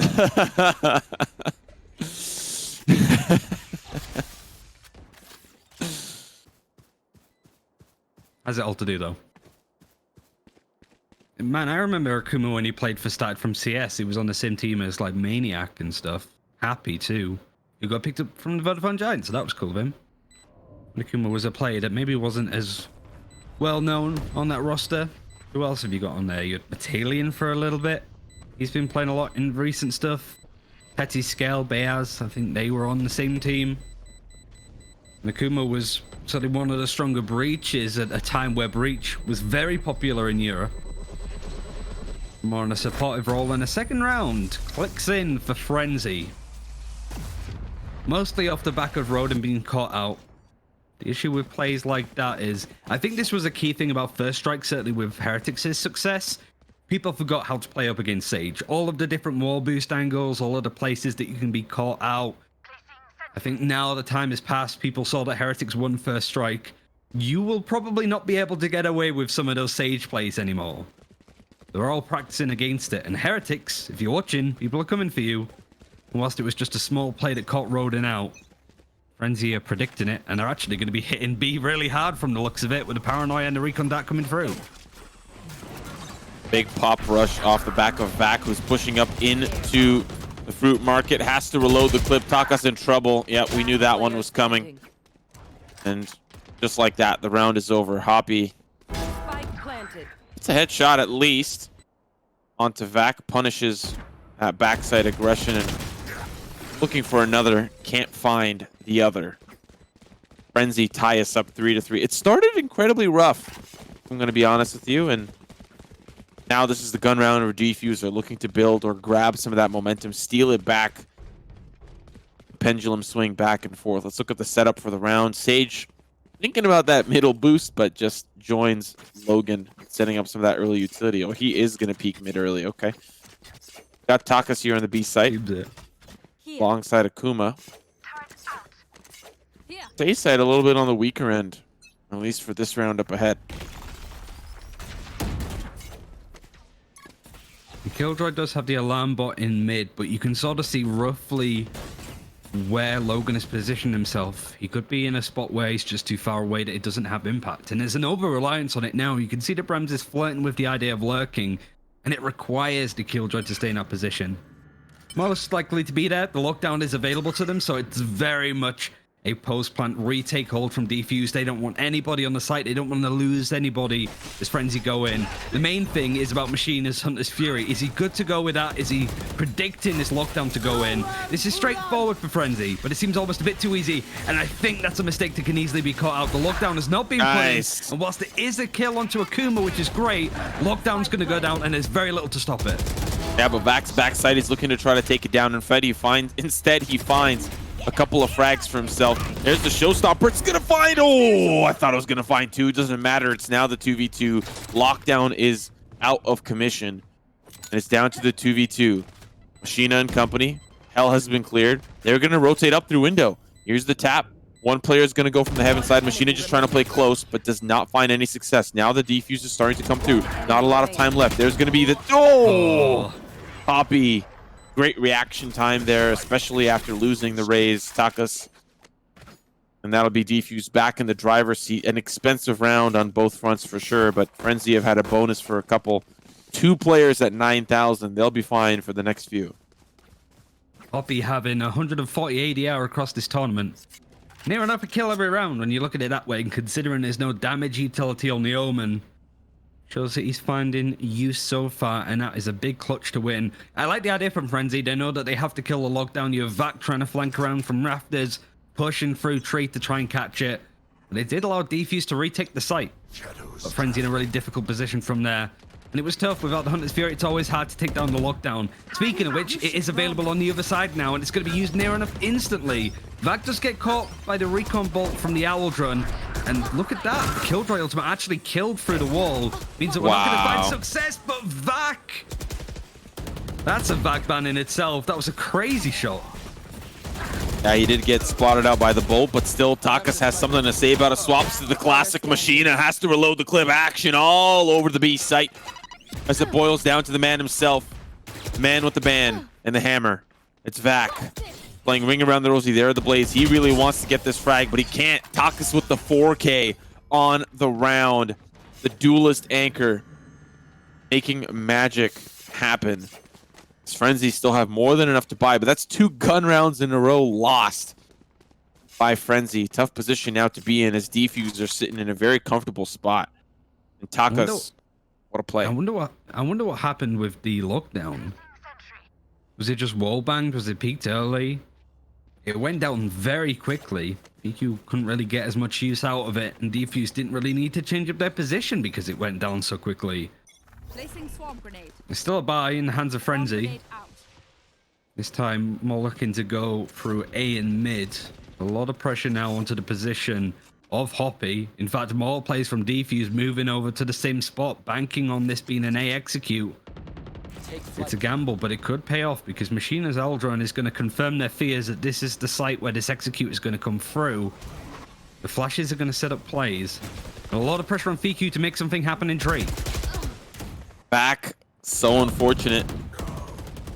Gets taken down, but it seems to be the action working out here for Frenzy. 4v3, still not on the site correctly. That spike is going to be planted by Sender. Hunter's Fury coming through, going to delay that for the moment, but there is, of course, a smoke towards the heaven side, so they won't get a sight line into the site. And they're actually an interesting smoke. It'll see a player cross, or I don't think they quite caught it, though. Takas now has to engage with Brahms. He's going to get back to safety. Hell player is gone. Still a player towards the tree room. Clip runs dry for Brahms.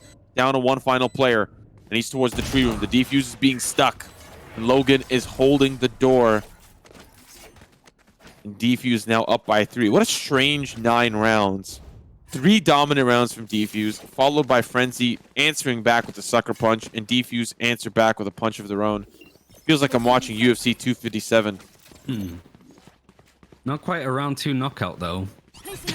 Both teams have been able to sort of go the distance so far. But really good retakes from Defuse. It's been difficult for Frenzy to take any aggressive ground. They tried to hold places like Garden, but a lot of 1v1 duels lost from Rafters in that fight. And he's still fine. They can still make it work. A Rolling Thunder is available from Sender as well. He's going to be playing in around Gelato. But there's no quick execute coming out of Frenzy. They're not wanting to up the ante just yet. The Aldron is the same telegraph so far. Now, 3 plays from Defuse. They seem to be really banking on the fact that these A executes are going to keep coming in. But so far, Frenzy are falling right into it. Maybe they don't realize how much they're projecting their plans because Defuse are easily reading them. Back down as he pushes in from the tree room. And the wall goes up immediately after. Oh, sorry, he died towards the A main side. Here comes the red carpet. It's rolled out. Hoppy with 1. Can he find 2? Yes, sir. Give it to him. Sender finds 1, but already at what cost? 4 players still remain for Defuse, up against 2 for Frenzy. Clip gets reloaded, Spike looking to be planted, and that's really, I think, the only fruitful thing they'll find this round, because now it's up to Machina. Can he find 2? Sir, he can!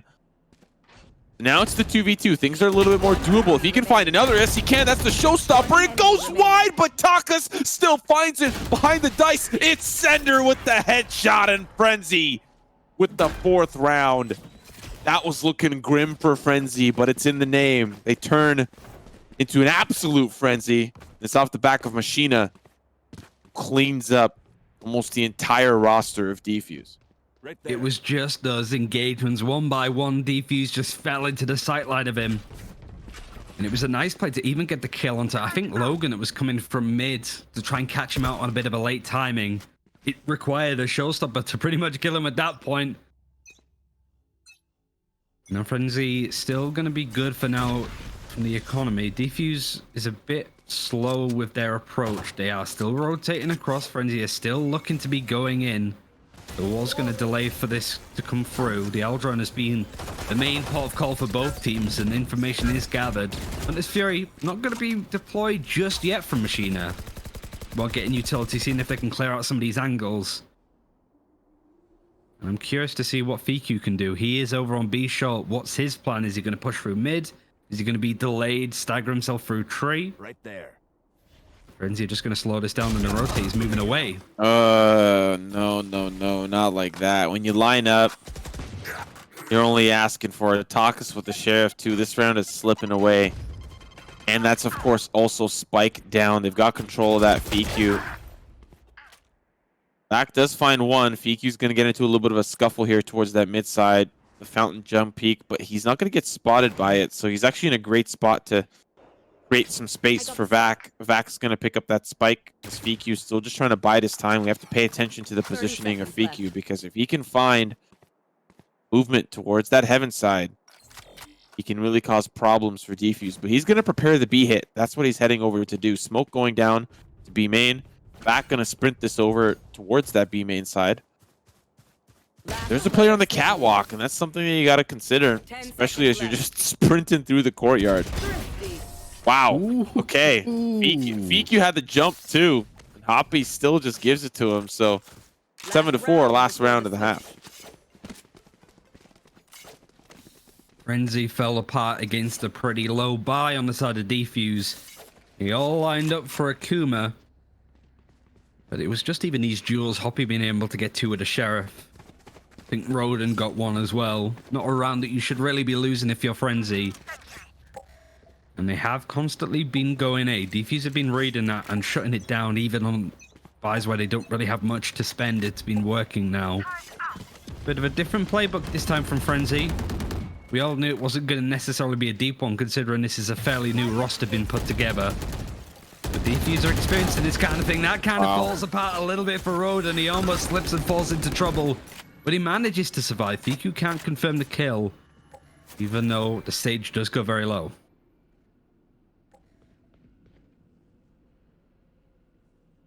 Here. 8-4 would definitely be much better than how Frenzy ran their first attacking half against Big. Ooh, lockdown. Initiated. Well, it's the last round of the half. You might as well throw the whole kitchen sink, but still a resurrection is available for Defuse if things do get a little scary. We'll see if the Sage plays a little bit further back, because that's probably the most ideal scenario. You want to get that Sage to safety so that she can get resurrection off just in case things do get a little bit scary. Taka's trying to play contact with Vac. Vac wins that, and he can tailwind to safety. Roden and Akuma will answer back. There's the resurrection for that frag. That was found by Vac, but it's Machina that is just trying to find a little bit more value. That's the aftershock avoided by a blast pack. Oh boy. Probably Sender did not consider that for the moment. And then, speaking of him, it all falls on his shoulders to clean up the rest. And the flawless round, something I probably didn't expect. I know that the buy was a little soft. Things weren't quite panning out for this last round. But I definitely didn't anticipate a flawless, even though a resurrection did come through. But it did end up being 5 still alive. Yeah. I mean, it was a really good adjustment from Defuse, right? You've got the lockdown, which is going to force Roden off the site. You even have the Hunter's Fury coming in from Machina that tries to catch where the players typically will hold on the defense once that lockdown goes down, just to sort of spray from defender's spawn way. Hunter's Fury does catch on a little bit and is at least able to make sure that Takas goes down after taking a good portion of damage. But Defuse were able to just adjust, make sure that people survived for the most part and won out by numbers. Frenzy's map pick was a scent previously and they lost on it. Defuse could find himself in a nice opportunity before we go to their map pick of Icebox, which is the map coming up. So it's a nice position to be in if you are Defuse. You're in a spot where things are looking much better, but you can add to that by winning this pistol on the attack.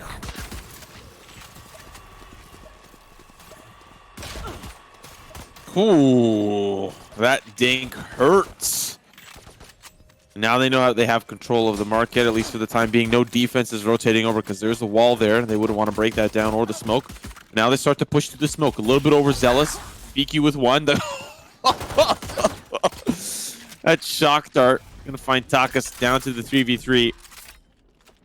And they're all backside, all stuck behind there as that spike is now going to start to tick down. Defense are all going to push up through the bottom side. Oh no, Fiku's gonna wrap around. There's the fault line towards the right side of the cave, and they're gonna try to avoid the flash. There's Hoppy. He's gonna find one, looking for the second. Has to reload the clip as Sender with 2. Down to the 1v2. The flash on the wrong side. Akuma seals his fate, winning that pistol, starting off this half 9-4. And Kuma being able to use the recon dart just to get him out of the boathouse. Have a rough idea on where Sender's going to be going, and Sender did not expect him to push out as aggressively as he did. Using utility is always a risk in a clutch. You can be caught with your trousers down, just like Sender was there. And now Defuse looking to add to it, and a bit of a force actually considered from Frenzy. Sender with a Bucky could be a nightmare fuel for Defuse on the attack.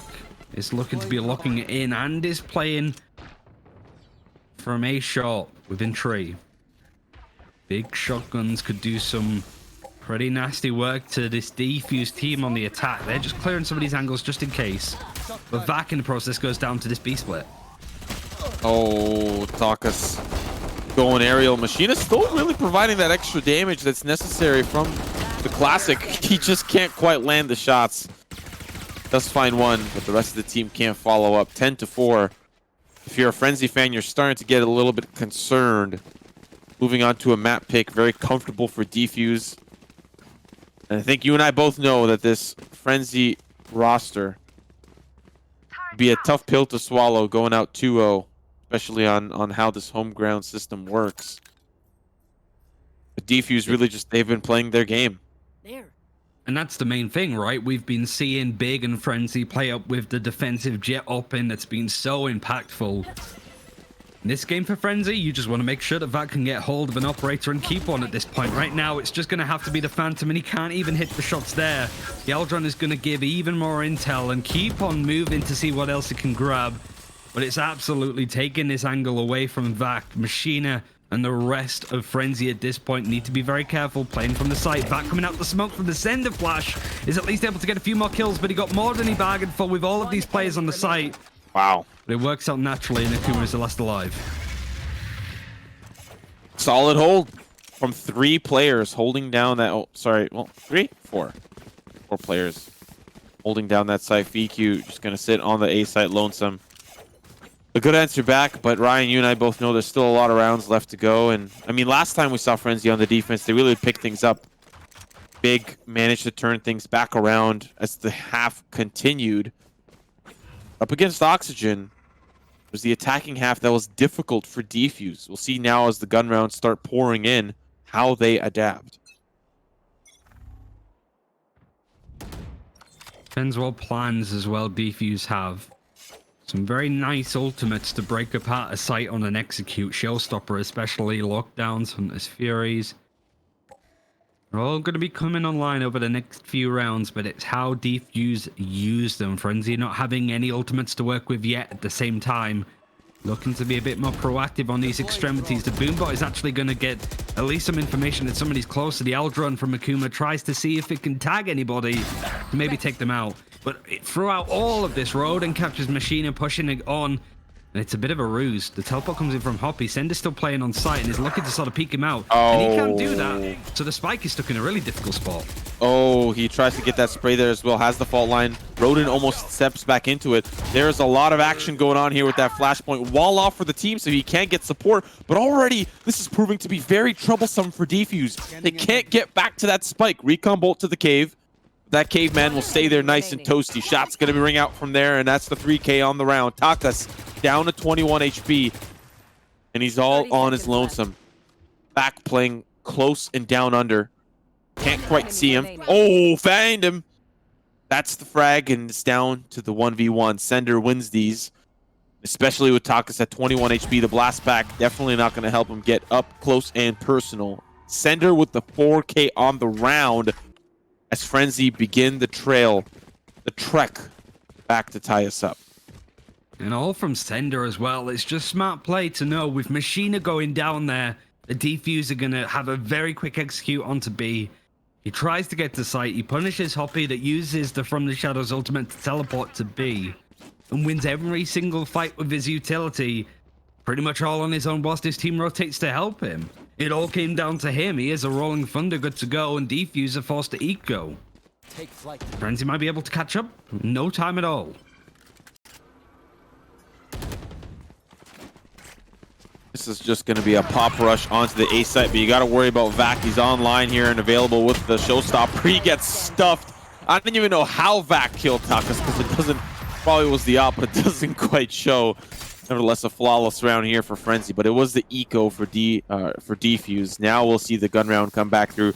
This is probably the most pivotal round for me coming up here for Defuse. They need to make sure this round is solidified if they want to close this one out early. If Frenzy managed to get the win here, you know what you'll find?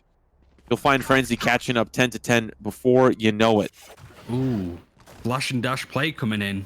Rams was given the operator from Vac. He's wanted to do a bit of a play towards B short, and he will find some players here. Got to look at Vac's perspective through this, see what he finds. The Bladestorm is going to come in. That's going to be the play, but it doesn't quite catch much. Defuse has sort of locked him in onto this angle and do chip away at a bit of damage. The Paranoia Aldron all trying to catch off this Alton Jet. But the wall boost is actually going to try and catch him up. But yet again from Roden, it doesn't quite work the way that he's hoping. Vac gets the kill, but he's very low on health too and very deep in the attacker's spawn. Near enough. But he actually gets away for free. Yes, to just back away. Pings are coming through, but that spike does go down on the A site. Waiting for rotates is Logan, but guess who's there waiting for him? It's Brahms. He's got to take the long way around, but it's really the defense that are already here. Frenzy and company. Vac jumping down, shots to the corner. Vac with another, and it's looking great here for Frenzy. One player still coming in from A lobby. One player towards that wine cellar. It's Akuma, and he's stuffed. He's stuck and stuffed. Recon bolt coming through. There's the smoke, and now he's going to try to push the smoke, and Machine is not expecting it, but the defuse comes through. And Logan, oh, Brahms misses the op shot. Does get taken down. The op won't move on into the next round, but Frenzy now in a really good position to continue to move forward. Economy's in a tough spot. Going to be a little bit rougher buy here for defuse, but a tactical pause coming in likely for the attack. And some ultimates to work with, but with a buy like this, you're not really expected to see this kind of play coming through. Vac being able to sort of keep the gun and buy up another operator is key there when it comes to this, but so far it's been a really good game. We are seeing the bright side of defuse, but again, that over-reliance from Frenzy when it comes to the defensive operator. Now, Vac is top fragging across the server. Why? Because he has that sniper rifle. He can play around the map on these various different aggressive angles. And really from defuse, considering they're not actually really playing a breach at all at this point, they don't really have anybody that can push them off these angles. They have to dedicate stuff like Silver utility in order to catch it. You got the Ray stuff as well, but it's still going to be tough to shut down Vac. Big struggled with it earlier on. It's all about whether defuse can try to pull him off some of these angles. More mid pressure coming in with Vac and the op. And Frenzy playing a bit more passive on the A site because the lockdown is available. Typical setup. You've got the Omen over there for the flash just in case there is this sort of mid-split going through Cat, Cubby onto Tree. Interesting time to have attack pause though with defuse, considering that their buy-up isn't necessarily the brightest. Take flight. Fortunately for them, Spike Plant is probably going to be imminent since Frenzy very comfortable with playing retake on the site. Vac is actually going to be there on time, but there's going to be a smoke that stops him. Now as they start to push in, he's ready, he's here. The shot's not going to connect though, which is a problem. There's 3 members on the site, and there's a player down below who's ready to get up close and personal. He's got to worry about that close angle. Whoa! The Vac snap! Looking for the third. Can't fight it as Hoppy will take him down. The 3v4. The molly back towards that wine cellar, but it's just there to try to clear out that player. Defense don't quite find value from that. But Hoppy's playing down below. Here comes the drop. Headshot's going to be crispy. One more player drops. It's Sender. He's in a tough spot. 2v2. The shots are connecting, but not quite enough for Hoppy. The defuse now starting to bowl through. And Logan with the Molotov in there. Sender caught with his proverbial pants down. Logan will take him down. Defuse now 2 rounds away from closing up the map pick here for Frenzy. Frenzy, what are you going to do? It's not the first time this game that Sender has been caught with the flash in hand yet again. Hoppy with a Sheriff, it's that pulse of the recon dart that helps him out the most. And he keeps Sender's attention just a bit, just enough. And really, I think if you're in this position and you're Brahms, you should be expecting the Nano Swarm, but he doesn't. The tac pause working out as intended for Defuse. Not only did the economy bring it back to themselves, but also the ultimates that they have too is ready to go. Frenzy from this Fury. From the shadows, good to go whenever they want. Swarm grenade. Swarm grenade out. All right, let's look at the setup. A little bit of utility. Lockdown, of course, as well is going to follow suit. They want to fake this A side hit. The spikes over towards B lobby. Look at the amount of players funneling out of the B side. Oh, but they changed their mind. They're waiting for an actual execute. That's why you see 2 players peek. They're just trying to find some early value. But it's the Q that finds him. He finds one pushing up catwalk. That's another shot for Vac. This was supposed to work out as a fake, but they commit a little bit too much here for Defuse that now the spike's like, well, where do I go? I guess I have to go to the A site. Logan's got heaven control. Machina's there with the Odin. Now he's going to fall, but Vac trades him away. 3v3 with the resurrection coming back in here for Rodin. They're going to get Akuma back into the fray and maybe try the B site one more time as Sender is there laying in wait. Yeah, Sender's been so good at being able to read these fights. He's in a nice spot too, but the flash is going to give away that he's predicting this to come on. Rotate is going back to A. Vac is there with the operator, but he doesn't necessarily have a sight line. He could be moving a little bit faster, but he's so scared of a lurk. Takas popping his way in, only has a couple of seconds to really get this spike planted down. Spike planted. Vac is watching, waiting for the team to come in. And look at this movement actually coming out of the Sage. Rodin, he's playing very passive on this angle. Nice. Good early shot here for Vac. One player drops. It's Akuma. You got to worry. He's behind you. You saw Sender fall down to the 1v1. Brahms up against Rodin. Rodin finds the shots necessary. And Defuse are at match point on the Frenzy home ground. It's been not the best start, really, if you're Frenzy. 26 kills Vac has in 20 rounds. Could be on the losing side here, too, from a strong performance, but it's not really been matched by anybody else on Frenzy. And when it comes to those clutch factors, sure, Sender has been in a few of those and done relatively well. Not seen as much from the rest of the team.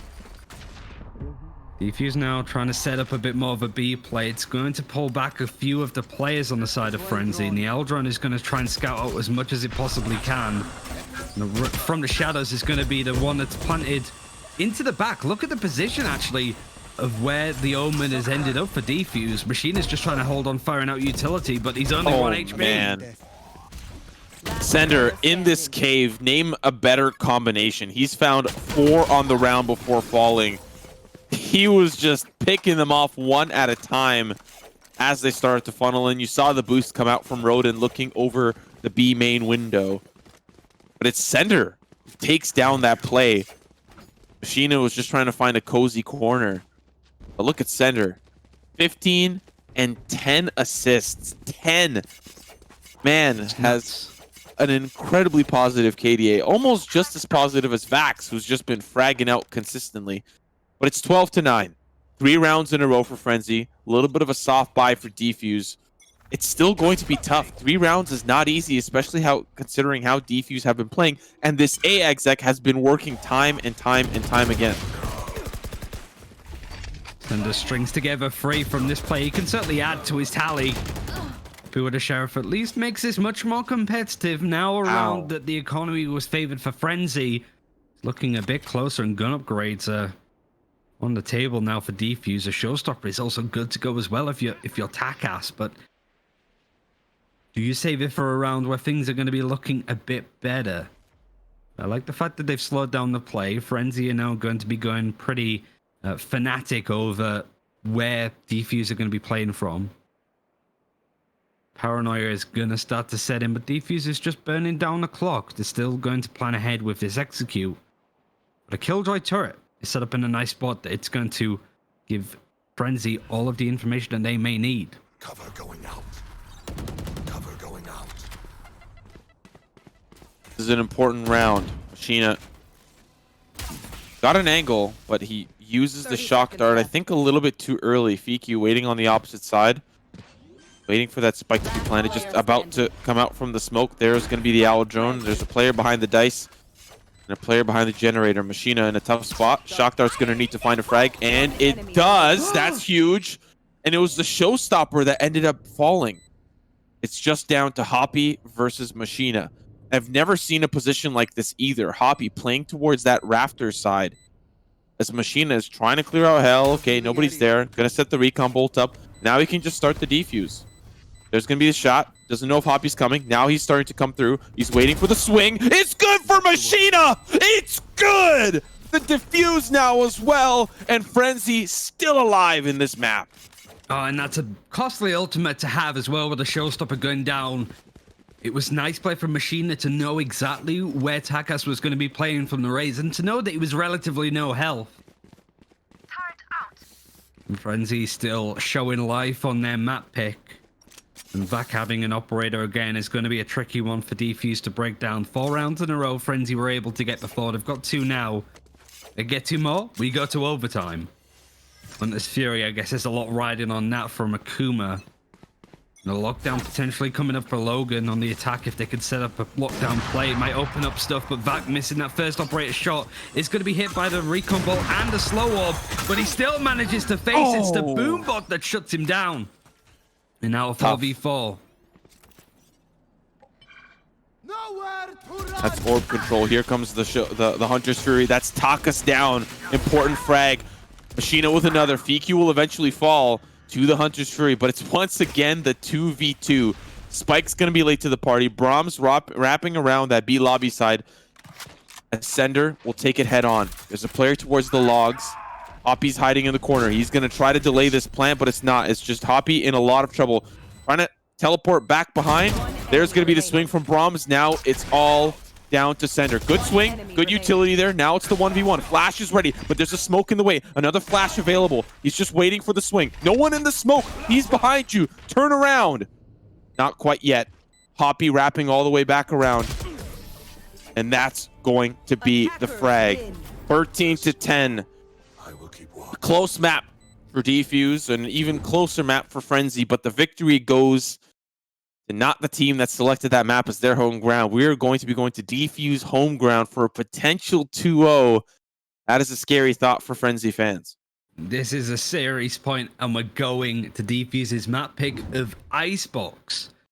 We saw some great stuff from Frenzy, but not on a consistent basis. Defuse looking the stronger side overall.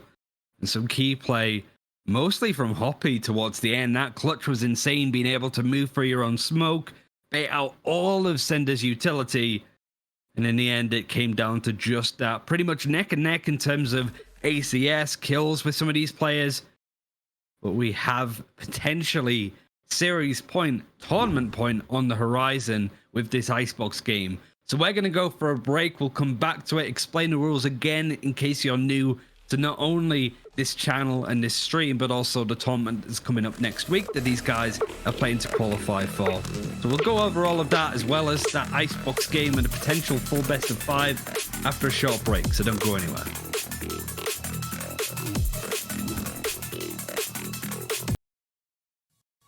Welcome to Red Bull Homeground, a Valorant tournament like no other.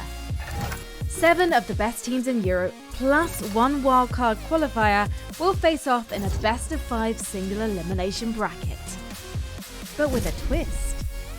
Each team chooses their strongest map pick as their home ground.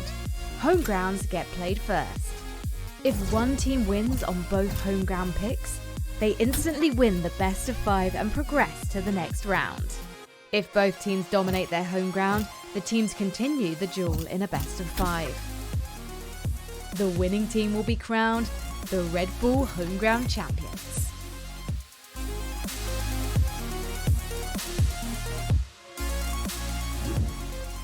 From Thursday onwards, we'll be checking out exactly where these teams will be going, but there's only one space for either Frenzy Go Kill or for Defuse. Defuse have knocked on the door once. Second time they get through.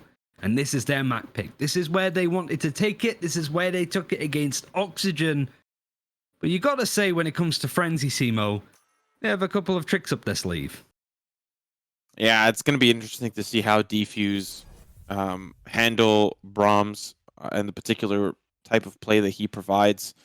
Looking at the map against Oxygen, it was the defensive half that fared up a little bit better for Defuse. And that's where they're going to end up on the second half. So from their attack, we'll see what they can cook up and develop against, of course, Frenzy. But, you know, for Frenzy, it was their attack that they felt so comfortable on. So we'll see a little bit of a swap-aroo. They'll be more comfortable on each other's second halves than the first. And of course, the bigger question for us is, I think, how can Brahms perform? Last time he was kind of leading that charge up against Big. He was, I think, one of the biggest reasons why they were able to kind of clean up the first half, and then Vac along the second half. But start on the defense first. It's going to be a little bit of a slower start for them, and that's probably not something that they would want. I'm quite surprised. We obviously didn't get to check the oxygen game, but I'm quite surprised Defuse have kept things relatively the same. Another Rodent's picked up Viper a couple of times in this tournament. I would expect and imagine it would be over on Bind if so. But it's the same comp that they ran on the map of Ascent. They're looking to keep things going. It's working out well, but not the best start. Vac actually getting that first kill onto Rodent, and with Takas going down to such low health. Could be another casualty on the side of Defuse, and Machina, he picks up a couple. Player standing. Yeah, they're all kind of falling apart, actually. Logan, the last one standing, trying to get another revenge frag from range. Solid defense coming in from Frenzy. Just a great, yes, read, a great gamble to stack so many players towards that A site. And now only losing one. Don't need to upgrade on the pistols. They can keep some of those moving in. They can upgrade to what they want. Vac likely not going to play super heavy as normal.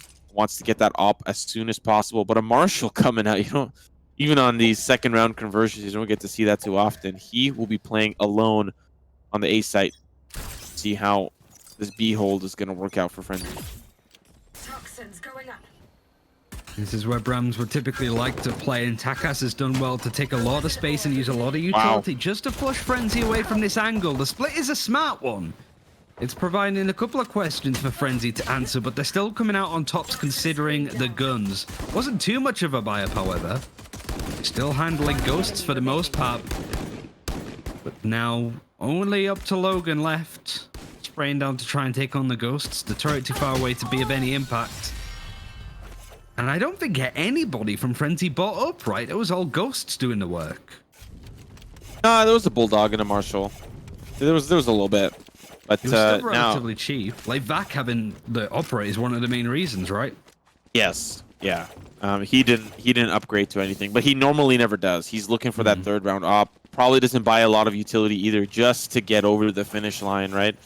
But this is the round I'm imagining for Defuse that they want to convert on as soon as possible.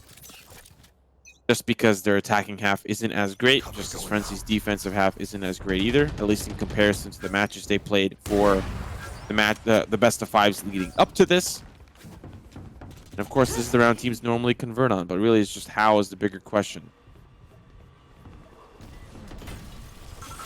Boombot and the Eldron, the technology trying to clear some of these sightlines away from Frenzy.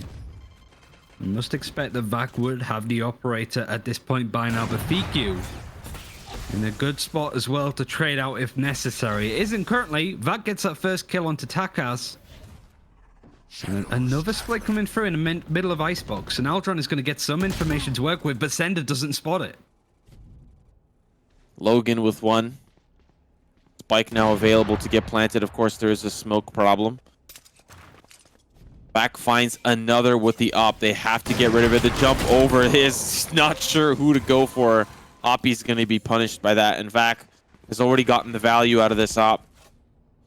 And still has it and can still be a problem. That's op down in a horrible position. Vac with a third. 30 seconds left. Down to Akuma. This is a difficult gun round to lose if you're Defused, because that's now Frenzy up 3.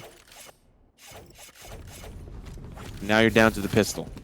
I mean, you would expect the defenders to have a bit of an advantage here. It wasn't really the case in the Frenzy versus Big game. But Defuse, they wanted to play here. They must have some aces in their sleeve. Expecting some things to come through, but it still surprises me that we have a fairly de facto composition from Defuse. A lot of teams nowadays add a Sky into the mix, a Viper. Not seen any of that for Defuse. It's just, you know, good old faithful. One of the key things, I suppose, for Defuse on this attack, they have to eco again, but Take flight. they gotta make sure that Brams can't just dictate this map from this B main position. All of this utility is gonna be good to stall him out, and he's trying to take fights, but maybe not expecting to have so many players down there. He can fact machine his Hunter's Fury for that, but it's the aggressive Hunter's Fury from Akuma that's gonna try and get as much information. But Machina, the recon that is able to follow up with information and a kill. I have the spike. Yeah, but look at Takas. He's playing contact. Well, don't look at Takas because he's gone. He's gone. Looking like a flawless here. Never mind. Caster Curse. Looking for that second. Brahms does get low, but pretty understandable conversion round for Defuse. They tried to brute force their way through split, but just didn't really quite work out. Now here comes the go round. This is a pretty important round because I think really this always feels like a big turnaround round for a lot of teams. Or the domination just continues. Economy's looking real good for Frenzy. 7.2k for Brahms. Triple digits for a lot of Defuse members. So we'll have to keep our eye on how this round pounds out for them because it's not going to be looking good. Looking like an A hit at least to start. Yeah, Vak's got a nice sightline now with 2 players. I think going on to the high ground of A. Utility again forced out on B. It's going to put Brams under pressure, but he's used to it at this point. He's been playing it well. VQ taking this opportunity to actually sneak through the tube to catch out Hoppy that was just watching that angle. Didn't expect that. Vak gets another kill onto Takas, who's really struggled to break through onto that A site so far. It's a schooling from Frenzy. They're more than happy to take a lot of these fights. Rodin could catch off Vak here, but the smokes to be able to sneak his way out allows a bit of space for Defuse to work with if they want to plant A, but Frenzy are happy to give that up. They got the man advantage. They're going to play for the retake. Good wall as well to try to pigeonhole Vac in, but I feel like an even greater response from Vac to escape. I'm doing a backflip off the wall and exiting out. But, of course, Akuma in a little bit of a tough spot. Probably not expecting Sender to be on the flank as well. It's down to one final player, Rodin. Add another letter, and he's feeling like a rodent because he's hiding underneath. Down to the 1v1 Sage v Sage, expecting the angle to be on the opposite side, but goes up on the ropes. And Sender's going to take away a 5th round from Defuse. That was the gun round. We're going to be back down to a potential soft buy for Defuse, and nothing's quite working. Neither the B or the A path, but they haven't really tried the B, I think, too extensively. It was one pistol where they split, and I think on a gun round, that could really work, except it's just not really easy to keep that economy afloat. It's not easy to put any real pressure onto Frenzy. At least they can get some guns on the board, but 0 kills for both Takas and Hoppy, 2 integral parts of this Defuse's success over on Ascent. Viper's Fury is available for Brams. He does sometimes use it straight away, but mostly when he's playing on that A site. If it ain't broke, don't fix it, and that's Vak's idea at least. Been so good at getting first kills across this series, across the tournament. He's been an exceptional standout player to really keep an eye on. Wow. He's struggling here. Can't get rid of that op. They need somebody on an op to kind of answer, I think. Just Vac literally shot after shot after shot after shot. He's not letting them in onto this A site. It just feels like Frenzy are saying, Vac, you can just hang out. You can do whatever you want. We'll let you do your thing. We'll support you where we can, and in some cases that support isn't quite necessary. But they need God. They need an op from heaven. Like, they need something. They need to fight him from range. They need to try to take that battle early because he's just picking him off one by one as they enter in. There's a tactical timeout now for Defuse, so they have a choice to make. They haven't bought up, though, as far as I could tell in that round, but they didn't on Ascent either, and they were still able to take that round. It's been a staggered start, really, for them. They've struggled to get the economy on the board. there's some things that they could do. Clearly, these tactical timeouts, even on eco rounds, seem to work out very well within their favor. And with 4 ultimates on the board, there's maybe something they can do. But look at that, it's just Sheriff's half armor at the most for this team. And whilst Hoppy's able to get a couple of kills in that round, Takas with the showstopper, still 0 and 6. It's hard to get Frenzy into a position where they're going to be scared of this player. But it's going to be tricky.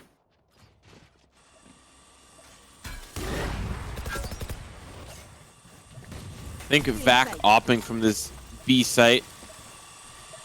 Does kind of throw Defuse off, I think, a little bit. They are ready for that split, and Brahms is ready for them to try the split. Does take out one, finds another as well. Now the push is kind of stuffed, shot after shot. Defuse can't really find much value. There is still 2 that managed to fall, but man, it's the Vac show. Something happened during that first map that he was just not quite happy with. Now you're seeing him unleash 13 kills already. Brahms is not too far behind, but he has been putting on quite the performance. Back towards the A site with him. Defuse, I think, with the position that they're looking at here, the gun round for them, looking towards that B site, this might be the ticket, with Vac obviously positioned on the opposite site. Max cash for Vac. Money is far too good for Defuse to allow this to continue. The Viper's Pit at least is going to be used. Frenzy will be expecting Defuse to at least try to do something here. With 5 ultimates on the board and a full buy like this, you better brace yourself. The tac pause is also not going to help in that sense, but the Killjoy lockdown is going to try and force this Viper's Pit down.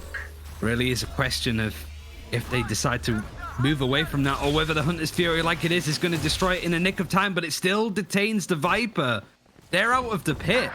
This is really difficult now to hold on to because Logan's just barged on through the front door.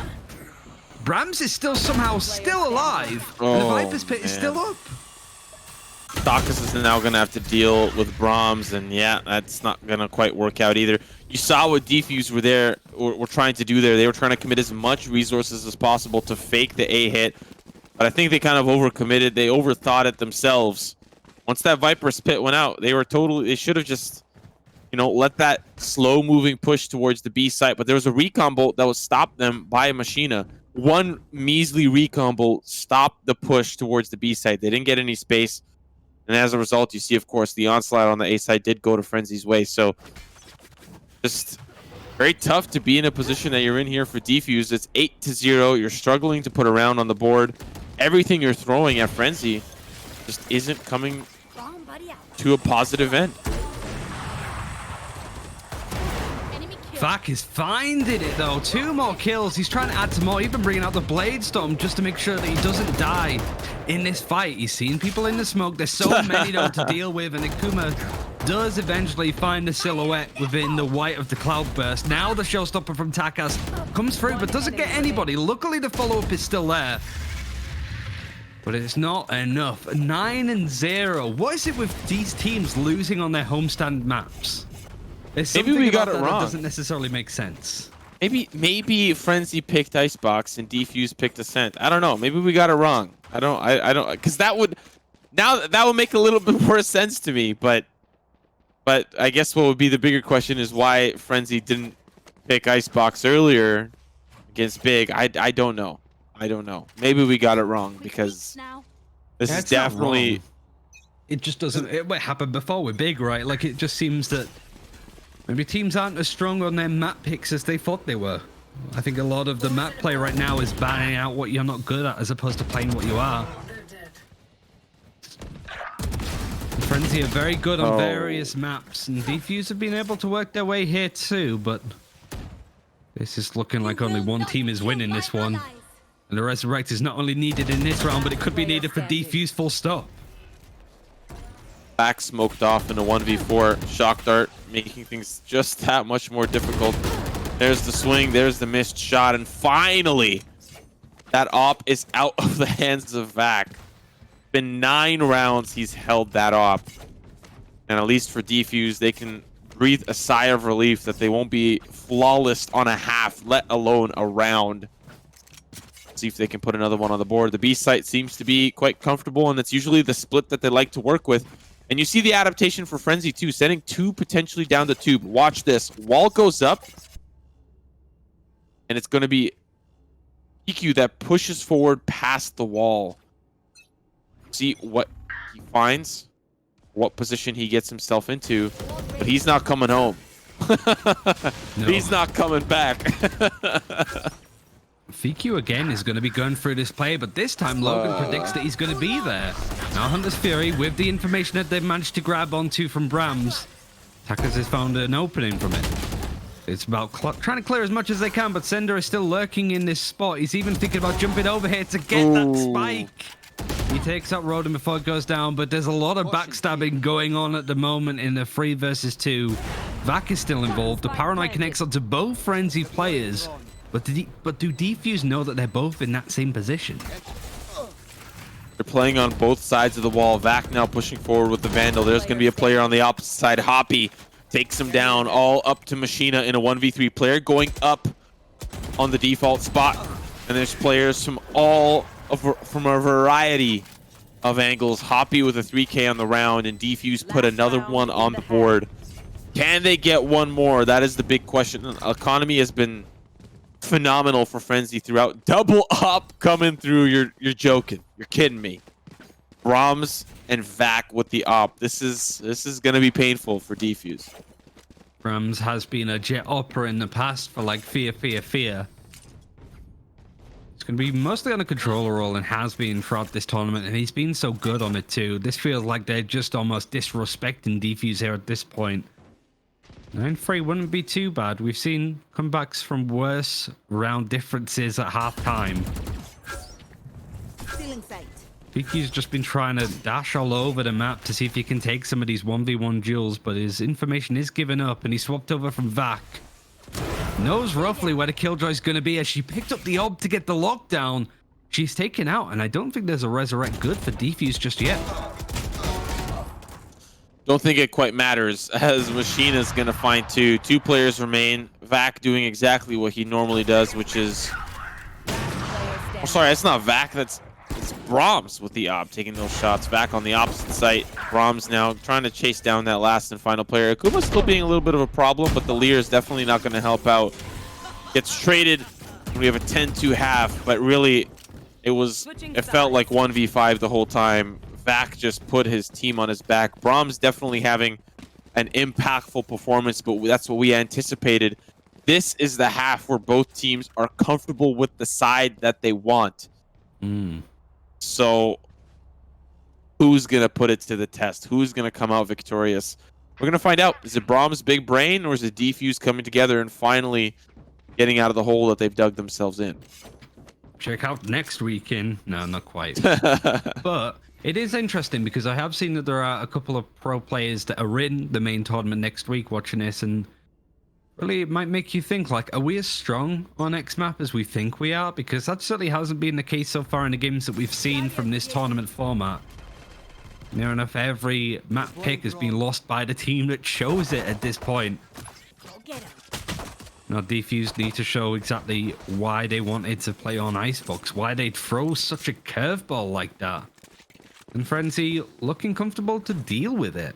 Now they have to find an attack, and they are going to find a relatively open A site other than that Killjoy utility. Defuse aren't too far away, but it's just going to be a turret that's going to try and stop this spike being planted, but they don't expect the Brams. It's always the Brams, but Roden's got something to say about that as well. He does get walled off, and that actually benefits them because he was healing, and he gets healed back up to full. Now the defense can come together. Player underneath the box. It's Vac. There's a little bit of venom on the ground, and that's of course going to help now as they're trying to push forward, but it's going to be difficult to brute force your way through, especially through a toxic screen. Now Frenzy up by 11. The Pistols won. They're going to have this second round conversion. We'll see if Defuse force up. I'd imagine the answer has to almost be yes, because you're down too many rounds. You got to do something. Yeah, the Stingers and Spectres in the hands of Logan. It's what they can muster up. Ultimates might not be online in time to save Defuse at this point. Frenzy comfortable. Even the Phantom in the hands of FQ. They're not leaving anything up to chance. If you could buy up, why not? With such a lead, treat yourself. Takas with the Stinger is going to be playing closer than maybe Frenzy gave them credit for, but these Aldrons have been so good from both sides, really setting up the play, and Takas didn't really know where to go. Oh, Frenzy are going to roast this one alive if Defuse aren't careful, and there's just 2 players left. Don't even need the wall at this point. It just feels like insult to injury, but it's going to cover at least the spike being planted. Akuma does find himself in a little bit of trouble. There's a player from the backside. Logan's going to take him down. A 2v3. Now a 1v3 as Akuma is just trying to find a sight line into something. Trying to find space. And I think we're going to a best-of-5 series here, as 12-2 is not a scoreline that is easy to come back from. What is the next map in the more traditional best-of-5? It would be Haven. Defuse would start the fence on that.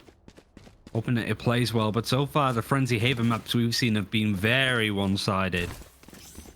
A really good response considering they lost on their map pick. This is the exact response that you would be hoping for if you're a Frenzy Go Kill fan. Defuse, it's all to do now. You spent a good portion of economy trying to force up. Now you've got to really try and see what you can do. Takas at least having a bit more success. Blast packing on top of the boxes. And I don't think Frenzy are quite sure what he's played up to. He's still there. Oh, does get spotted. Now you're in trouble. He's going to try to come up with at least one more frag. Not going to be successful. Resurrection's going to make things just as difficult for Defuse. But it's quickly getting nullified. Vac will be splitting off through. That's going to be Vac down with the Marshall. Rodin with another shot. Rodin with 3. Looking for another. He does get the tag, but it's the 1v1. Logan up against Sender. He can't squeeze through. One more player is all that remains, and Logan will find him. Sender taken down. Defuse, you survive for one more round, and it costs you everything. Do you have anything left in the tank? They found all of these splits of Frenzy were trying to do as well through mid. They'll be fine. Money will either be okay for a full buy, or they could just eco this one. You have 9 rounds in abundance ready to go. And they only need one more. Defuse have to put in a much bigger shift and really make those credits count if they want to bring this one back. A Resurrect would act as a second chance, but even that might be a little bit too late. Frenzy really focusing on too much. A bit of a buy-up from particular players. And no ultimates just yet. Logan is going for a very aggressive play. Takas has been a lot more successful when it comes to these first bloods and early engagement. Logan's going to help him out just a little bit. It's a great start here for Defuse. Back has to get to safety. The player towards that B site Sender, as he was preparing, trying to gather early info. He's going to be taken down. Now Rodin pushing up through the middle. Does get traded by Hoppy, finding Vac. Now Brahms, the last player standing. They know exactly where he is. Whoa, what a boost onto E-Box.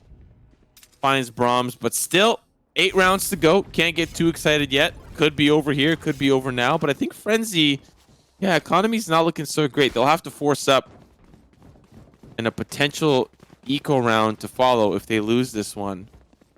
So I think there might be a little bit of a sigh of relief here for Defuse, but still, there's still a lot of rounds left to go. Now it's a case of how these ultimates are starting to come in. More so on the side of Defuse, as well as a goodbye too. Maybe we want to sit a bit more passively, let Frenzy do what they want to do and play off of a retake with the ultimates that you have. Certainly the lockdown. The Blade Storm actually from Vac is going to be the first thing activated. It's a slow start from the attackers, certainly over on B. It's just the Aldron scouting out information, and now Vac's going to start to parkour his way across the B green part of Icebox.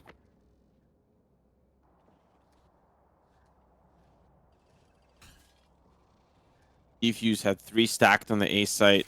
They pulled back ever so slightly. Frenzy got that toxic screen up. Now it goes up, and they might be trying to fake this B hit, but Defuse aren't buying it. They've got contact in the middle. Viper's Pit now going to be dropped on the B site. And they're only sending one player over. Taka's still staying on the A site, still respecting the potential for an A hit, and that's actually what it's going to end up being. There's the Empress pop. Poppy playing down below. Here comes the smoke. There's the tailwind through. The knives don't quite connect. Still the spray's looking for damage. It finds it. Poppy with one. Here comes Takas. He's looking to try to stop them, but he can't make that showstopper stop. Poppy with another. Still 3 here remain for Frenzy, but finally FQ finds one. The wall goes up, and now the plant's coming up next. The resurrection, though, for Takas. 4v3. Spike is now planted, and time is ticking. Akuma wrapping around from the wall. The wall was stalling mechanism, as now this is going to be a difficult lockdown to break, as Frenzy are going to lose one. They're going to try to start to back away. It's through the James Bond method, up through the rope, back to safety. Now the defuse coming in. Don't have quite the angle, and guess who's going to be there to help save them? Logan, 1v2. Brahms, shot's going to be good. One more. Oh! Akuma finds it onto Brahms, and we're still in this map. He stuck it. He just hoped that the help of Logan was gonna give him enough time. That is nerves of steel there. Frenzy dealt with that accordingly. I really like the fact that they used the rope just to escape there in the nick of time. But the savior came in from Logan, the lockdown, to create some space and to really allow Akuma to fully dedicate to that defuse. It's keeping defuse in it. Frenzy is still buying up to an extent. You can see the back as a stinger, so it's not a full complete buy-up. But considering the fact that Frenzy used some really big ultimates that round, a good look from defuse and a good start as well with that first kill onto Sender. Rodin's got the op. He's just trying to get to safety. He's looking for those long-range engagements. So far, the 3v4, 2 players in the middle. One got traded, and another ended up falling. EQ is not really healthy here. Should be an easy frag for Logan. He's going to find that one. 2 players going to be slow-moving down Banana. I don't think this is going to be around for Frenzy. Anything is possible, but with 4 players armored up, utiled up, weaponed up, it's now down to Brahms. And the Bulldog's not really going to quite get off the leash out of the dog pound, and Rodin's going to take him down. 6 rounds remain for Defuse to catch up, Ryan. I think Defuse have done a really good job at this defensive aggression. They know that Frenzy like to play very much balls to the wall with how aggressive they can be, and they're matching it. They're very far behind when it comes to kills, however, as Vac has been on an absolute tear, but he hasn't really had much money to buy up an operator on the attack until now. Suddenly this went from styling on Defuse to just making sure that they can confirm this map. Bear in mind that Frenzy is still on serious point. If they lose, they'd be out. They'd be done. Defuse would qualify for the main event. So they still need to put this one to bed. Hunter's Fury coming out for Akuma. He's just trying to tag the players in the garage. He'll find it. The resurrection comes in quickly for Sender. The ultimate for ultimate, and Frenzy still have the Hunter's Fury that they can use. And they might want to put Machina in a position to do so, but Logan on the lurk, trying to flank back around. Brahms with one, Vac with another, looking not great here for Defuse. Finally, this could be the end. Takas, ooh, he's going to almost catch them all. They're just waiting in spawn. Rodin finds one. There's the player playing close. Takas is down. Rodin will fall down to Akuma. 1v4. And the shot will seal the deal. Ladies and gentlemen, we're moving on in this best of 5. Tit for tat. The next map will be Haven. But what a map it was for Frenzy. That's the Frenzy that we expected in this series. Definitely. And it's a sign of how difficult it can be with this home ground event. The picking your maps to play on hasn't quite worked out as intended, at least for the teams that have been involved, losing their map picks on this stream. So now we go into a more traditional best of 5. It's the first team to win 3 of the maps, and it's 1-1 currently. The next map will be Haven, which I think was the map choice of Frenzy at this point. It makes sense. They've been dominant on it throughout this tournament, but we are going to just have a quick look at exactly how this went down. And it's pretty much all blue. It was a dominant display, certainly on the attacking side of Frenzy. And they were able to make sure that stuff went down as well when they managed to get to a point where if you 10-2 up at halftime, it's always going to look that way. Whew. This is a series. I think moving into this one, we kind of anticipated Frenzy to be kind of, I don't know, having this big built-up momentum, especially beating Big, which are no easy opponent to beat. But it does look like Oxygen was a worthy opponent for Defuse, keeping things close. I'd imagine if Oxygen was in this position, we would also be looking at a close series, considering how close the last series was between those two teams that butted heads. And now, got ourselves a best of 5. This is what we've been waiting for. We just saw one. You and I just witnessed one against Big. Now we've got one here for the final. Loser walks away winner, moves on to later in the week. It's going to be a really impactful one. A lot rides on how these maps go down now, but after a quick break, we'll be continuing on with this best of 5 final, going to Haven next. So hopefully it should be a bit of a quick break. We'll be back very soon, so don't go anywhere. Welcome to Red Bull Homeground, a Valorant tournament like no other. 7 of the best teams in Europe, plus 1 wildcard qualifier, will face off in a best of 5 single elimination bracket. But with a twist. Each team chooses their strongest map pick as their home ground. Home grounds get played first. If one team wins on both home ground picks, they instantly win the best of 5 and progress to the next round. If both teams dominate their home ground, the teams continue the duel in a best of 5. The winning team will be crowned the Red Bull Homeground Champions.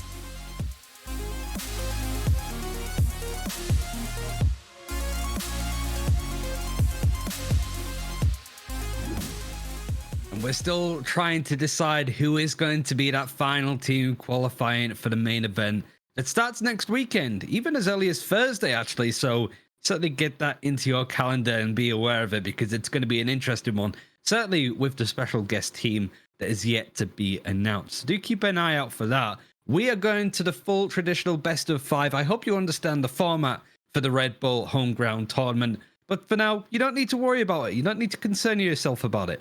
You just need to enjoy a nice, juicy best of 5 between Defuse and Frenzy Go Kill. Both teams been 1-1. And we got to Haven, Simo. This is where I'm starting to get a little bit concerned for Defuse, or it's something that I think is, I don't know if I'd call it a problem with their agent composition, but they have a lack of Jet. Takas goes from Raze to Breach, and Rodin goes from Sage, I'm assuming, to Raze. So I'm very confused as to what they're developing, or what are they fundamentally looking to achieve with the win condition of this composition? Considering normally they've got a Sentinel in the composition, they obviously have a Smoker, but you're swapping people around that are more comfortable in role. Like, you know what I mean? Like, Takas is known for Raze. That's what he's been playing consistently. And then to just throw him on a Breach on a map that he could still play Raze, but then also have a lack of Jet. What is it about this Raze that you're hoping to find better value than a Jet can on a map like Haven? I mean, there's a lot of assumptions if that's going to be what they're playing. We did see maybe Defuse pull things back a little bit in their comp in Icebox. It was pretty much as straightforward as it can be. And I do agree with what you've been saying, Defuse, after watching them play through stuff like First Strike and some of the other smaller tournaments within the region. They've been able to win out a few, but sometimes there's very little rhyme and reason, and the switch arounds are going to be putting Rodin in a duelist position now. For Frenzy Go Kill, it is pretty much what we've been expecting so far. FQ now back over onto the Cypher. Out of the 2 games that they've played on this map, they have dropped 1 map. They won 13-0 against Wave earlier on today, and then 13-1 against Big. 2 rounds in 2 maps. Good luck, Defuse. You're going to need it. Yeah, I guess it starts with this pistol. How they decide to set things up. Frenzy, at least early looks, maybe looking for a quick pop onto B. They are setting up a tripwire towards that C side, maybe leaving it for later, maybe setting up for that late round flank so that doesn't happen. But overall, majority of that force is moving in towards B. Vac getting a lot of ground towards the sewers.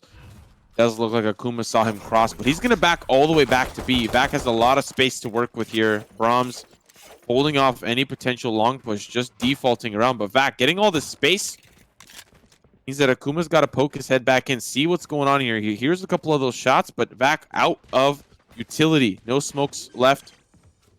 And the walk forward for Sender just to get that spike down. There's contact towards the courtyard. Ooh. This is an awkward engagement, really, when you look at it this way. VQ gave himself up very early on. He's at least able to get one kill, but look at this movement from Frenzy. They're going above and beyond the site, breaking it apart. And Akuma is the last alive, still holding on. Takes a lot of damage. He's down to 21 health. That was a risky play and not quite working out. But a weird engagement from VQ just takes the attention away for a second. Yeah, he was not letting them lurk through the courtyard. He was just gonna be the sacrificial lamb in case they did, but Frenzy. Solid first round for them. You'll see VQ with a Vandal. That's a very expensive purchase. But, you know, for a Cypher player, your utility is much more useful on the defensive end, so you can kind of forego a little bit. Don't have to worry too much about it. As long as you have a tripwire, that's what a majority Cover going out. Cyphers need. Bare minimum.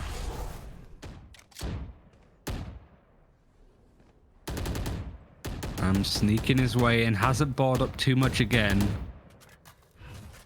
I think he's just going to try and like bait him away, but have decided against the play. Mostly keeping an eye on it to see if Defuse have pushed anywhere aggro. The answer is yes, but not in those spots. Just holding a couple of these cubbies in A short outside of B within garage. Well, Frenzy are looking to be taking this over to A yet again. And a big question if Akuma could do too much here from this spot. Brahms on the lurk has been able to catch out Hoppy. He's going to see an open C site, and Frenzy have changed their minds. They're going to be heading over to exactly where Brahms has gone. Defuse aren't quite sure what's going on at this point. Logan was playing Cubby in the courtyard, and then, of course, the peek in through the window does punish one. 4 players remain on both fronts. Brahms has gotten himself in towards the defender spawn.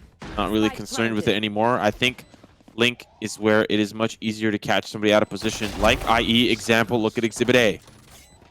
Still, 2 players in the garage, make it 1. As Vac's going to find 2. Does eventually get traded by Takas on the upgrade through window. But in a 1v3, going to be very difficult, especially as they start to push through. The jump peak for Sender comes up masterful for him. As we now enter into the gun round for Defuse. Brahms is just all over the map like a rash, and Defuse don't necessarily have the treatment for him, at least just yet.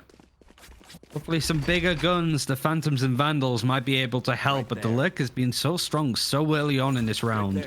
And it was Frenzy's defense that was really the spectacular part of the last couple of series that we've seen on this map in particular. Defuse at least going to be setting up a bit of a stun play with a fault line down A short.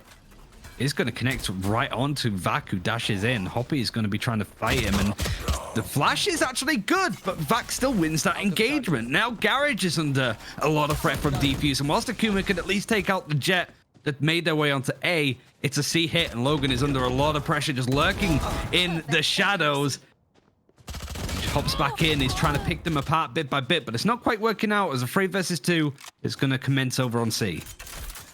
Tripwire is about to be broken, so they know that there's a player towards long. Safe to assume a player towards Link, or at least spawn, based on the positioning, and of course that's going to be the angle held here by Brahms. He won't be able to survive it for long. Know that there's also a player back on the opposite front. He's going to try to use the aftershock to keep them at bay. But that's not really going to be that helpful. But he's actually drawing a lot of attention because we have FQ still playing contact towards the connector. It's the 3K on the round and the headshot looking for the 4th. He'll find it. And Ryan, this is the beginning of a very deadly half for Frenzy. When they win this third round, I feel like they convert on quite a handful more after. Goes there. It's being able to take fights across various parts of the map at once. I think that was the only like criticism I had from watching North America on this map. It was very much, we're going to take a fight on A long, and that's all we're going to do as attackers. Whereas in this game in particular, you've got pressure coming in from Frenzy on A short, but you've also got Brams going to hit Garage all on his own, and they're winning duels at the same time. It means the Defuse really can't get a handle on what's going on. And Frenzy are exactly that on this map. They are just trying to fight up a storm. Hoppy trying to predict the movement here, but he knows that multiple players are coming through. The flash doesn't connect onto him, but those two shots do. One enemy Roden and remaining. Ooh, the Sheriff Sisters coming in. Just bring it down to Vac with the operator. Well, does find one. Still a long way to go. 15 HP, and Defuse are moving like a death ball.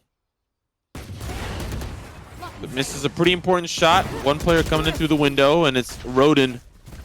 A thrifty round for Defuse. And really, you called it out. It was Hoppy, as they still had to double check that that 50 was cleared. The sprays from Brahms didn't quite clear them as efficiently, and of course you see now Frenzy down to a little bit of an awkward buy. But if you stop the bleeding against Big, they were only able to get one round up against Frenzy in the first half, and then really that's it.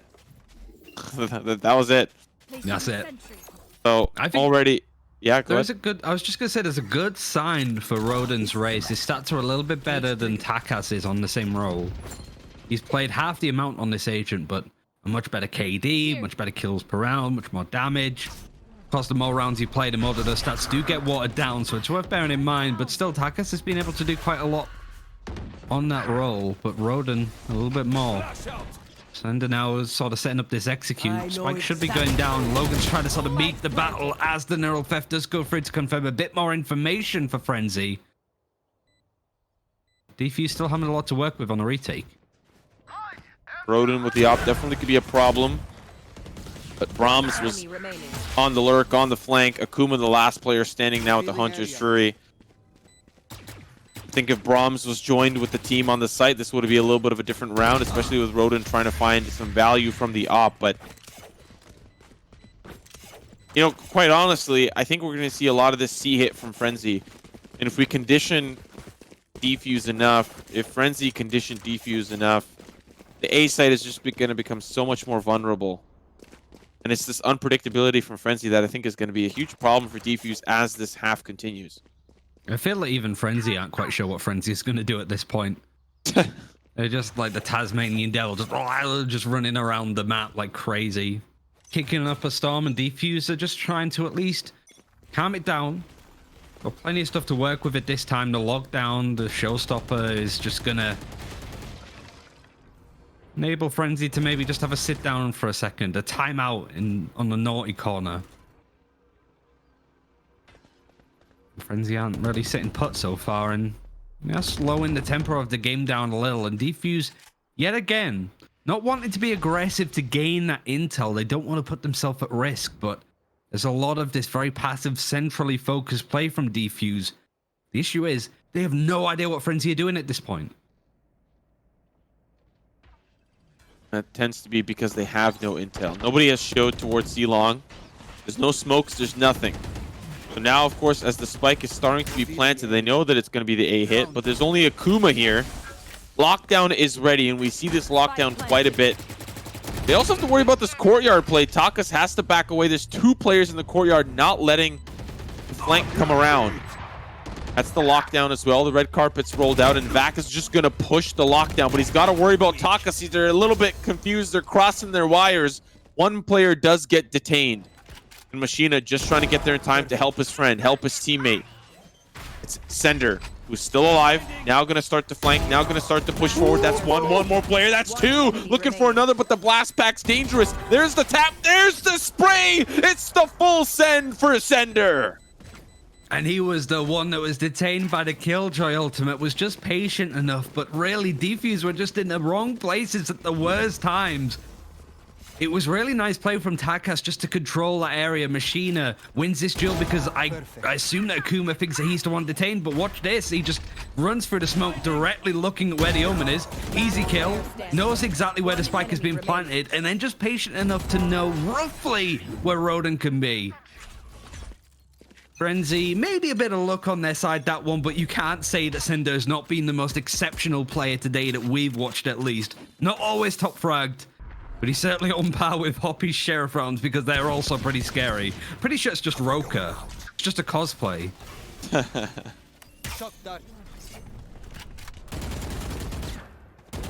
Right here for Machina, just to try to do a little bit of chip damage. I think the shock dart gets Logan down to a little bit. Now, of course, the fast rotate over to A, but there's an unstoppable force pushing through the courtyard. 3 strong. Yeah, a lot of utilities going to be used to try to secure this A site, but they want to make sure that it is secured. Machina, he's in a lot of trouble here. There's going to be the tag. There's at least going to be the spray. Still more players on the opposite side. He knows this. Come on, come one, come all! And it's the 4K on the round. Ace a possibility. But with Logan, being Logan and Machina are a couple of other players. It does look like this round's going to go right into the pocket for Frenzy, putting them up to 6. Look at all of the blue crosses on the minimap, one on top of the other. And Frenzy can at least close out this round. Really, if I'm Frenzy and I qualify for this event, I am not picking Ascent as my map pick anymore. Because it seems that they're much better on literally every other map that they've played so far. The only map that they've really lost that we've seen, I think, was Bind against Wave. And then Ascent twice in this tournament. Cage triggered. You can just sort of see how it lines up. Machina was up against much smaller buys. You can see the pistol outlines, and TQ at least helps. He's like, there's plenty there. Enjoy. It's a buffet, and it's open for Machina. And I gotta say, considering he played Jet in first strike, I really liked his Sova. I was kind of like, why are they playing that Jet player on Sova? But finding out that this is a role that Machina is more comfortable on. It's what he used to play way back when. You can see why. He's a solid option. Hoppy on the off angle, up on the box. He's going to find value. Does not continue that train of thought. He'll be taken down. The C execute. They've really just been walking onto these sites for free. Defuse, like you said earlier on, aren't really fighting for info. They're playing for retake. There's only so many rounds you could bleed by playing just for retake as Vac gets up close and personal. There goes the boom bot. There's the push. There's the support, but he comes up empty-handed. VQ finds one. Players pushing through the garage. Shot's going to be good for Sender. There's the red carpet. It's rolled out just for Sender. But guess who's coming in from behind? It's VQ. Fault line. One more player remaining. It's Rodin. Down to the 1v1. And, of course, Rodin is injured. Rodin is dead. Rodin will have to sit this one out as Frenzy are up to 7. Hoppy had the brightest start, but the instant trade from Vac, when it comes to stuff to highlight for this team, it's how they play as a team. It's the fact that they have only been playing in 2 tournaments so far, and it looks like they've been together for months. There's a real 100 Thieves vibe about them. I'm not necessarily saying that they're going to win the next tournament coming up like 100 Thieves did in North America, but all of these players, it just seems to fit. It's poetry. I'm going to stop fawning about them at this point, but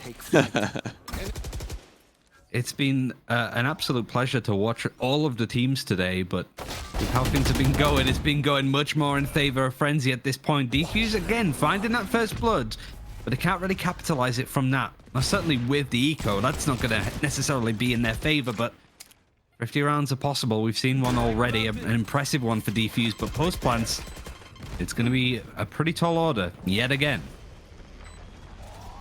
Guess where Sender is. There's the flash. Back with the swing. Shot's going to be good. Does get traded.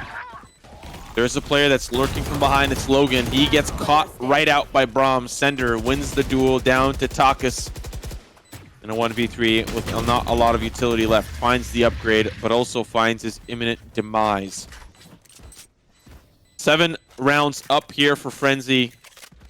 And listen, I also have to probably say and probably state that fatigue is also something to consider for both teams, yes. Not even just Frenzy. These teams have been going at it all day. A best of 3, a best of 5, and now a best of 5 to close out the day. Can't blame Defuse, nor can you blame Frenzy for being a little tuckered out. It's been a 12-hour day for most teams. Always finds itself within the ecosystem. Just long days in Europe, but the payoff is certainly going to be worth it for one of these two teams. The other one is going to certainly be miffed as a tactical pause is called for Defuse. It's been moderate success with how these have gone so far early on. Ascent, it worked out great. Icebox, not too much, but that's pretty much summing the performance from Defuse.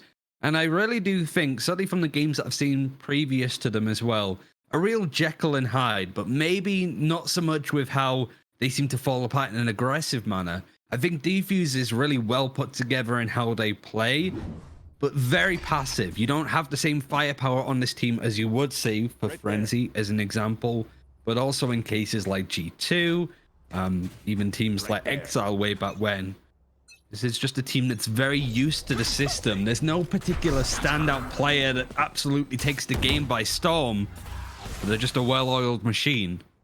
They're just playing up against a chainsaw at this point, and that seems to win. Akuma with 1, Akuma with 2. So far looking good. Brahms does teleport up above, and he'll find success. He'll find a lot of success starting his own business from the heaven side. 2 customers already ready for their first serving. Poppy looking for a little more, trying to find some of that his team got a little bit earlier. Logan does even the odds, taking out the pesky business owner from the heaven side, as we now have a 2v2 with the Owl Drone only spotting out 1, but that's where the Killjoy is now going to start to push forward, trying to catch a player off guard, maybe a pesky Sova with his bow and arrow out. And now as that starts to come through, he's going to push forward. They know that there's a player close to the left. Hoppy will be there for the bait and switch, the bait and trade, put Defuse up to round number 2. Yeah, losing Brahms in a position over on the top of heaven just meant the Frenzy didn't really have a leg to stand on once this spike was planted on the site. There was a really nice silver lineup that we saw coming out of Machina, but it was quickly disposed of from Defuse, and they traded each other nicely. Hoppy coming out on top. But it's still more mitigation when it comes to Defuse. 4 rounds feels almost a necessity to keep Haven within their grasp, because Frenzy's defense has been much tougher. And Frenzy have only dropped 2 maps on Haven today, and they've played it twice.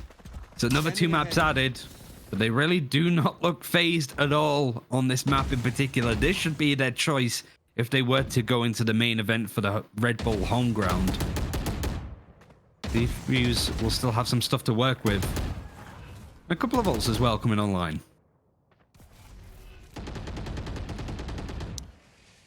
Great early read here for Defuse. 4 stacking on this C site, and Frenzy are there as well, poking and prodding for information, but Defuse just set up in a post plant. Look at where the Sova is located. Akuma is ready for a Hunter's Fury.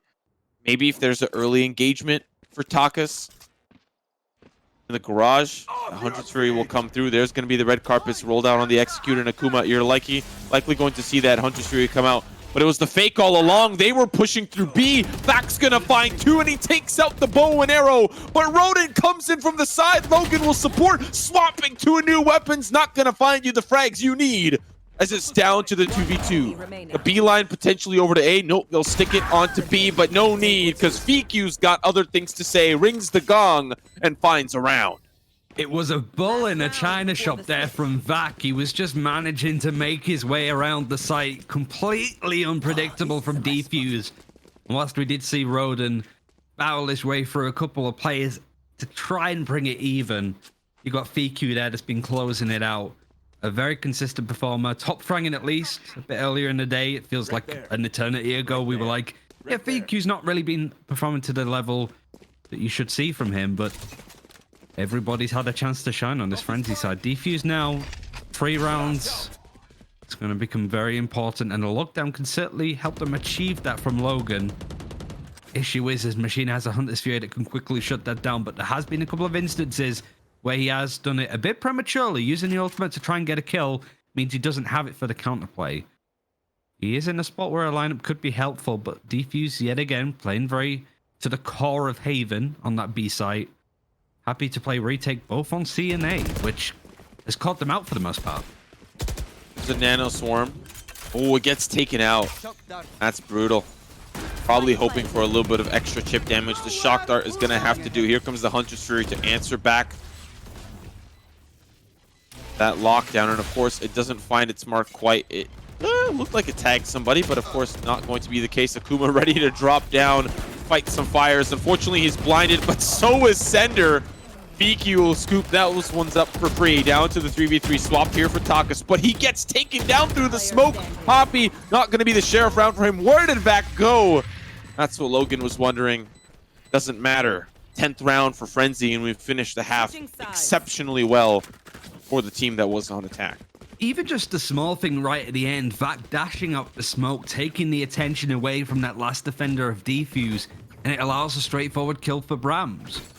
It's just smart stuff, right? You know, I'm going to dash over into this corner. It is going to force the Defuse player to go over and look at me, and his crosshair is going to be pointing in the opposite direction of my teammate who can get an easy kill. He has been a very complete Jet today. A little bit of an over-reliance on the defending operator play from Vac, but I've been very happy to see him play this. He didn't play it at all from Noel Penke. That was the role of CNED, who you would consider to be one of the better oppers in Europe. You've got to add Vac to that list. We just didn't see it. We never got a chance to. The 10-2 half now. Defuse have it all to do on attack, and Frenzy's defense on Haven. Well, brace yourselves. This is going to get interesting. Interesting indeed. Shots coming through. That's 2 down here early for Frenzy, but still a few remain. Trying to get a little bit athletic as Brahms. He won't find much success. Looking like a round in the pocket here for Defuse. The C hit was fast, it was dirty, and it found everything it needed to. Sheen is likely not going to come out victorious in this 1v3, but has a recon bolt available if he wants to try to get a little bit of early information.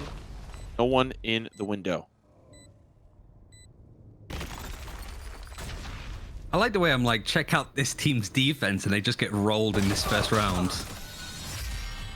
Defuse at least shown what they have on their attack.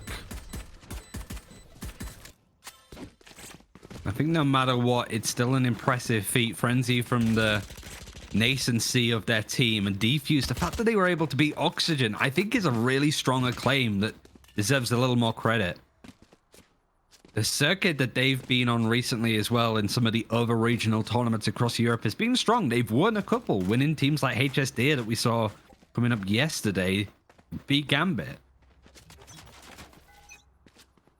Maybe there's a chance for them to come back across this best of 5. Lord knows there's going to be plenty of chances, but Haven might not be one of them. The dash coming in from Vac, but the follow-up and the support from Sender not quite reaching to that extent.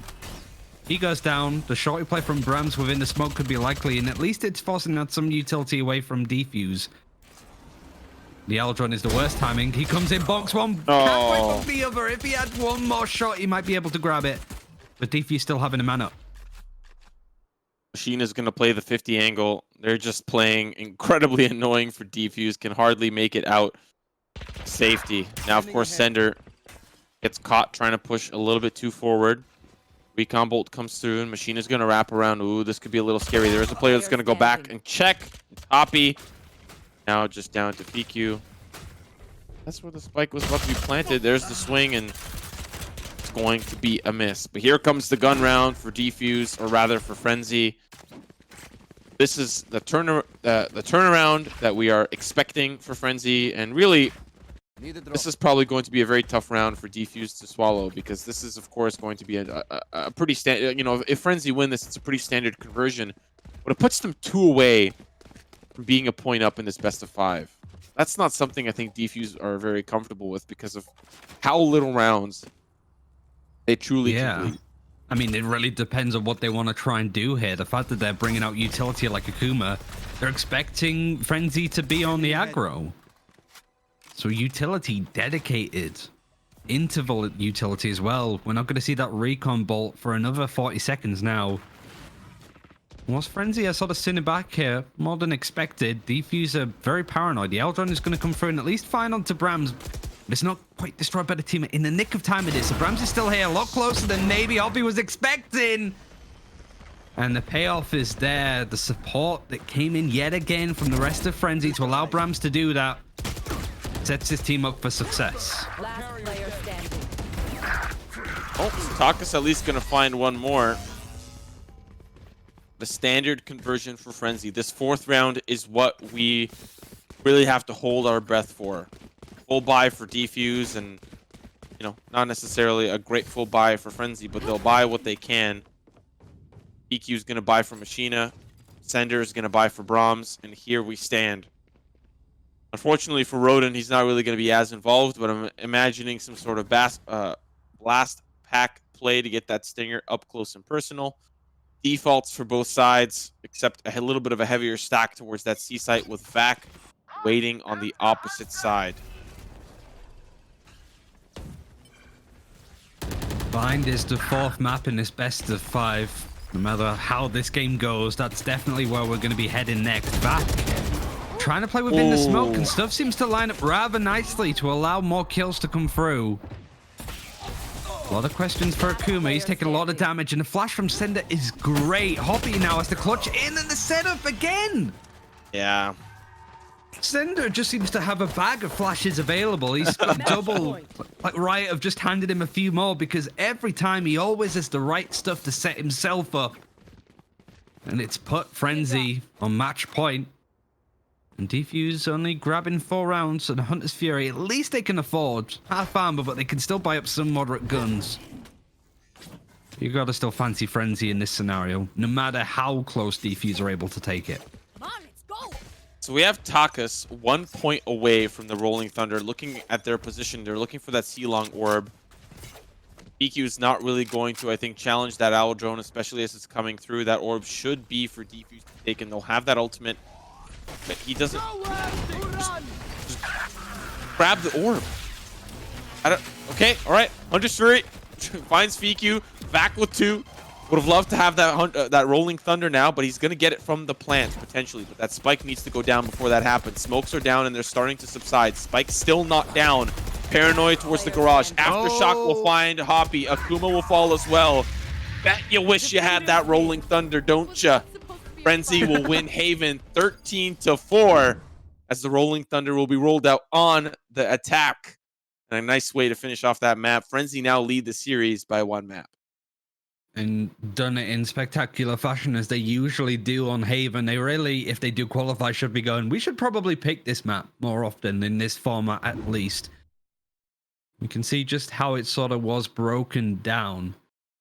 And it's not even like one player was running away with First Bloods, for example. You expect aggressive stuff on either side from Frenzy, but it was all spread out, mostly from Vac. Even FQ was getting involved in some capacity. And Takas, I think he's had a bit of a difficult series across various agents. I wouldn't say that his Raze blew me away on Icebox, for example, but we do go to Bind. And I think this is where we see the Viper Rodin come out. And we haven't actually seen Frenzy play on this map. It's been the last choice for them in that big setup. And they did lose it earlier on in this series up against Wave, which was the match that we missed because we got the times wrong. So we haven't actually seen these guys play and what went wrong for them on this map, or maybe what Wave did so well in that series. So we will probably be going for a quick break.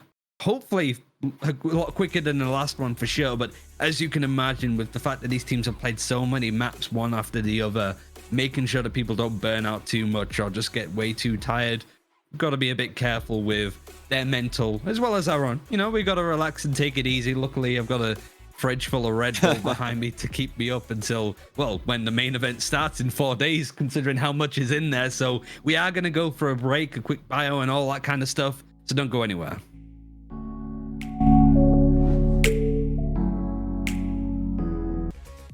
Welcome to Red Bull Homeground, a Valorant tournament like no other.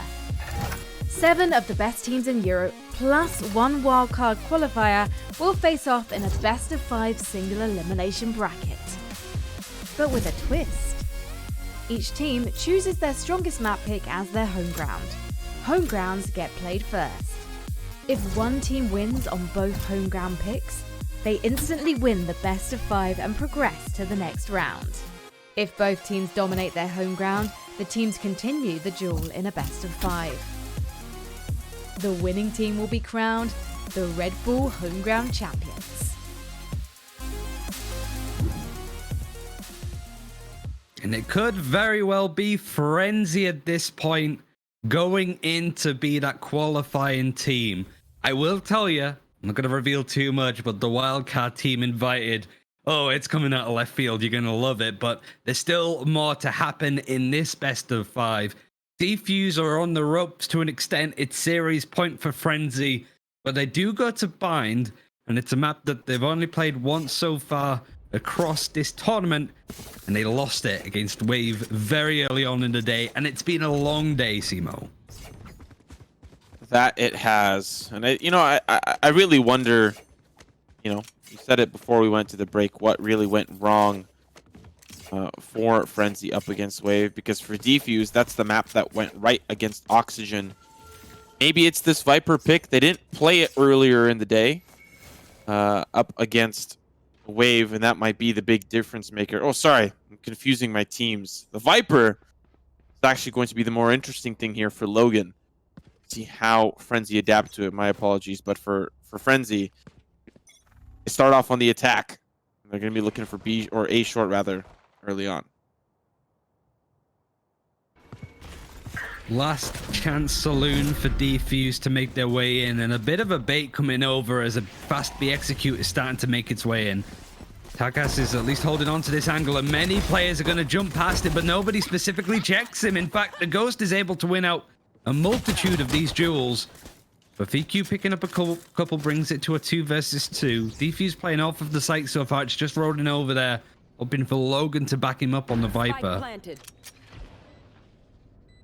Gonna find VQ at least. The right click is good, but they still need to deal with Machina. Got the swing right onto the Viper. Finds it still quite healthy.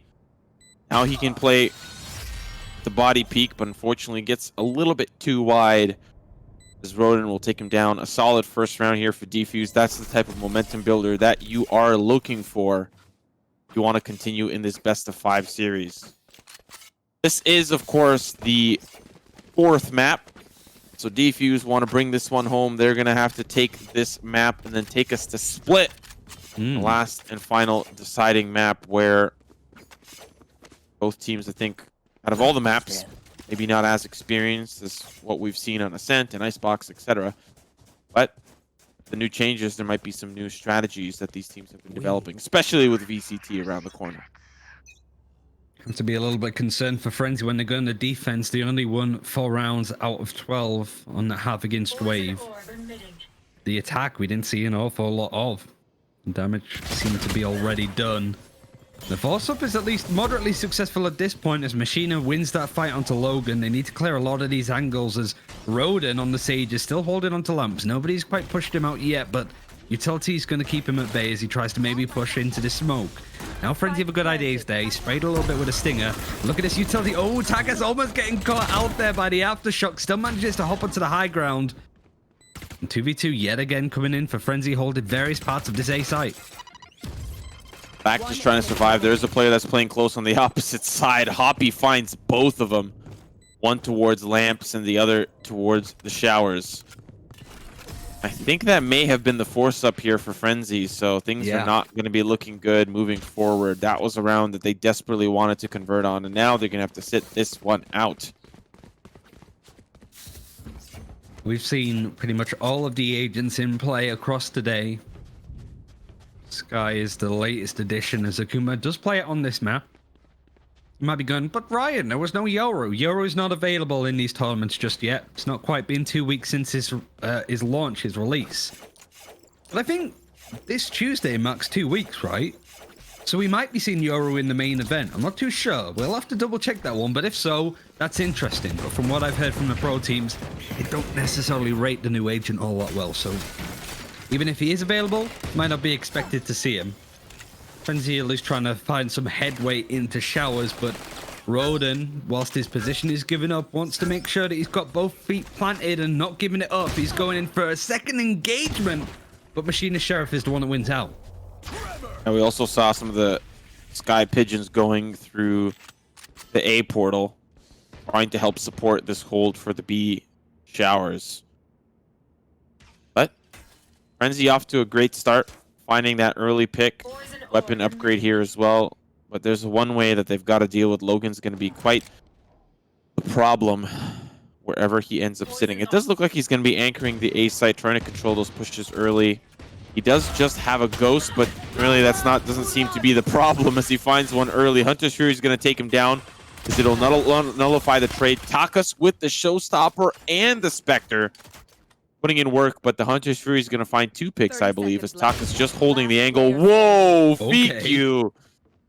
That's a peak if I've ever seen one. Hoppy now the last player standing. We'll pick up that spike and we'll probably get out of dodge. Hasn't got a really good weapon at this kind of range, though. I mean, it's better than what Frenzy have available, but still. Machina, half health, now taking control of lamps, realized it's open and ready to work with. And Fuku's camera not going to quite catch him. Machina uses his own eyes to spot it. The Stimpack is going to be used to try and win out these duels. It might be need to a key snap. And look at this play from Frenzy holding in this spot. Fiku's going to be the first challenger and actually gets to the angle before Hoppy sees him. He's going to win that engagement onto Machina, but a nice crossfire setup from Frenzy confirms that round. But Machina, golf clap, had a huge amount of impact with so little. He did dedicate the ultimate, but it was a smart decision to really gamble on it, and it paid off. Yeah, the rounds tell us that it looks like a regular conversion for teams, but it's not actually what happened. This was a thrifty round that went into the favor of Frenzy. And now we've got a gun round with both teams pretty much buying down to triple digits.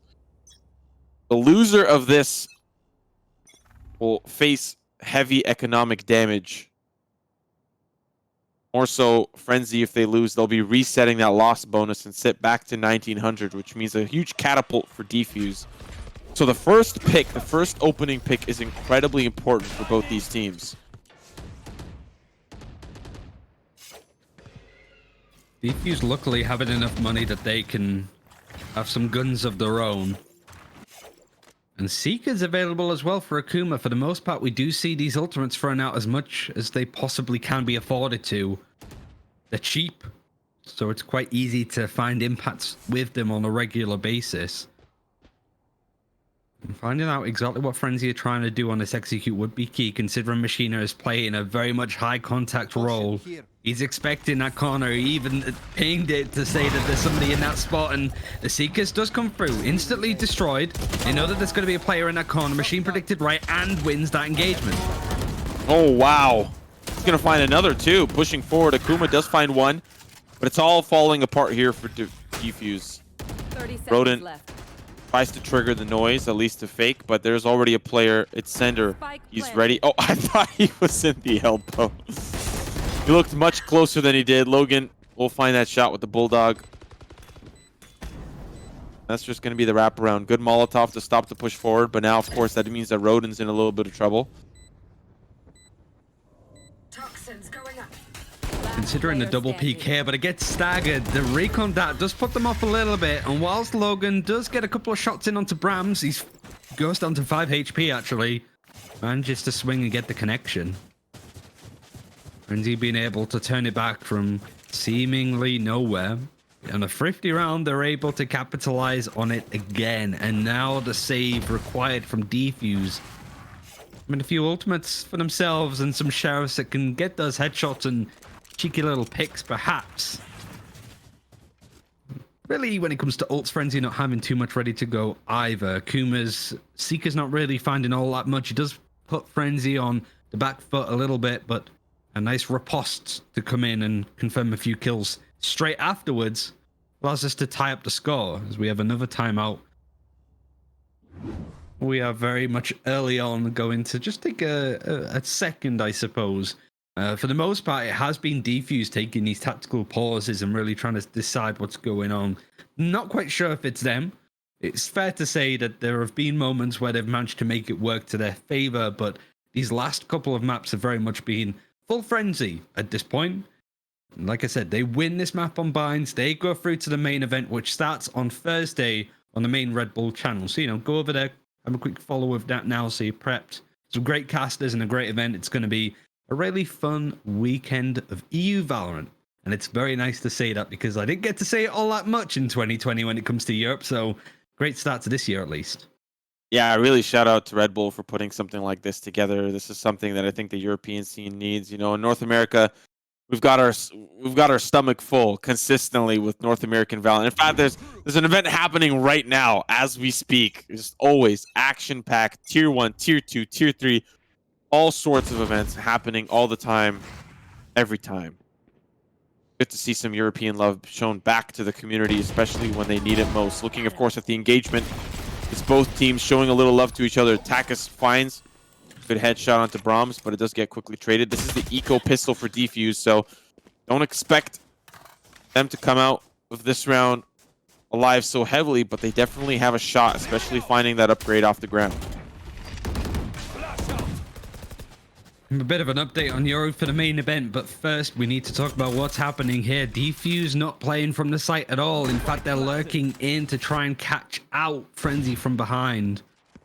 I've given away their position. Fiku is going to hear a couple of these steps and shots from Hookah. In fact, he's going to try and take a little look to see what he can find. He gets one and maybe hears the movement from Hoppy. Because of the guns, it's going to be a straightforward one, but Takas still having hold of a Vandal. Could potentially do a little bit more economical damage onto Frenzy, but really that's what it's going to be. Spike is going to go ahead and deploy, pick up all of that Radianite. And Defuse at this point, just going to have to concede this round as Frenzy go 3-2 up. Ooh, but EQ's in a good spot. It's going to be unfortunate for Takas. He gets the safety, though. Oh, but he's from range! He's got to hide! He's got to run! He'll make it. Frenzy regained their composure. Now they're sitting one round up. Definitely not going to be the dominant start that we had kind of initially felt out, at least especially how that pistol went. And now, of course, we're looking at a gun round, an economic breaker. Triple digits here for Defuse. They are at max loss bonus, but not enough to buy in the round to follow. Whilst we have a second, Euro will not be available for the main event, seeing as there's only a couple of days between these qualifiers and main event starting on Thursday, just to make sure that there's a sense of consistency. So you're going to have to wait to see the latest agent of Valorant in a competitive sense. But let's be honest, even if he was allowed, we probably wouldn't see him anyway, considering how slow to the punch Europe can be on some of these agents. I mean, Sky's just started to be played, and that was 3 months ago since our edition. Speaking of which, no Seeker's Ultimate available for Akuma, but there are 3 others ready to go for Defuse.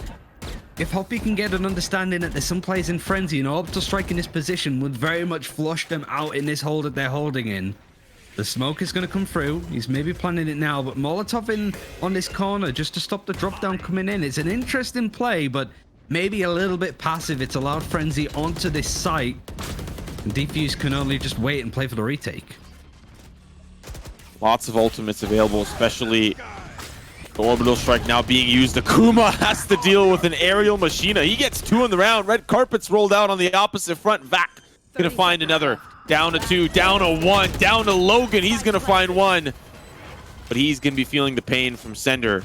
Solid round here for Frenzy, and like you said, Defuse maybe gave up a little bit too much space and reacted a little poorly in the scenario giving Frenzy the round. And now it's on the eco here. It's going to be looking like a little bit of a soft buy, considering the economy is not horrible, just not Vandal or Phantom equivalent. They need to fight fire with fire if they want to take on Frenzy here. It's the early days of putting together a roster. No fear. It doesn't matter if Frenzy go killed, don't qualify for this tournament. They're just playing for fun. They're having a fun match. And they should be having fun at this point now. They are looking very much the better team. And Defuse now be overthinking it. They've done a lot of thinking today already because it has been a long day. And at least the trade coming through. And not even the trade at all, actually. Defuse getting that first frag. There's the trade as Takas goes down from Vac's Phantom. Smoke's down. And Hoppy still holding in Hookah, is expecting more players down B long, but it is just that Sova with the Ultra. And in fact, Hookah from behind them is going to be under a lot more threat, and the showstopper is going to be the knock on the door. Oh, that's going to be dangerous. He finds 1. He finds another back. He goes aerial, does the damage, does so much, creates so much space for Frenzy to push forward. Hoppy's coming in from the opposite front from long, got the stim beacon down, but already he's going to feel that pain. What a round there, Vac. No matter what you put him on, no matter where you put him on or on whatever map, he just provides so much space for Frenzy. Look at this replay, Ryan. It's just insane. Yeah. I mean, the main thing is that you have Defuse taking that space going, oh, it seems pretty clear, but that's because Frenzy staggered this push. It's a real whiplash effect. Great shot in on there. And just a connection onto road. And this is the fight he definitely shouldn't have won. He was 30 HP. Logan can't even get a connection onto him.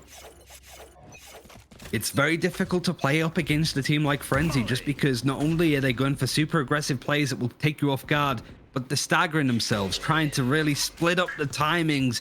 And Defuse can't play aggressively because they can't win those duels. So they just got to wait and just take the engagements as they come. Oh, Machina wow. from distance is going to tag as he gets the kill onto Akuma. And an orbital strike still good. And a resurrect maybe for Defuse to bring back. That seems to be the plan going on at the moment. But an orbital strike, they're very much a keen counter to that. And they are in proximity to maybe use it. He was wondering where the body was. Logan's going to find another one as well. He is being chased down. There's the flash, and unfortunately, a quick trade. Orb as well will be collected. Not going to put anyone really too far ahead, but that's it. That's it for the birds. No more flashes available for Defuse. It is all out. The birds and the bees in this series. But a Seekers is available. Akuma. Second time he's got to be able to use it, but Vac has been certainly winning out these duels against every single duelist that you've put in front of him. Roden, Man. the Resurrect was used, but he goes down in the same sort of system. Ow. And just Defuse are just getting the timings, they're just a little bit off. Frenzy are very much making them panic in some cases. The Trailblazer from Akuma is trying to get some information, but that gets stunned out. They can't really do all that much. Ooh, Machina was waiting there aggressively. Really frothing for that kill, but Vac gets a second, and he on the raise across split as well when we saw it before with Big. Chef's kiss. Mwah. Feels like despite the amount of matches played here for Frenzy, they still feel like the same Frenzy we saw earlier in the day against Wave. On the opposite side, we didn't really get a heavier look onto Defuse, but part of me feels like they're just burnt out. It's quite often that they are getting the jump. They have the peekers advantage, and Frenzy just seem to win the duels. I'm going to be quite honest. Especially that Vac play where he blast packs in back to B site. That Sage wasn't blinded. He definitely could have taken out Vac, but it just didn't quite work out. Of course, now it's the eco here for Defuse. Sheriff's online, and of course, that's up to Takis now. He's got the showstopper. He is stopped here completely. He's going to try to go up and over. Does find the frag, though, despite being taken down. Vac now in a little bit of a tough spot. Probably didn't anticipate the Sage there. Neither did the Sage anticipate him. Brahms now in a little bit of trouble. Down to 2 players, but it's a 2v3 doable, especially with these upgrades now going to start to come in for Defuse. Ooh, Viper's pick could potentially be on the cards considering he's picked up a gun. Really, these are the rounds that you need to start putting out this utility and really go for them. It's a 2 versus 3. This is possible for Defuse, but again, they're just a little bit tentative. If you pause for a second, Frenzy are just going to run over you there, and there was a clear margin and clear window that Defuse could have gone, let's go for this. Let's Viper's pit through Hookah. Let's at least force out some of these ultimates, because right now, Defuse are stalling, and Frenzy are just running riot currently. Yeah. That analysis is spot on. 2-7, 3 rounds remaining in this half. It's a gun round. Going to be followed up by a force buy and probably another gun round, unless Defuse reset the economy. Then actually things might get a little bit worse, depending on how the rounds go. So we'll see how this one ends up. Viper Spit is going to be used in the same exact spot it's been consistently, so no one's going to challenge you, Viper. No one. You don't have to worry about that. No one's going into the pit. But Seekers is available, and they might want to use it here, especially after that Boombot has fallen. Of course, there's a Flash Proms, but now they're looking for trades. They can't quite find him. Sender with 1, and they're still fighting. Sender with 2. Takas is wondering how his team fell apart. The Flash is now able. Look on the other side. It's back. He's gonna come in, swoop up, pick that one up. Now it's the 3v2. Cage goes down, but Rodin's already in the cubby. A great position to be in. Now the spike is trying to be planted, but of course, Rodin got into the beautiful spot. Showstopper available. Slow Orb's gonna stop him. And it's now all down to Vac. Logan from range. A desperate round for a desperate team, but they find it, they lock it in, and we're at 3-7. And what we just saw from Defuse there right at the start of the round is what you want to see more. Just having the flashes coming in from the sky, set up a bit more of an aggressive play from Takas, from Hoppy, catch Frenzy out where they're not expecting it. But even then, Sender still gets 2 kills. It's always going to be an uphill task battling up against this team, but you've got to try and at least play them at their game. Because if you can just catch off Frenzy's timings, that's how you win it. That's why G2 was so good for so long in this region. It was constantly, we weren't expecting G2 to be there. That's what Defuse need to be right now, but the issue is it's so out of character for them. And the fact they've been playing for so long, much better. But they've been playing for so long that these mistakes are going to be much more obvious and emphasized. They're still holding on. This is much better from them now as they're warming up to bind. But Frenzy still having the lead and still having guns. Could see a 9-3, could see a 8-4. Could see a 7-5. It does boil down to, I think, this round in particular. Because the economy, of course, has been reset. Rodin with 2. Q's gonna answer back, but yep, there's the player running through, and Brahms is just trying to bait him in. He's got the orbital strike, and he might be ready to use it. A couple of players on the opposite side. Pre-fire shots there from FQ. The 2v4 can get the job done, especially with this orbital strike, but it needs to be used at the right time. Oppie and company sprays from the stim beacon. That's not going to be around for much longer. Brahms still not planting that spike, waiting for the smokes to diffuse. There's going to be the orbital strike. Back to vent. FQ with 1. 2v3. Brahms waiting for that dog to come through, but back to the pound you go. Akuma, 30 seconds left, just trying to bait out this spike plant. Logan setting up that one way, but that's not really going to be very useful. Akuma just trying to play it safe. There's the crouch. He might be looking for that swing. He's going to play it close. Shot's going to be good for Akuma. Brahms gets it down, but he's got to play a 2v1. A 1v1. Oh, sorry. Excuse me. Regardless, Akuma, he comes out on top. Gives Defuse that 4th round. They desperately needed that round. Now their first half rather is starting to shape up. And it started and ended with Akuma. Just that kill through the smoke. Just, you know, really got rid of the nerves for Defuse. They could play with a bit more confidence. And the fact that Rodin was able to get 2 kills as that A execute came in, it means that Frenzy can't push beyond lamps. They're stuck on one half of that A site, and Defuse retook that space, broke it apart bit by bit, and Frenzy just even couldn't get the spike planted at that point. Now, Seekers is available, Orbital Strike, Resurrect. Defuse having plenty to get a 5th round on the board. You're looking over at Frenzy, you have a Neural Theft. Nothing really going to be coming online. Maybe a Hunter's Fury for Machina if you can get an orb or a kill. Any combination of whatever that would be. Takas is just trying to keep things at bay. Information is dropped. The Boombot doesn't actually catch on to Vac, who was in the smoke. Well, luckily, they managed to just slip away before things go a bit too wrong. But they're still trying to face on this site. Rodin, the Resurrect, isn't going to be available anymore. That is a big loss on the side of Defuse. The question is if Defuse rotate. They saw 1 player over there and 1 casualty.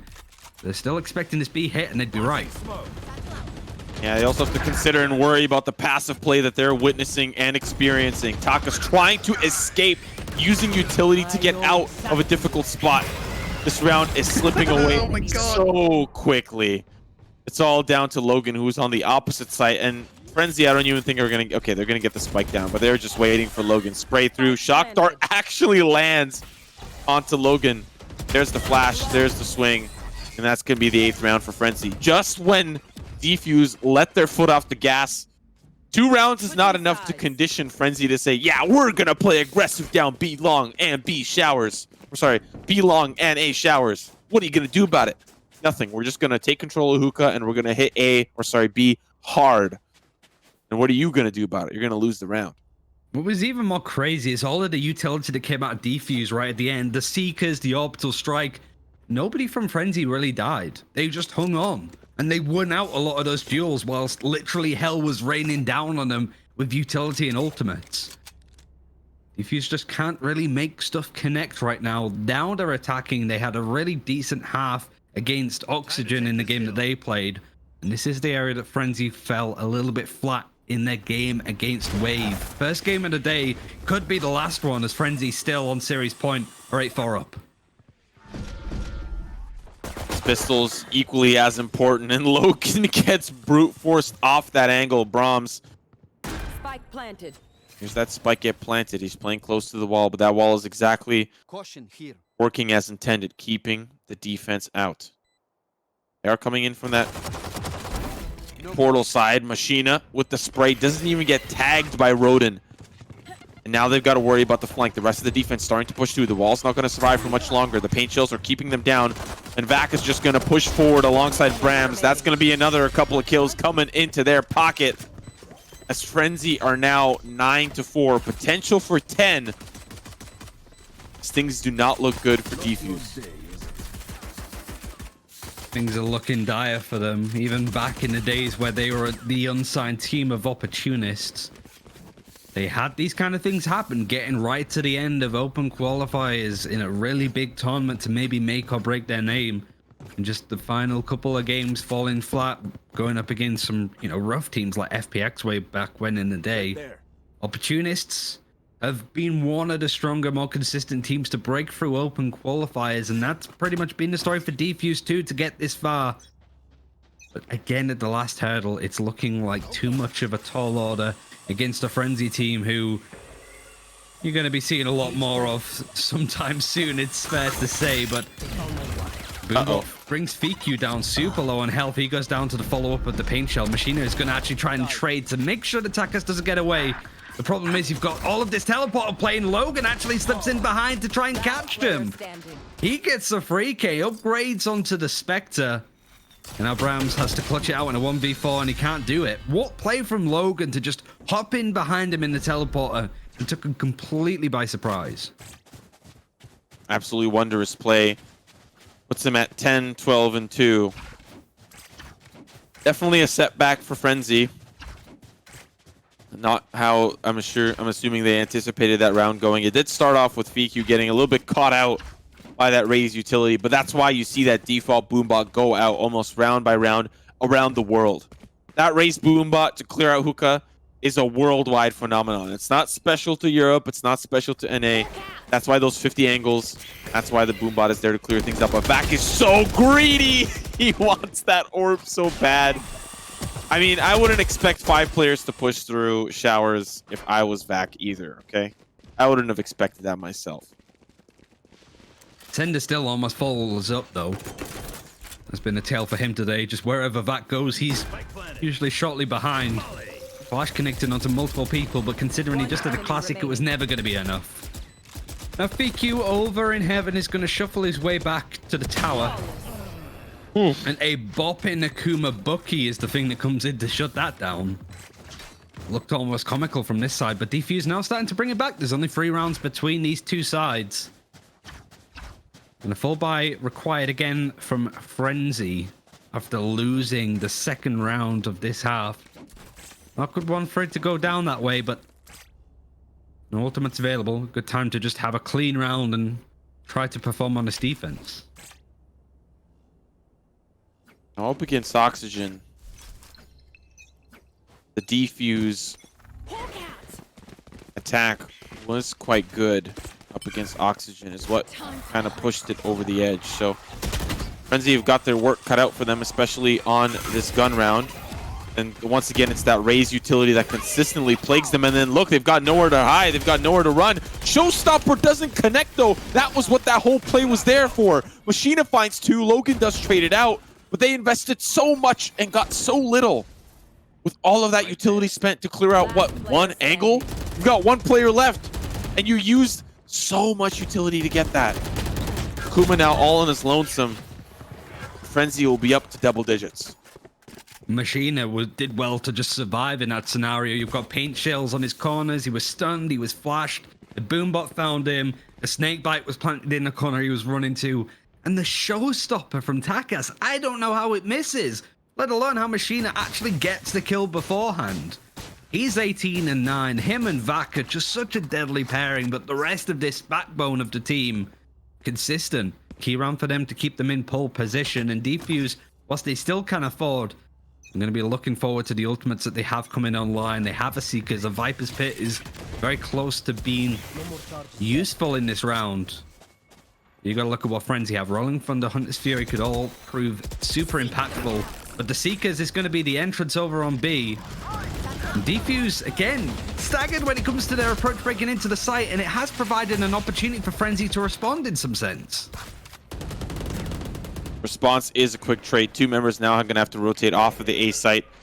Still just maybe unsure. Vac just kind of playing it a little bit safer. There's going to be the rolling carpet rolled out. Doesn't stop the plant, which is, I think that's what it was intended for. Aftershock towards the tuna can, but the fish won't come through. Still the 4v4, and it's up to Frenzy to push on forward. Sender's just sending those flashes through, and Akuma will stop it. He's going to find two. BQ looking for a little more. It's down to Machina. It's Akuma and Hoppy that'll stop the retake on the B site. A little bit of a delayed reaction, I think, for the defense on the A site, especially with how much ground was covered. That'll put Defuse up to 7 and put Frenzy down. Potential soft buy. Akuma did well. The Seekers just provided enough space to work with, and Frenzy weren't really sure how to approach it. It was just a bit of a murky fight happening on that B site as it came through. He almost has another one. He's 4 and 6 to having another Seekers good to go, and more ultimates starting to come on through. Viper's Spit still one away. The orbital strike from Hoppy is going to be close after the 2k that he just got. And Frenzy running with pistols, literally running. Look at Vac, he's just running on through. Gas, gas, gas, but it's not quite enough when it comes to trying to get more than a 1 kill. It's traded out as Defuse on the attacker, just trying to sort of put in pressure, but Cinder, through smokes and flashes, still connects onto Hoppy. And That's moving. an unlucky. You forgot that part. He was running and he was gunning. Good pick here, though, for Logan on the A site. Now the Viper's Pit. Perfect time to use it. That momentum that was initially started by Sender is going to be snuffed and taken care of. Sender, though, is going to find an upgrade. Brahms down, 2v3.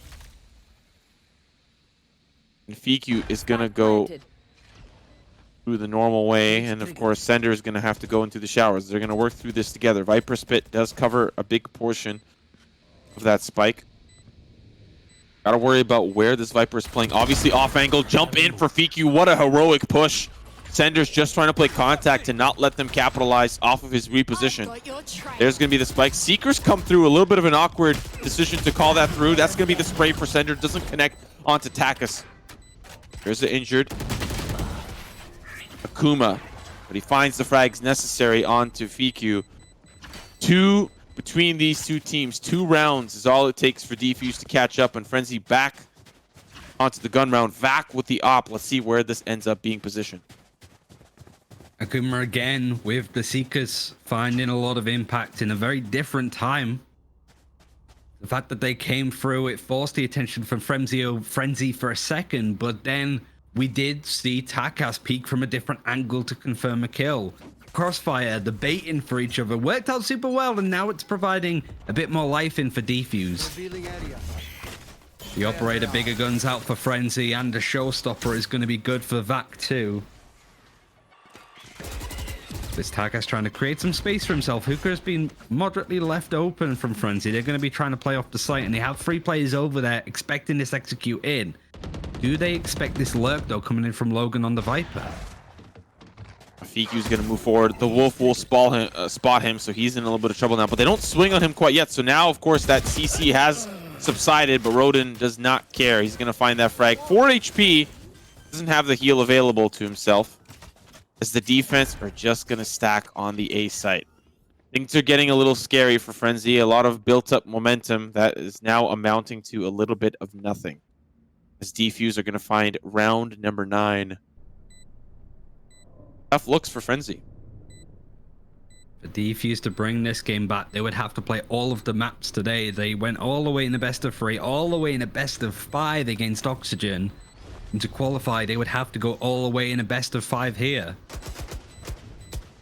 Frenzy not really looking to respond. In fact, the save's coming out. They really want to be careful and deliberate with how they approach the rest of Bind here. They want to get it over and done with. They don't want to play another map. They don't want to go to split. They can end it here and now. And with the ultimates on their hands, with the operator and a couple more guns saved, Frenzy at least have a second chance here. Defuse are so close at bringing this to an even scoreline. But their ultimates are starting to just drop out one by one by one. And Orbital Strike is still available for Hobby. But look at what Frenzy have available. It's how they use it. And look at the money as well for FQ and Machina, who died in that round. It's not really that enticing. But they've still got to try. Defuse are actually going to use this opportunity for a pause. And what an apt time to do it for. If you're Frenzy here, you've got to just take a moment to recollect. This has been a pretty straightforward series for them so far, other than, of course, that loss on Ascent. We could have been over much quicker if they had a better performance there. But Bind is an area that they clearly look a little bit murkier. It's not really the best look for this team. And I saw somebody in Twitch chat mention it as well, and I wholeheartedly agree. Map pool is going to be important for this team. Certainly if they qualify for the Red Bull home ground, because it's all about how good your map pool is and how flexible and versatile you can be across all 5 maps in the game now. Not to mention that you're going to be going up against some of the most difficult talent in Europe. Some of, you know, the biggest competitors from First Strike, and that's not an easy feat to beat. This is just kind of the first part of the test. If you can't pass this, then you're not really going to be able to go up against some of the best, especially coming into VCT. This whole month has been a precursor across the world. Whatever events have happened, whatever, you know, small scale, tier 3, tier 2, tier 1 events that have happened, it's been a test. What are you prepared for VCT? Are you hiding something? Are you just trying to play standard and default to see what you're capable of? What is it that you're bringing to the table that's going to set you apart and allow you to qualify? Once you win the Masters, you can sit pretty for the rest of the year. You know, the first in is usually going to be the one that sits the most comfortable. And so that's what I think teams are going to definitely want to be gunning for, so they don't have to worry about meta shifts and all that stuff. They'll lock their ticket in as soon as possible. And this is coming up to the 12-hour mark of today for all of these teams playing. And every single round has had to be played if you're Defuse, and it might need to continue. It's just how well they end on Bind. And a real test of mental, I suppose, as well for Frenzy Go Kill. Because this is a map that they've looked a little bit irkier on. Now they are only, 3 rounds away from winning it out and qualifying for the main event. Oh, this is a moment where you just need to take a deep breath. Maybe grab a can of Red Bull, to be honest, to try and keep yourself awake at this point. And hope for the best, really. Hope the luck is on your side and that you have the right economy and ultimates coming online over the next 5 to 6 rounds if it goes that far. Defuse showing a good amount of fortitude to bring it back in a position where they weren't looking for the better team. We should be going back as well. It might be a mix of a technical and a tactical, but really when you've been playing for 12 hours like this, I think having a second to breathe isn't necessarily a bad thing for everybody. So thank you very much for joining us today. Might as well do our shout outs now. It's been really cool to broadcast qualifiers for Europe. It was really cool to do it in North America for stuff like First Strike, but Europe obviously it wasn't really possible. It's just part of the system, I suppose, over here. Being able to cover qualifiers like this in this fashion is super cool. So a big thank you, Red Bull, for allowing us to be able to do this and to support us as well. You know, we're able to sort of put on a good show, have people paid for their time, and it's been a really good weekend for some Valorant. Plus, it might not necessarily be the main event. It's a good one, and Van getting the collateral with a sniper rifle is exactly how I feel about this tournament. I definitely felt like a tactical, because you saw how many times they were just getting that Sky down the long side, gaining that control, pushing Frenzy back to elbow. And Vac is saying, not today. Now he's got another sight line. Yep, easy pickings. What a crazy round. But it really just was Defuse trying to beat and bruise this long side, not let Frenzy have any control. The moment that they challenge it is the moment that they find success. Vac, I don't know, I would double back. Looks like they're going to run it back again. They know that this B site can be exploited. Man. It's the collateral coming in, just as you see it. And even the slow up just to bring it in. I think that's just been the epitome example of this series so far. Defuse like, we need a second. We're just going to have a sign to think. And then Frenzy just come in with a nut shot, which is the sniper rifle shots in from Vac. And another one is going to be added in. Fiku has a rough idea with Voden. It's coming in, and this could be very much it. The fact that Fiku seems to be aim training to get that shot onto Tackers is going to be traded out from Hoppy. He has control of the site. He knows that it's clear. And even a Stimpack going down, he's hungry for more. The orbital strike is available on the attack, but it's used on the defense as Hoppy is trying to lurk on through to see if he can catch somebody on the slip side, but not quite. 2 versus 4. Uh-oh, that's not good. Let's find one. Spike now down. They have to play as aggressive as possible. They have to look for every potential victory that they can find, because if they find themselves down, it's going to be trouble. Hoppy in a lot of trouble here. He's got 4 on the round. It is 1 more player remaining. He'll get it. The ace for Hoppy. Oh my goodness. You thought it was down and out? Yeah, I'd throw the stim beacon into the air too, like a graduation cap. Oh my goodness, Hoppy. It's just smart stuff here as well to go, okay, that's where Vac is with the operator. I'm going to take him out of the fight for now. There's no way that he pushes through that smoke. He doesn't go that aggressive. And when he does try to, he's prepping for it. It's a great hallmark of a player. Hoppy has possibly been one of the better Brimstone control plays that we've seen today. And in this series, he's had to go toe-to-toe with Brams, who's certainly been one of the more versatile. But now it's 10-11. It's really getting into the business end of this now. And there's a showstopper for Vac. I don't know if he still has enough money to buy up the operator. I'm assuming so, considering how well things have been going, at least for Frenzy for the last few rounds or so. But Defuse having a lot to work with as well, not only with guns, but ults. Seekers have been really good from Akuma so far, just to really off-tilt Frenzy, and that's the thing that's going to be used. It's coming through mostly from Hookah. And Frenzy are going to be forced to sort of reveal their positions loosely to kill some of this utility. And Brams, at least for now, taken out of the fight. Oh, that's so good. Never mind. That's so important to attack us. Usually brute forces onto the site, and you see Defuse backing away. Logan's got a lot of ground towards that A site, though. There is a Sova still on the opposite side of the toxic screen, and he's going to get into the showers. Lamp's control has been given up. Takas back in action, and Logan is just going to try to flank around, but he does get taken out. So that resurrection does get nullified. And now this hit onto B. There is players in elbow. Brams with 1, almost another. He's going to find 3 on the round. Huge! Down to 2 for Defuse, but Hoppy's been in this position before. And he found the ace. Can he find it again? I imagine he's going to be a little bit safer this time. Down to him once more. Brahms. Now here comes the cook-up. Hoppy in a lot of trouble, though, as he is flashed up. Almost converts onto Vac. That was close. And now Frenzy sit at match point, series point, and the potential to eliminate Defuse from the tournament and move on and get their lion's share and face off against some of the best European talent. Oh, the sender assist, the Vac kill, we're seeing it more than a copy pasta currently. It's just so consistent from Frenzy.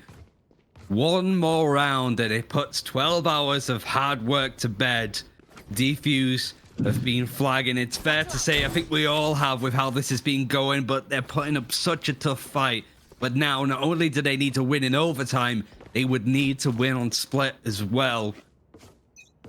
Might be enough to put it in, considering Frenzy have 3 ultimates good to go. There are a couple available for Defuse, but Takas, it's fair to say that showstopper needs to find a connection. It needs to find a kill. First time in a long time we're seeing that AXX smokes are going down. Those are going to be the cages, and the showstopper's down! Vac like a fly swatter takes out Takas, sees the players pushing into Lamps, knows that there's action there. Orbital Strike will at least stop the plant for now, but there is a Molotov in Lamps. Another opposing Orbital Strike, and Vac gets to safety. Still the 4v5. Now the plant comes in. That's going to be Sender down. Fiku does get traded. Vac with another. Still the 3v2 available. And the Neural Theft will spot the players out. Ball now going down. Shots from range. It's down to Hoppy. Shots are going to ring true. Down to 1. Fiku with 3. Frenzy have done it. They've eliminated Defuse, and they will move on to the Red Bull Home Ground Tournament.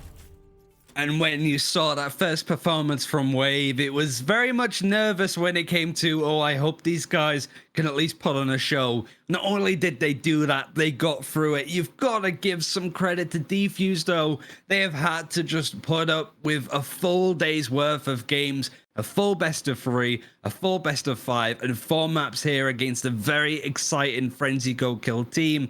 No doubt you'll be seeing more of these two guys when it comes to the Valorant Champions Tour, but it is only going to be the one team qualifying to play against G2, Summon FC, Fubalist, Liquid, all of these teams, even one that hasn't necessarily been revealed yet.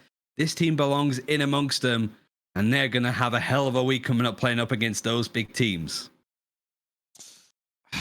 What a incredibly solid qualifying tournament. I loved what I saw from all these teams. You know, of course, I'm from the North American region. I know a lot about the teams there, but this is some good Valorant that we got to see today. And I know that there were a couple of flubs. I know that not every team is perfect, and they're all just trying to chug along, but we saw some admirable play from Defuse throughout the day.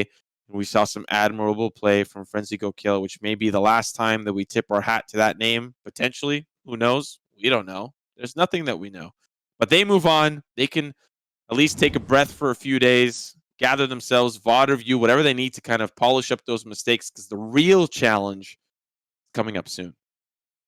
And that is going to be starting on Thursday on the main Red Bull channel. Definitely check out their socials, certainly the British one, because, you know, Red Bull UK is the best social channel when it comes out to all of them. But I do have to shout them out. Not only did they enable us to put this event together, giving us permission to be the official English broadcast, they made sure that everybody could put on a good show, including our producer, Bryce, who's been working behind the scenes. So got to thank Simo, got to thank Bryce for this, and Red Bull for allowing us to go on with this event. All of the teams that have allowed us to broadcast their games, they know exactly how much we care about this region, how much support is open to these guys as well from the community, and just from the players, the casters, the talent, whatever.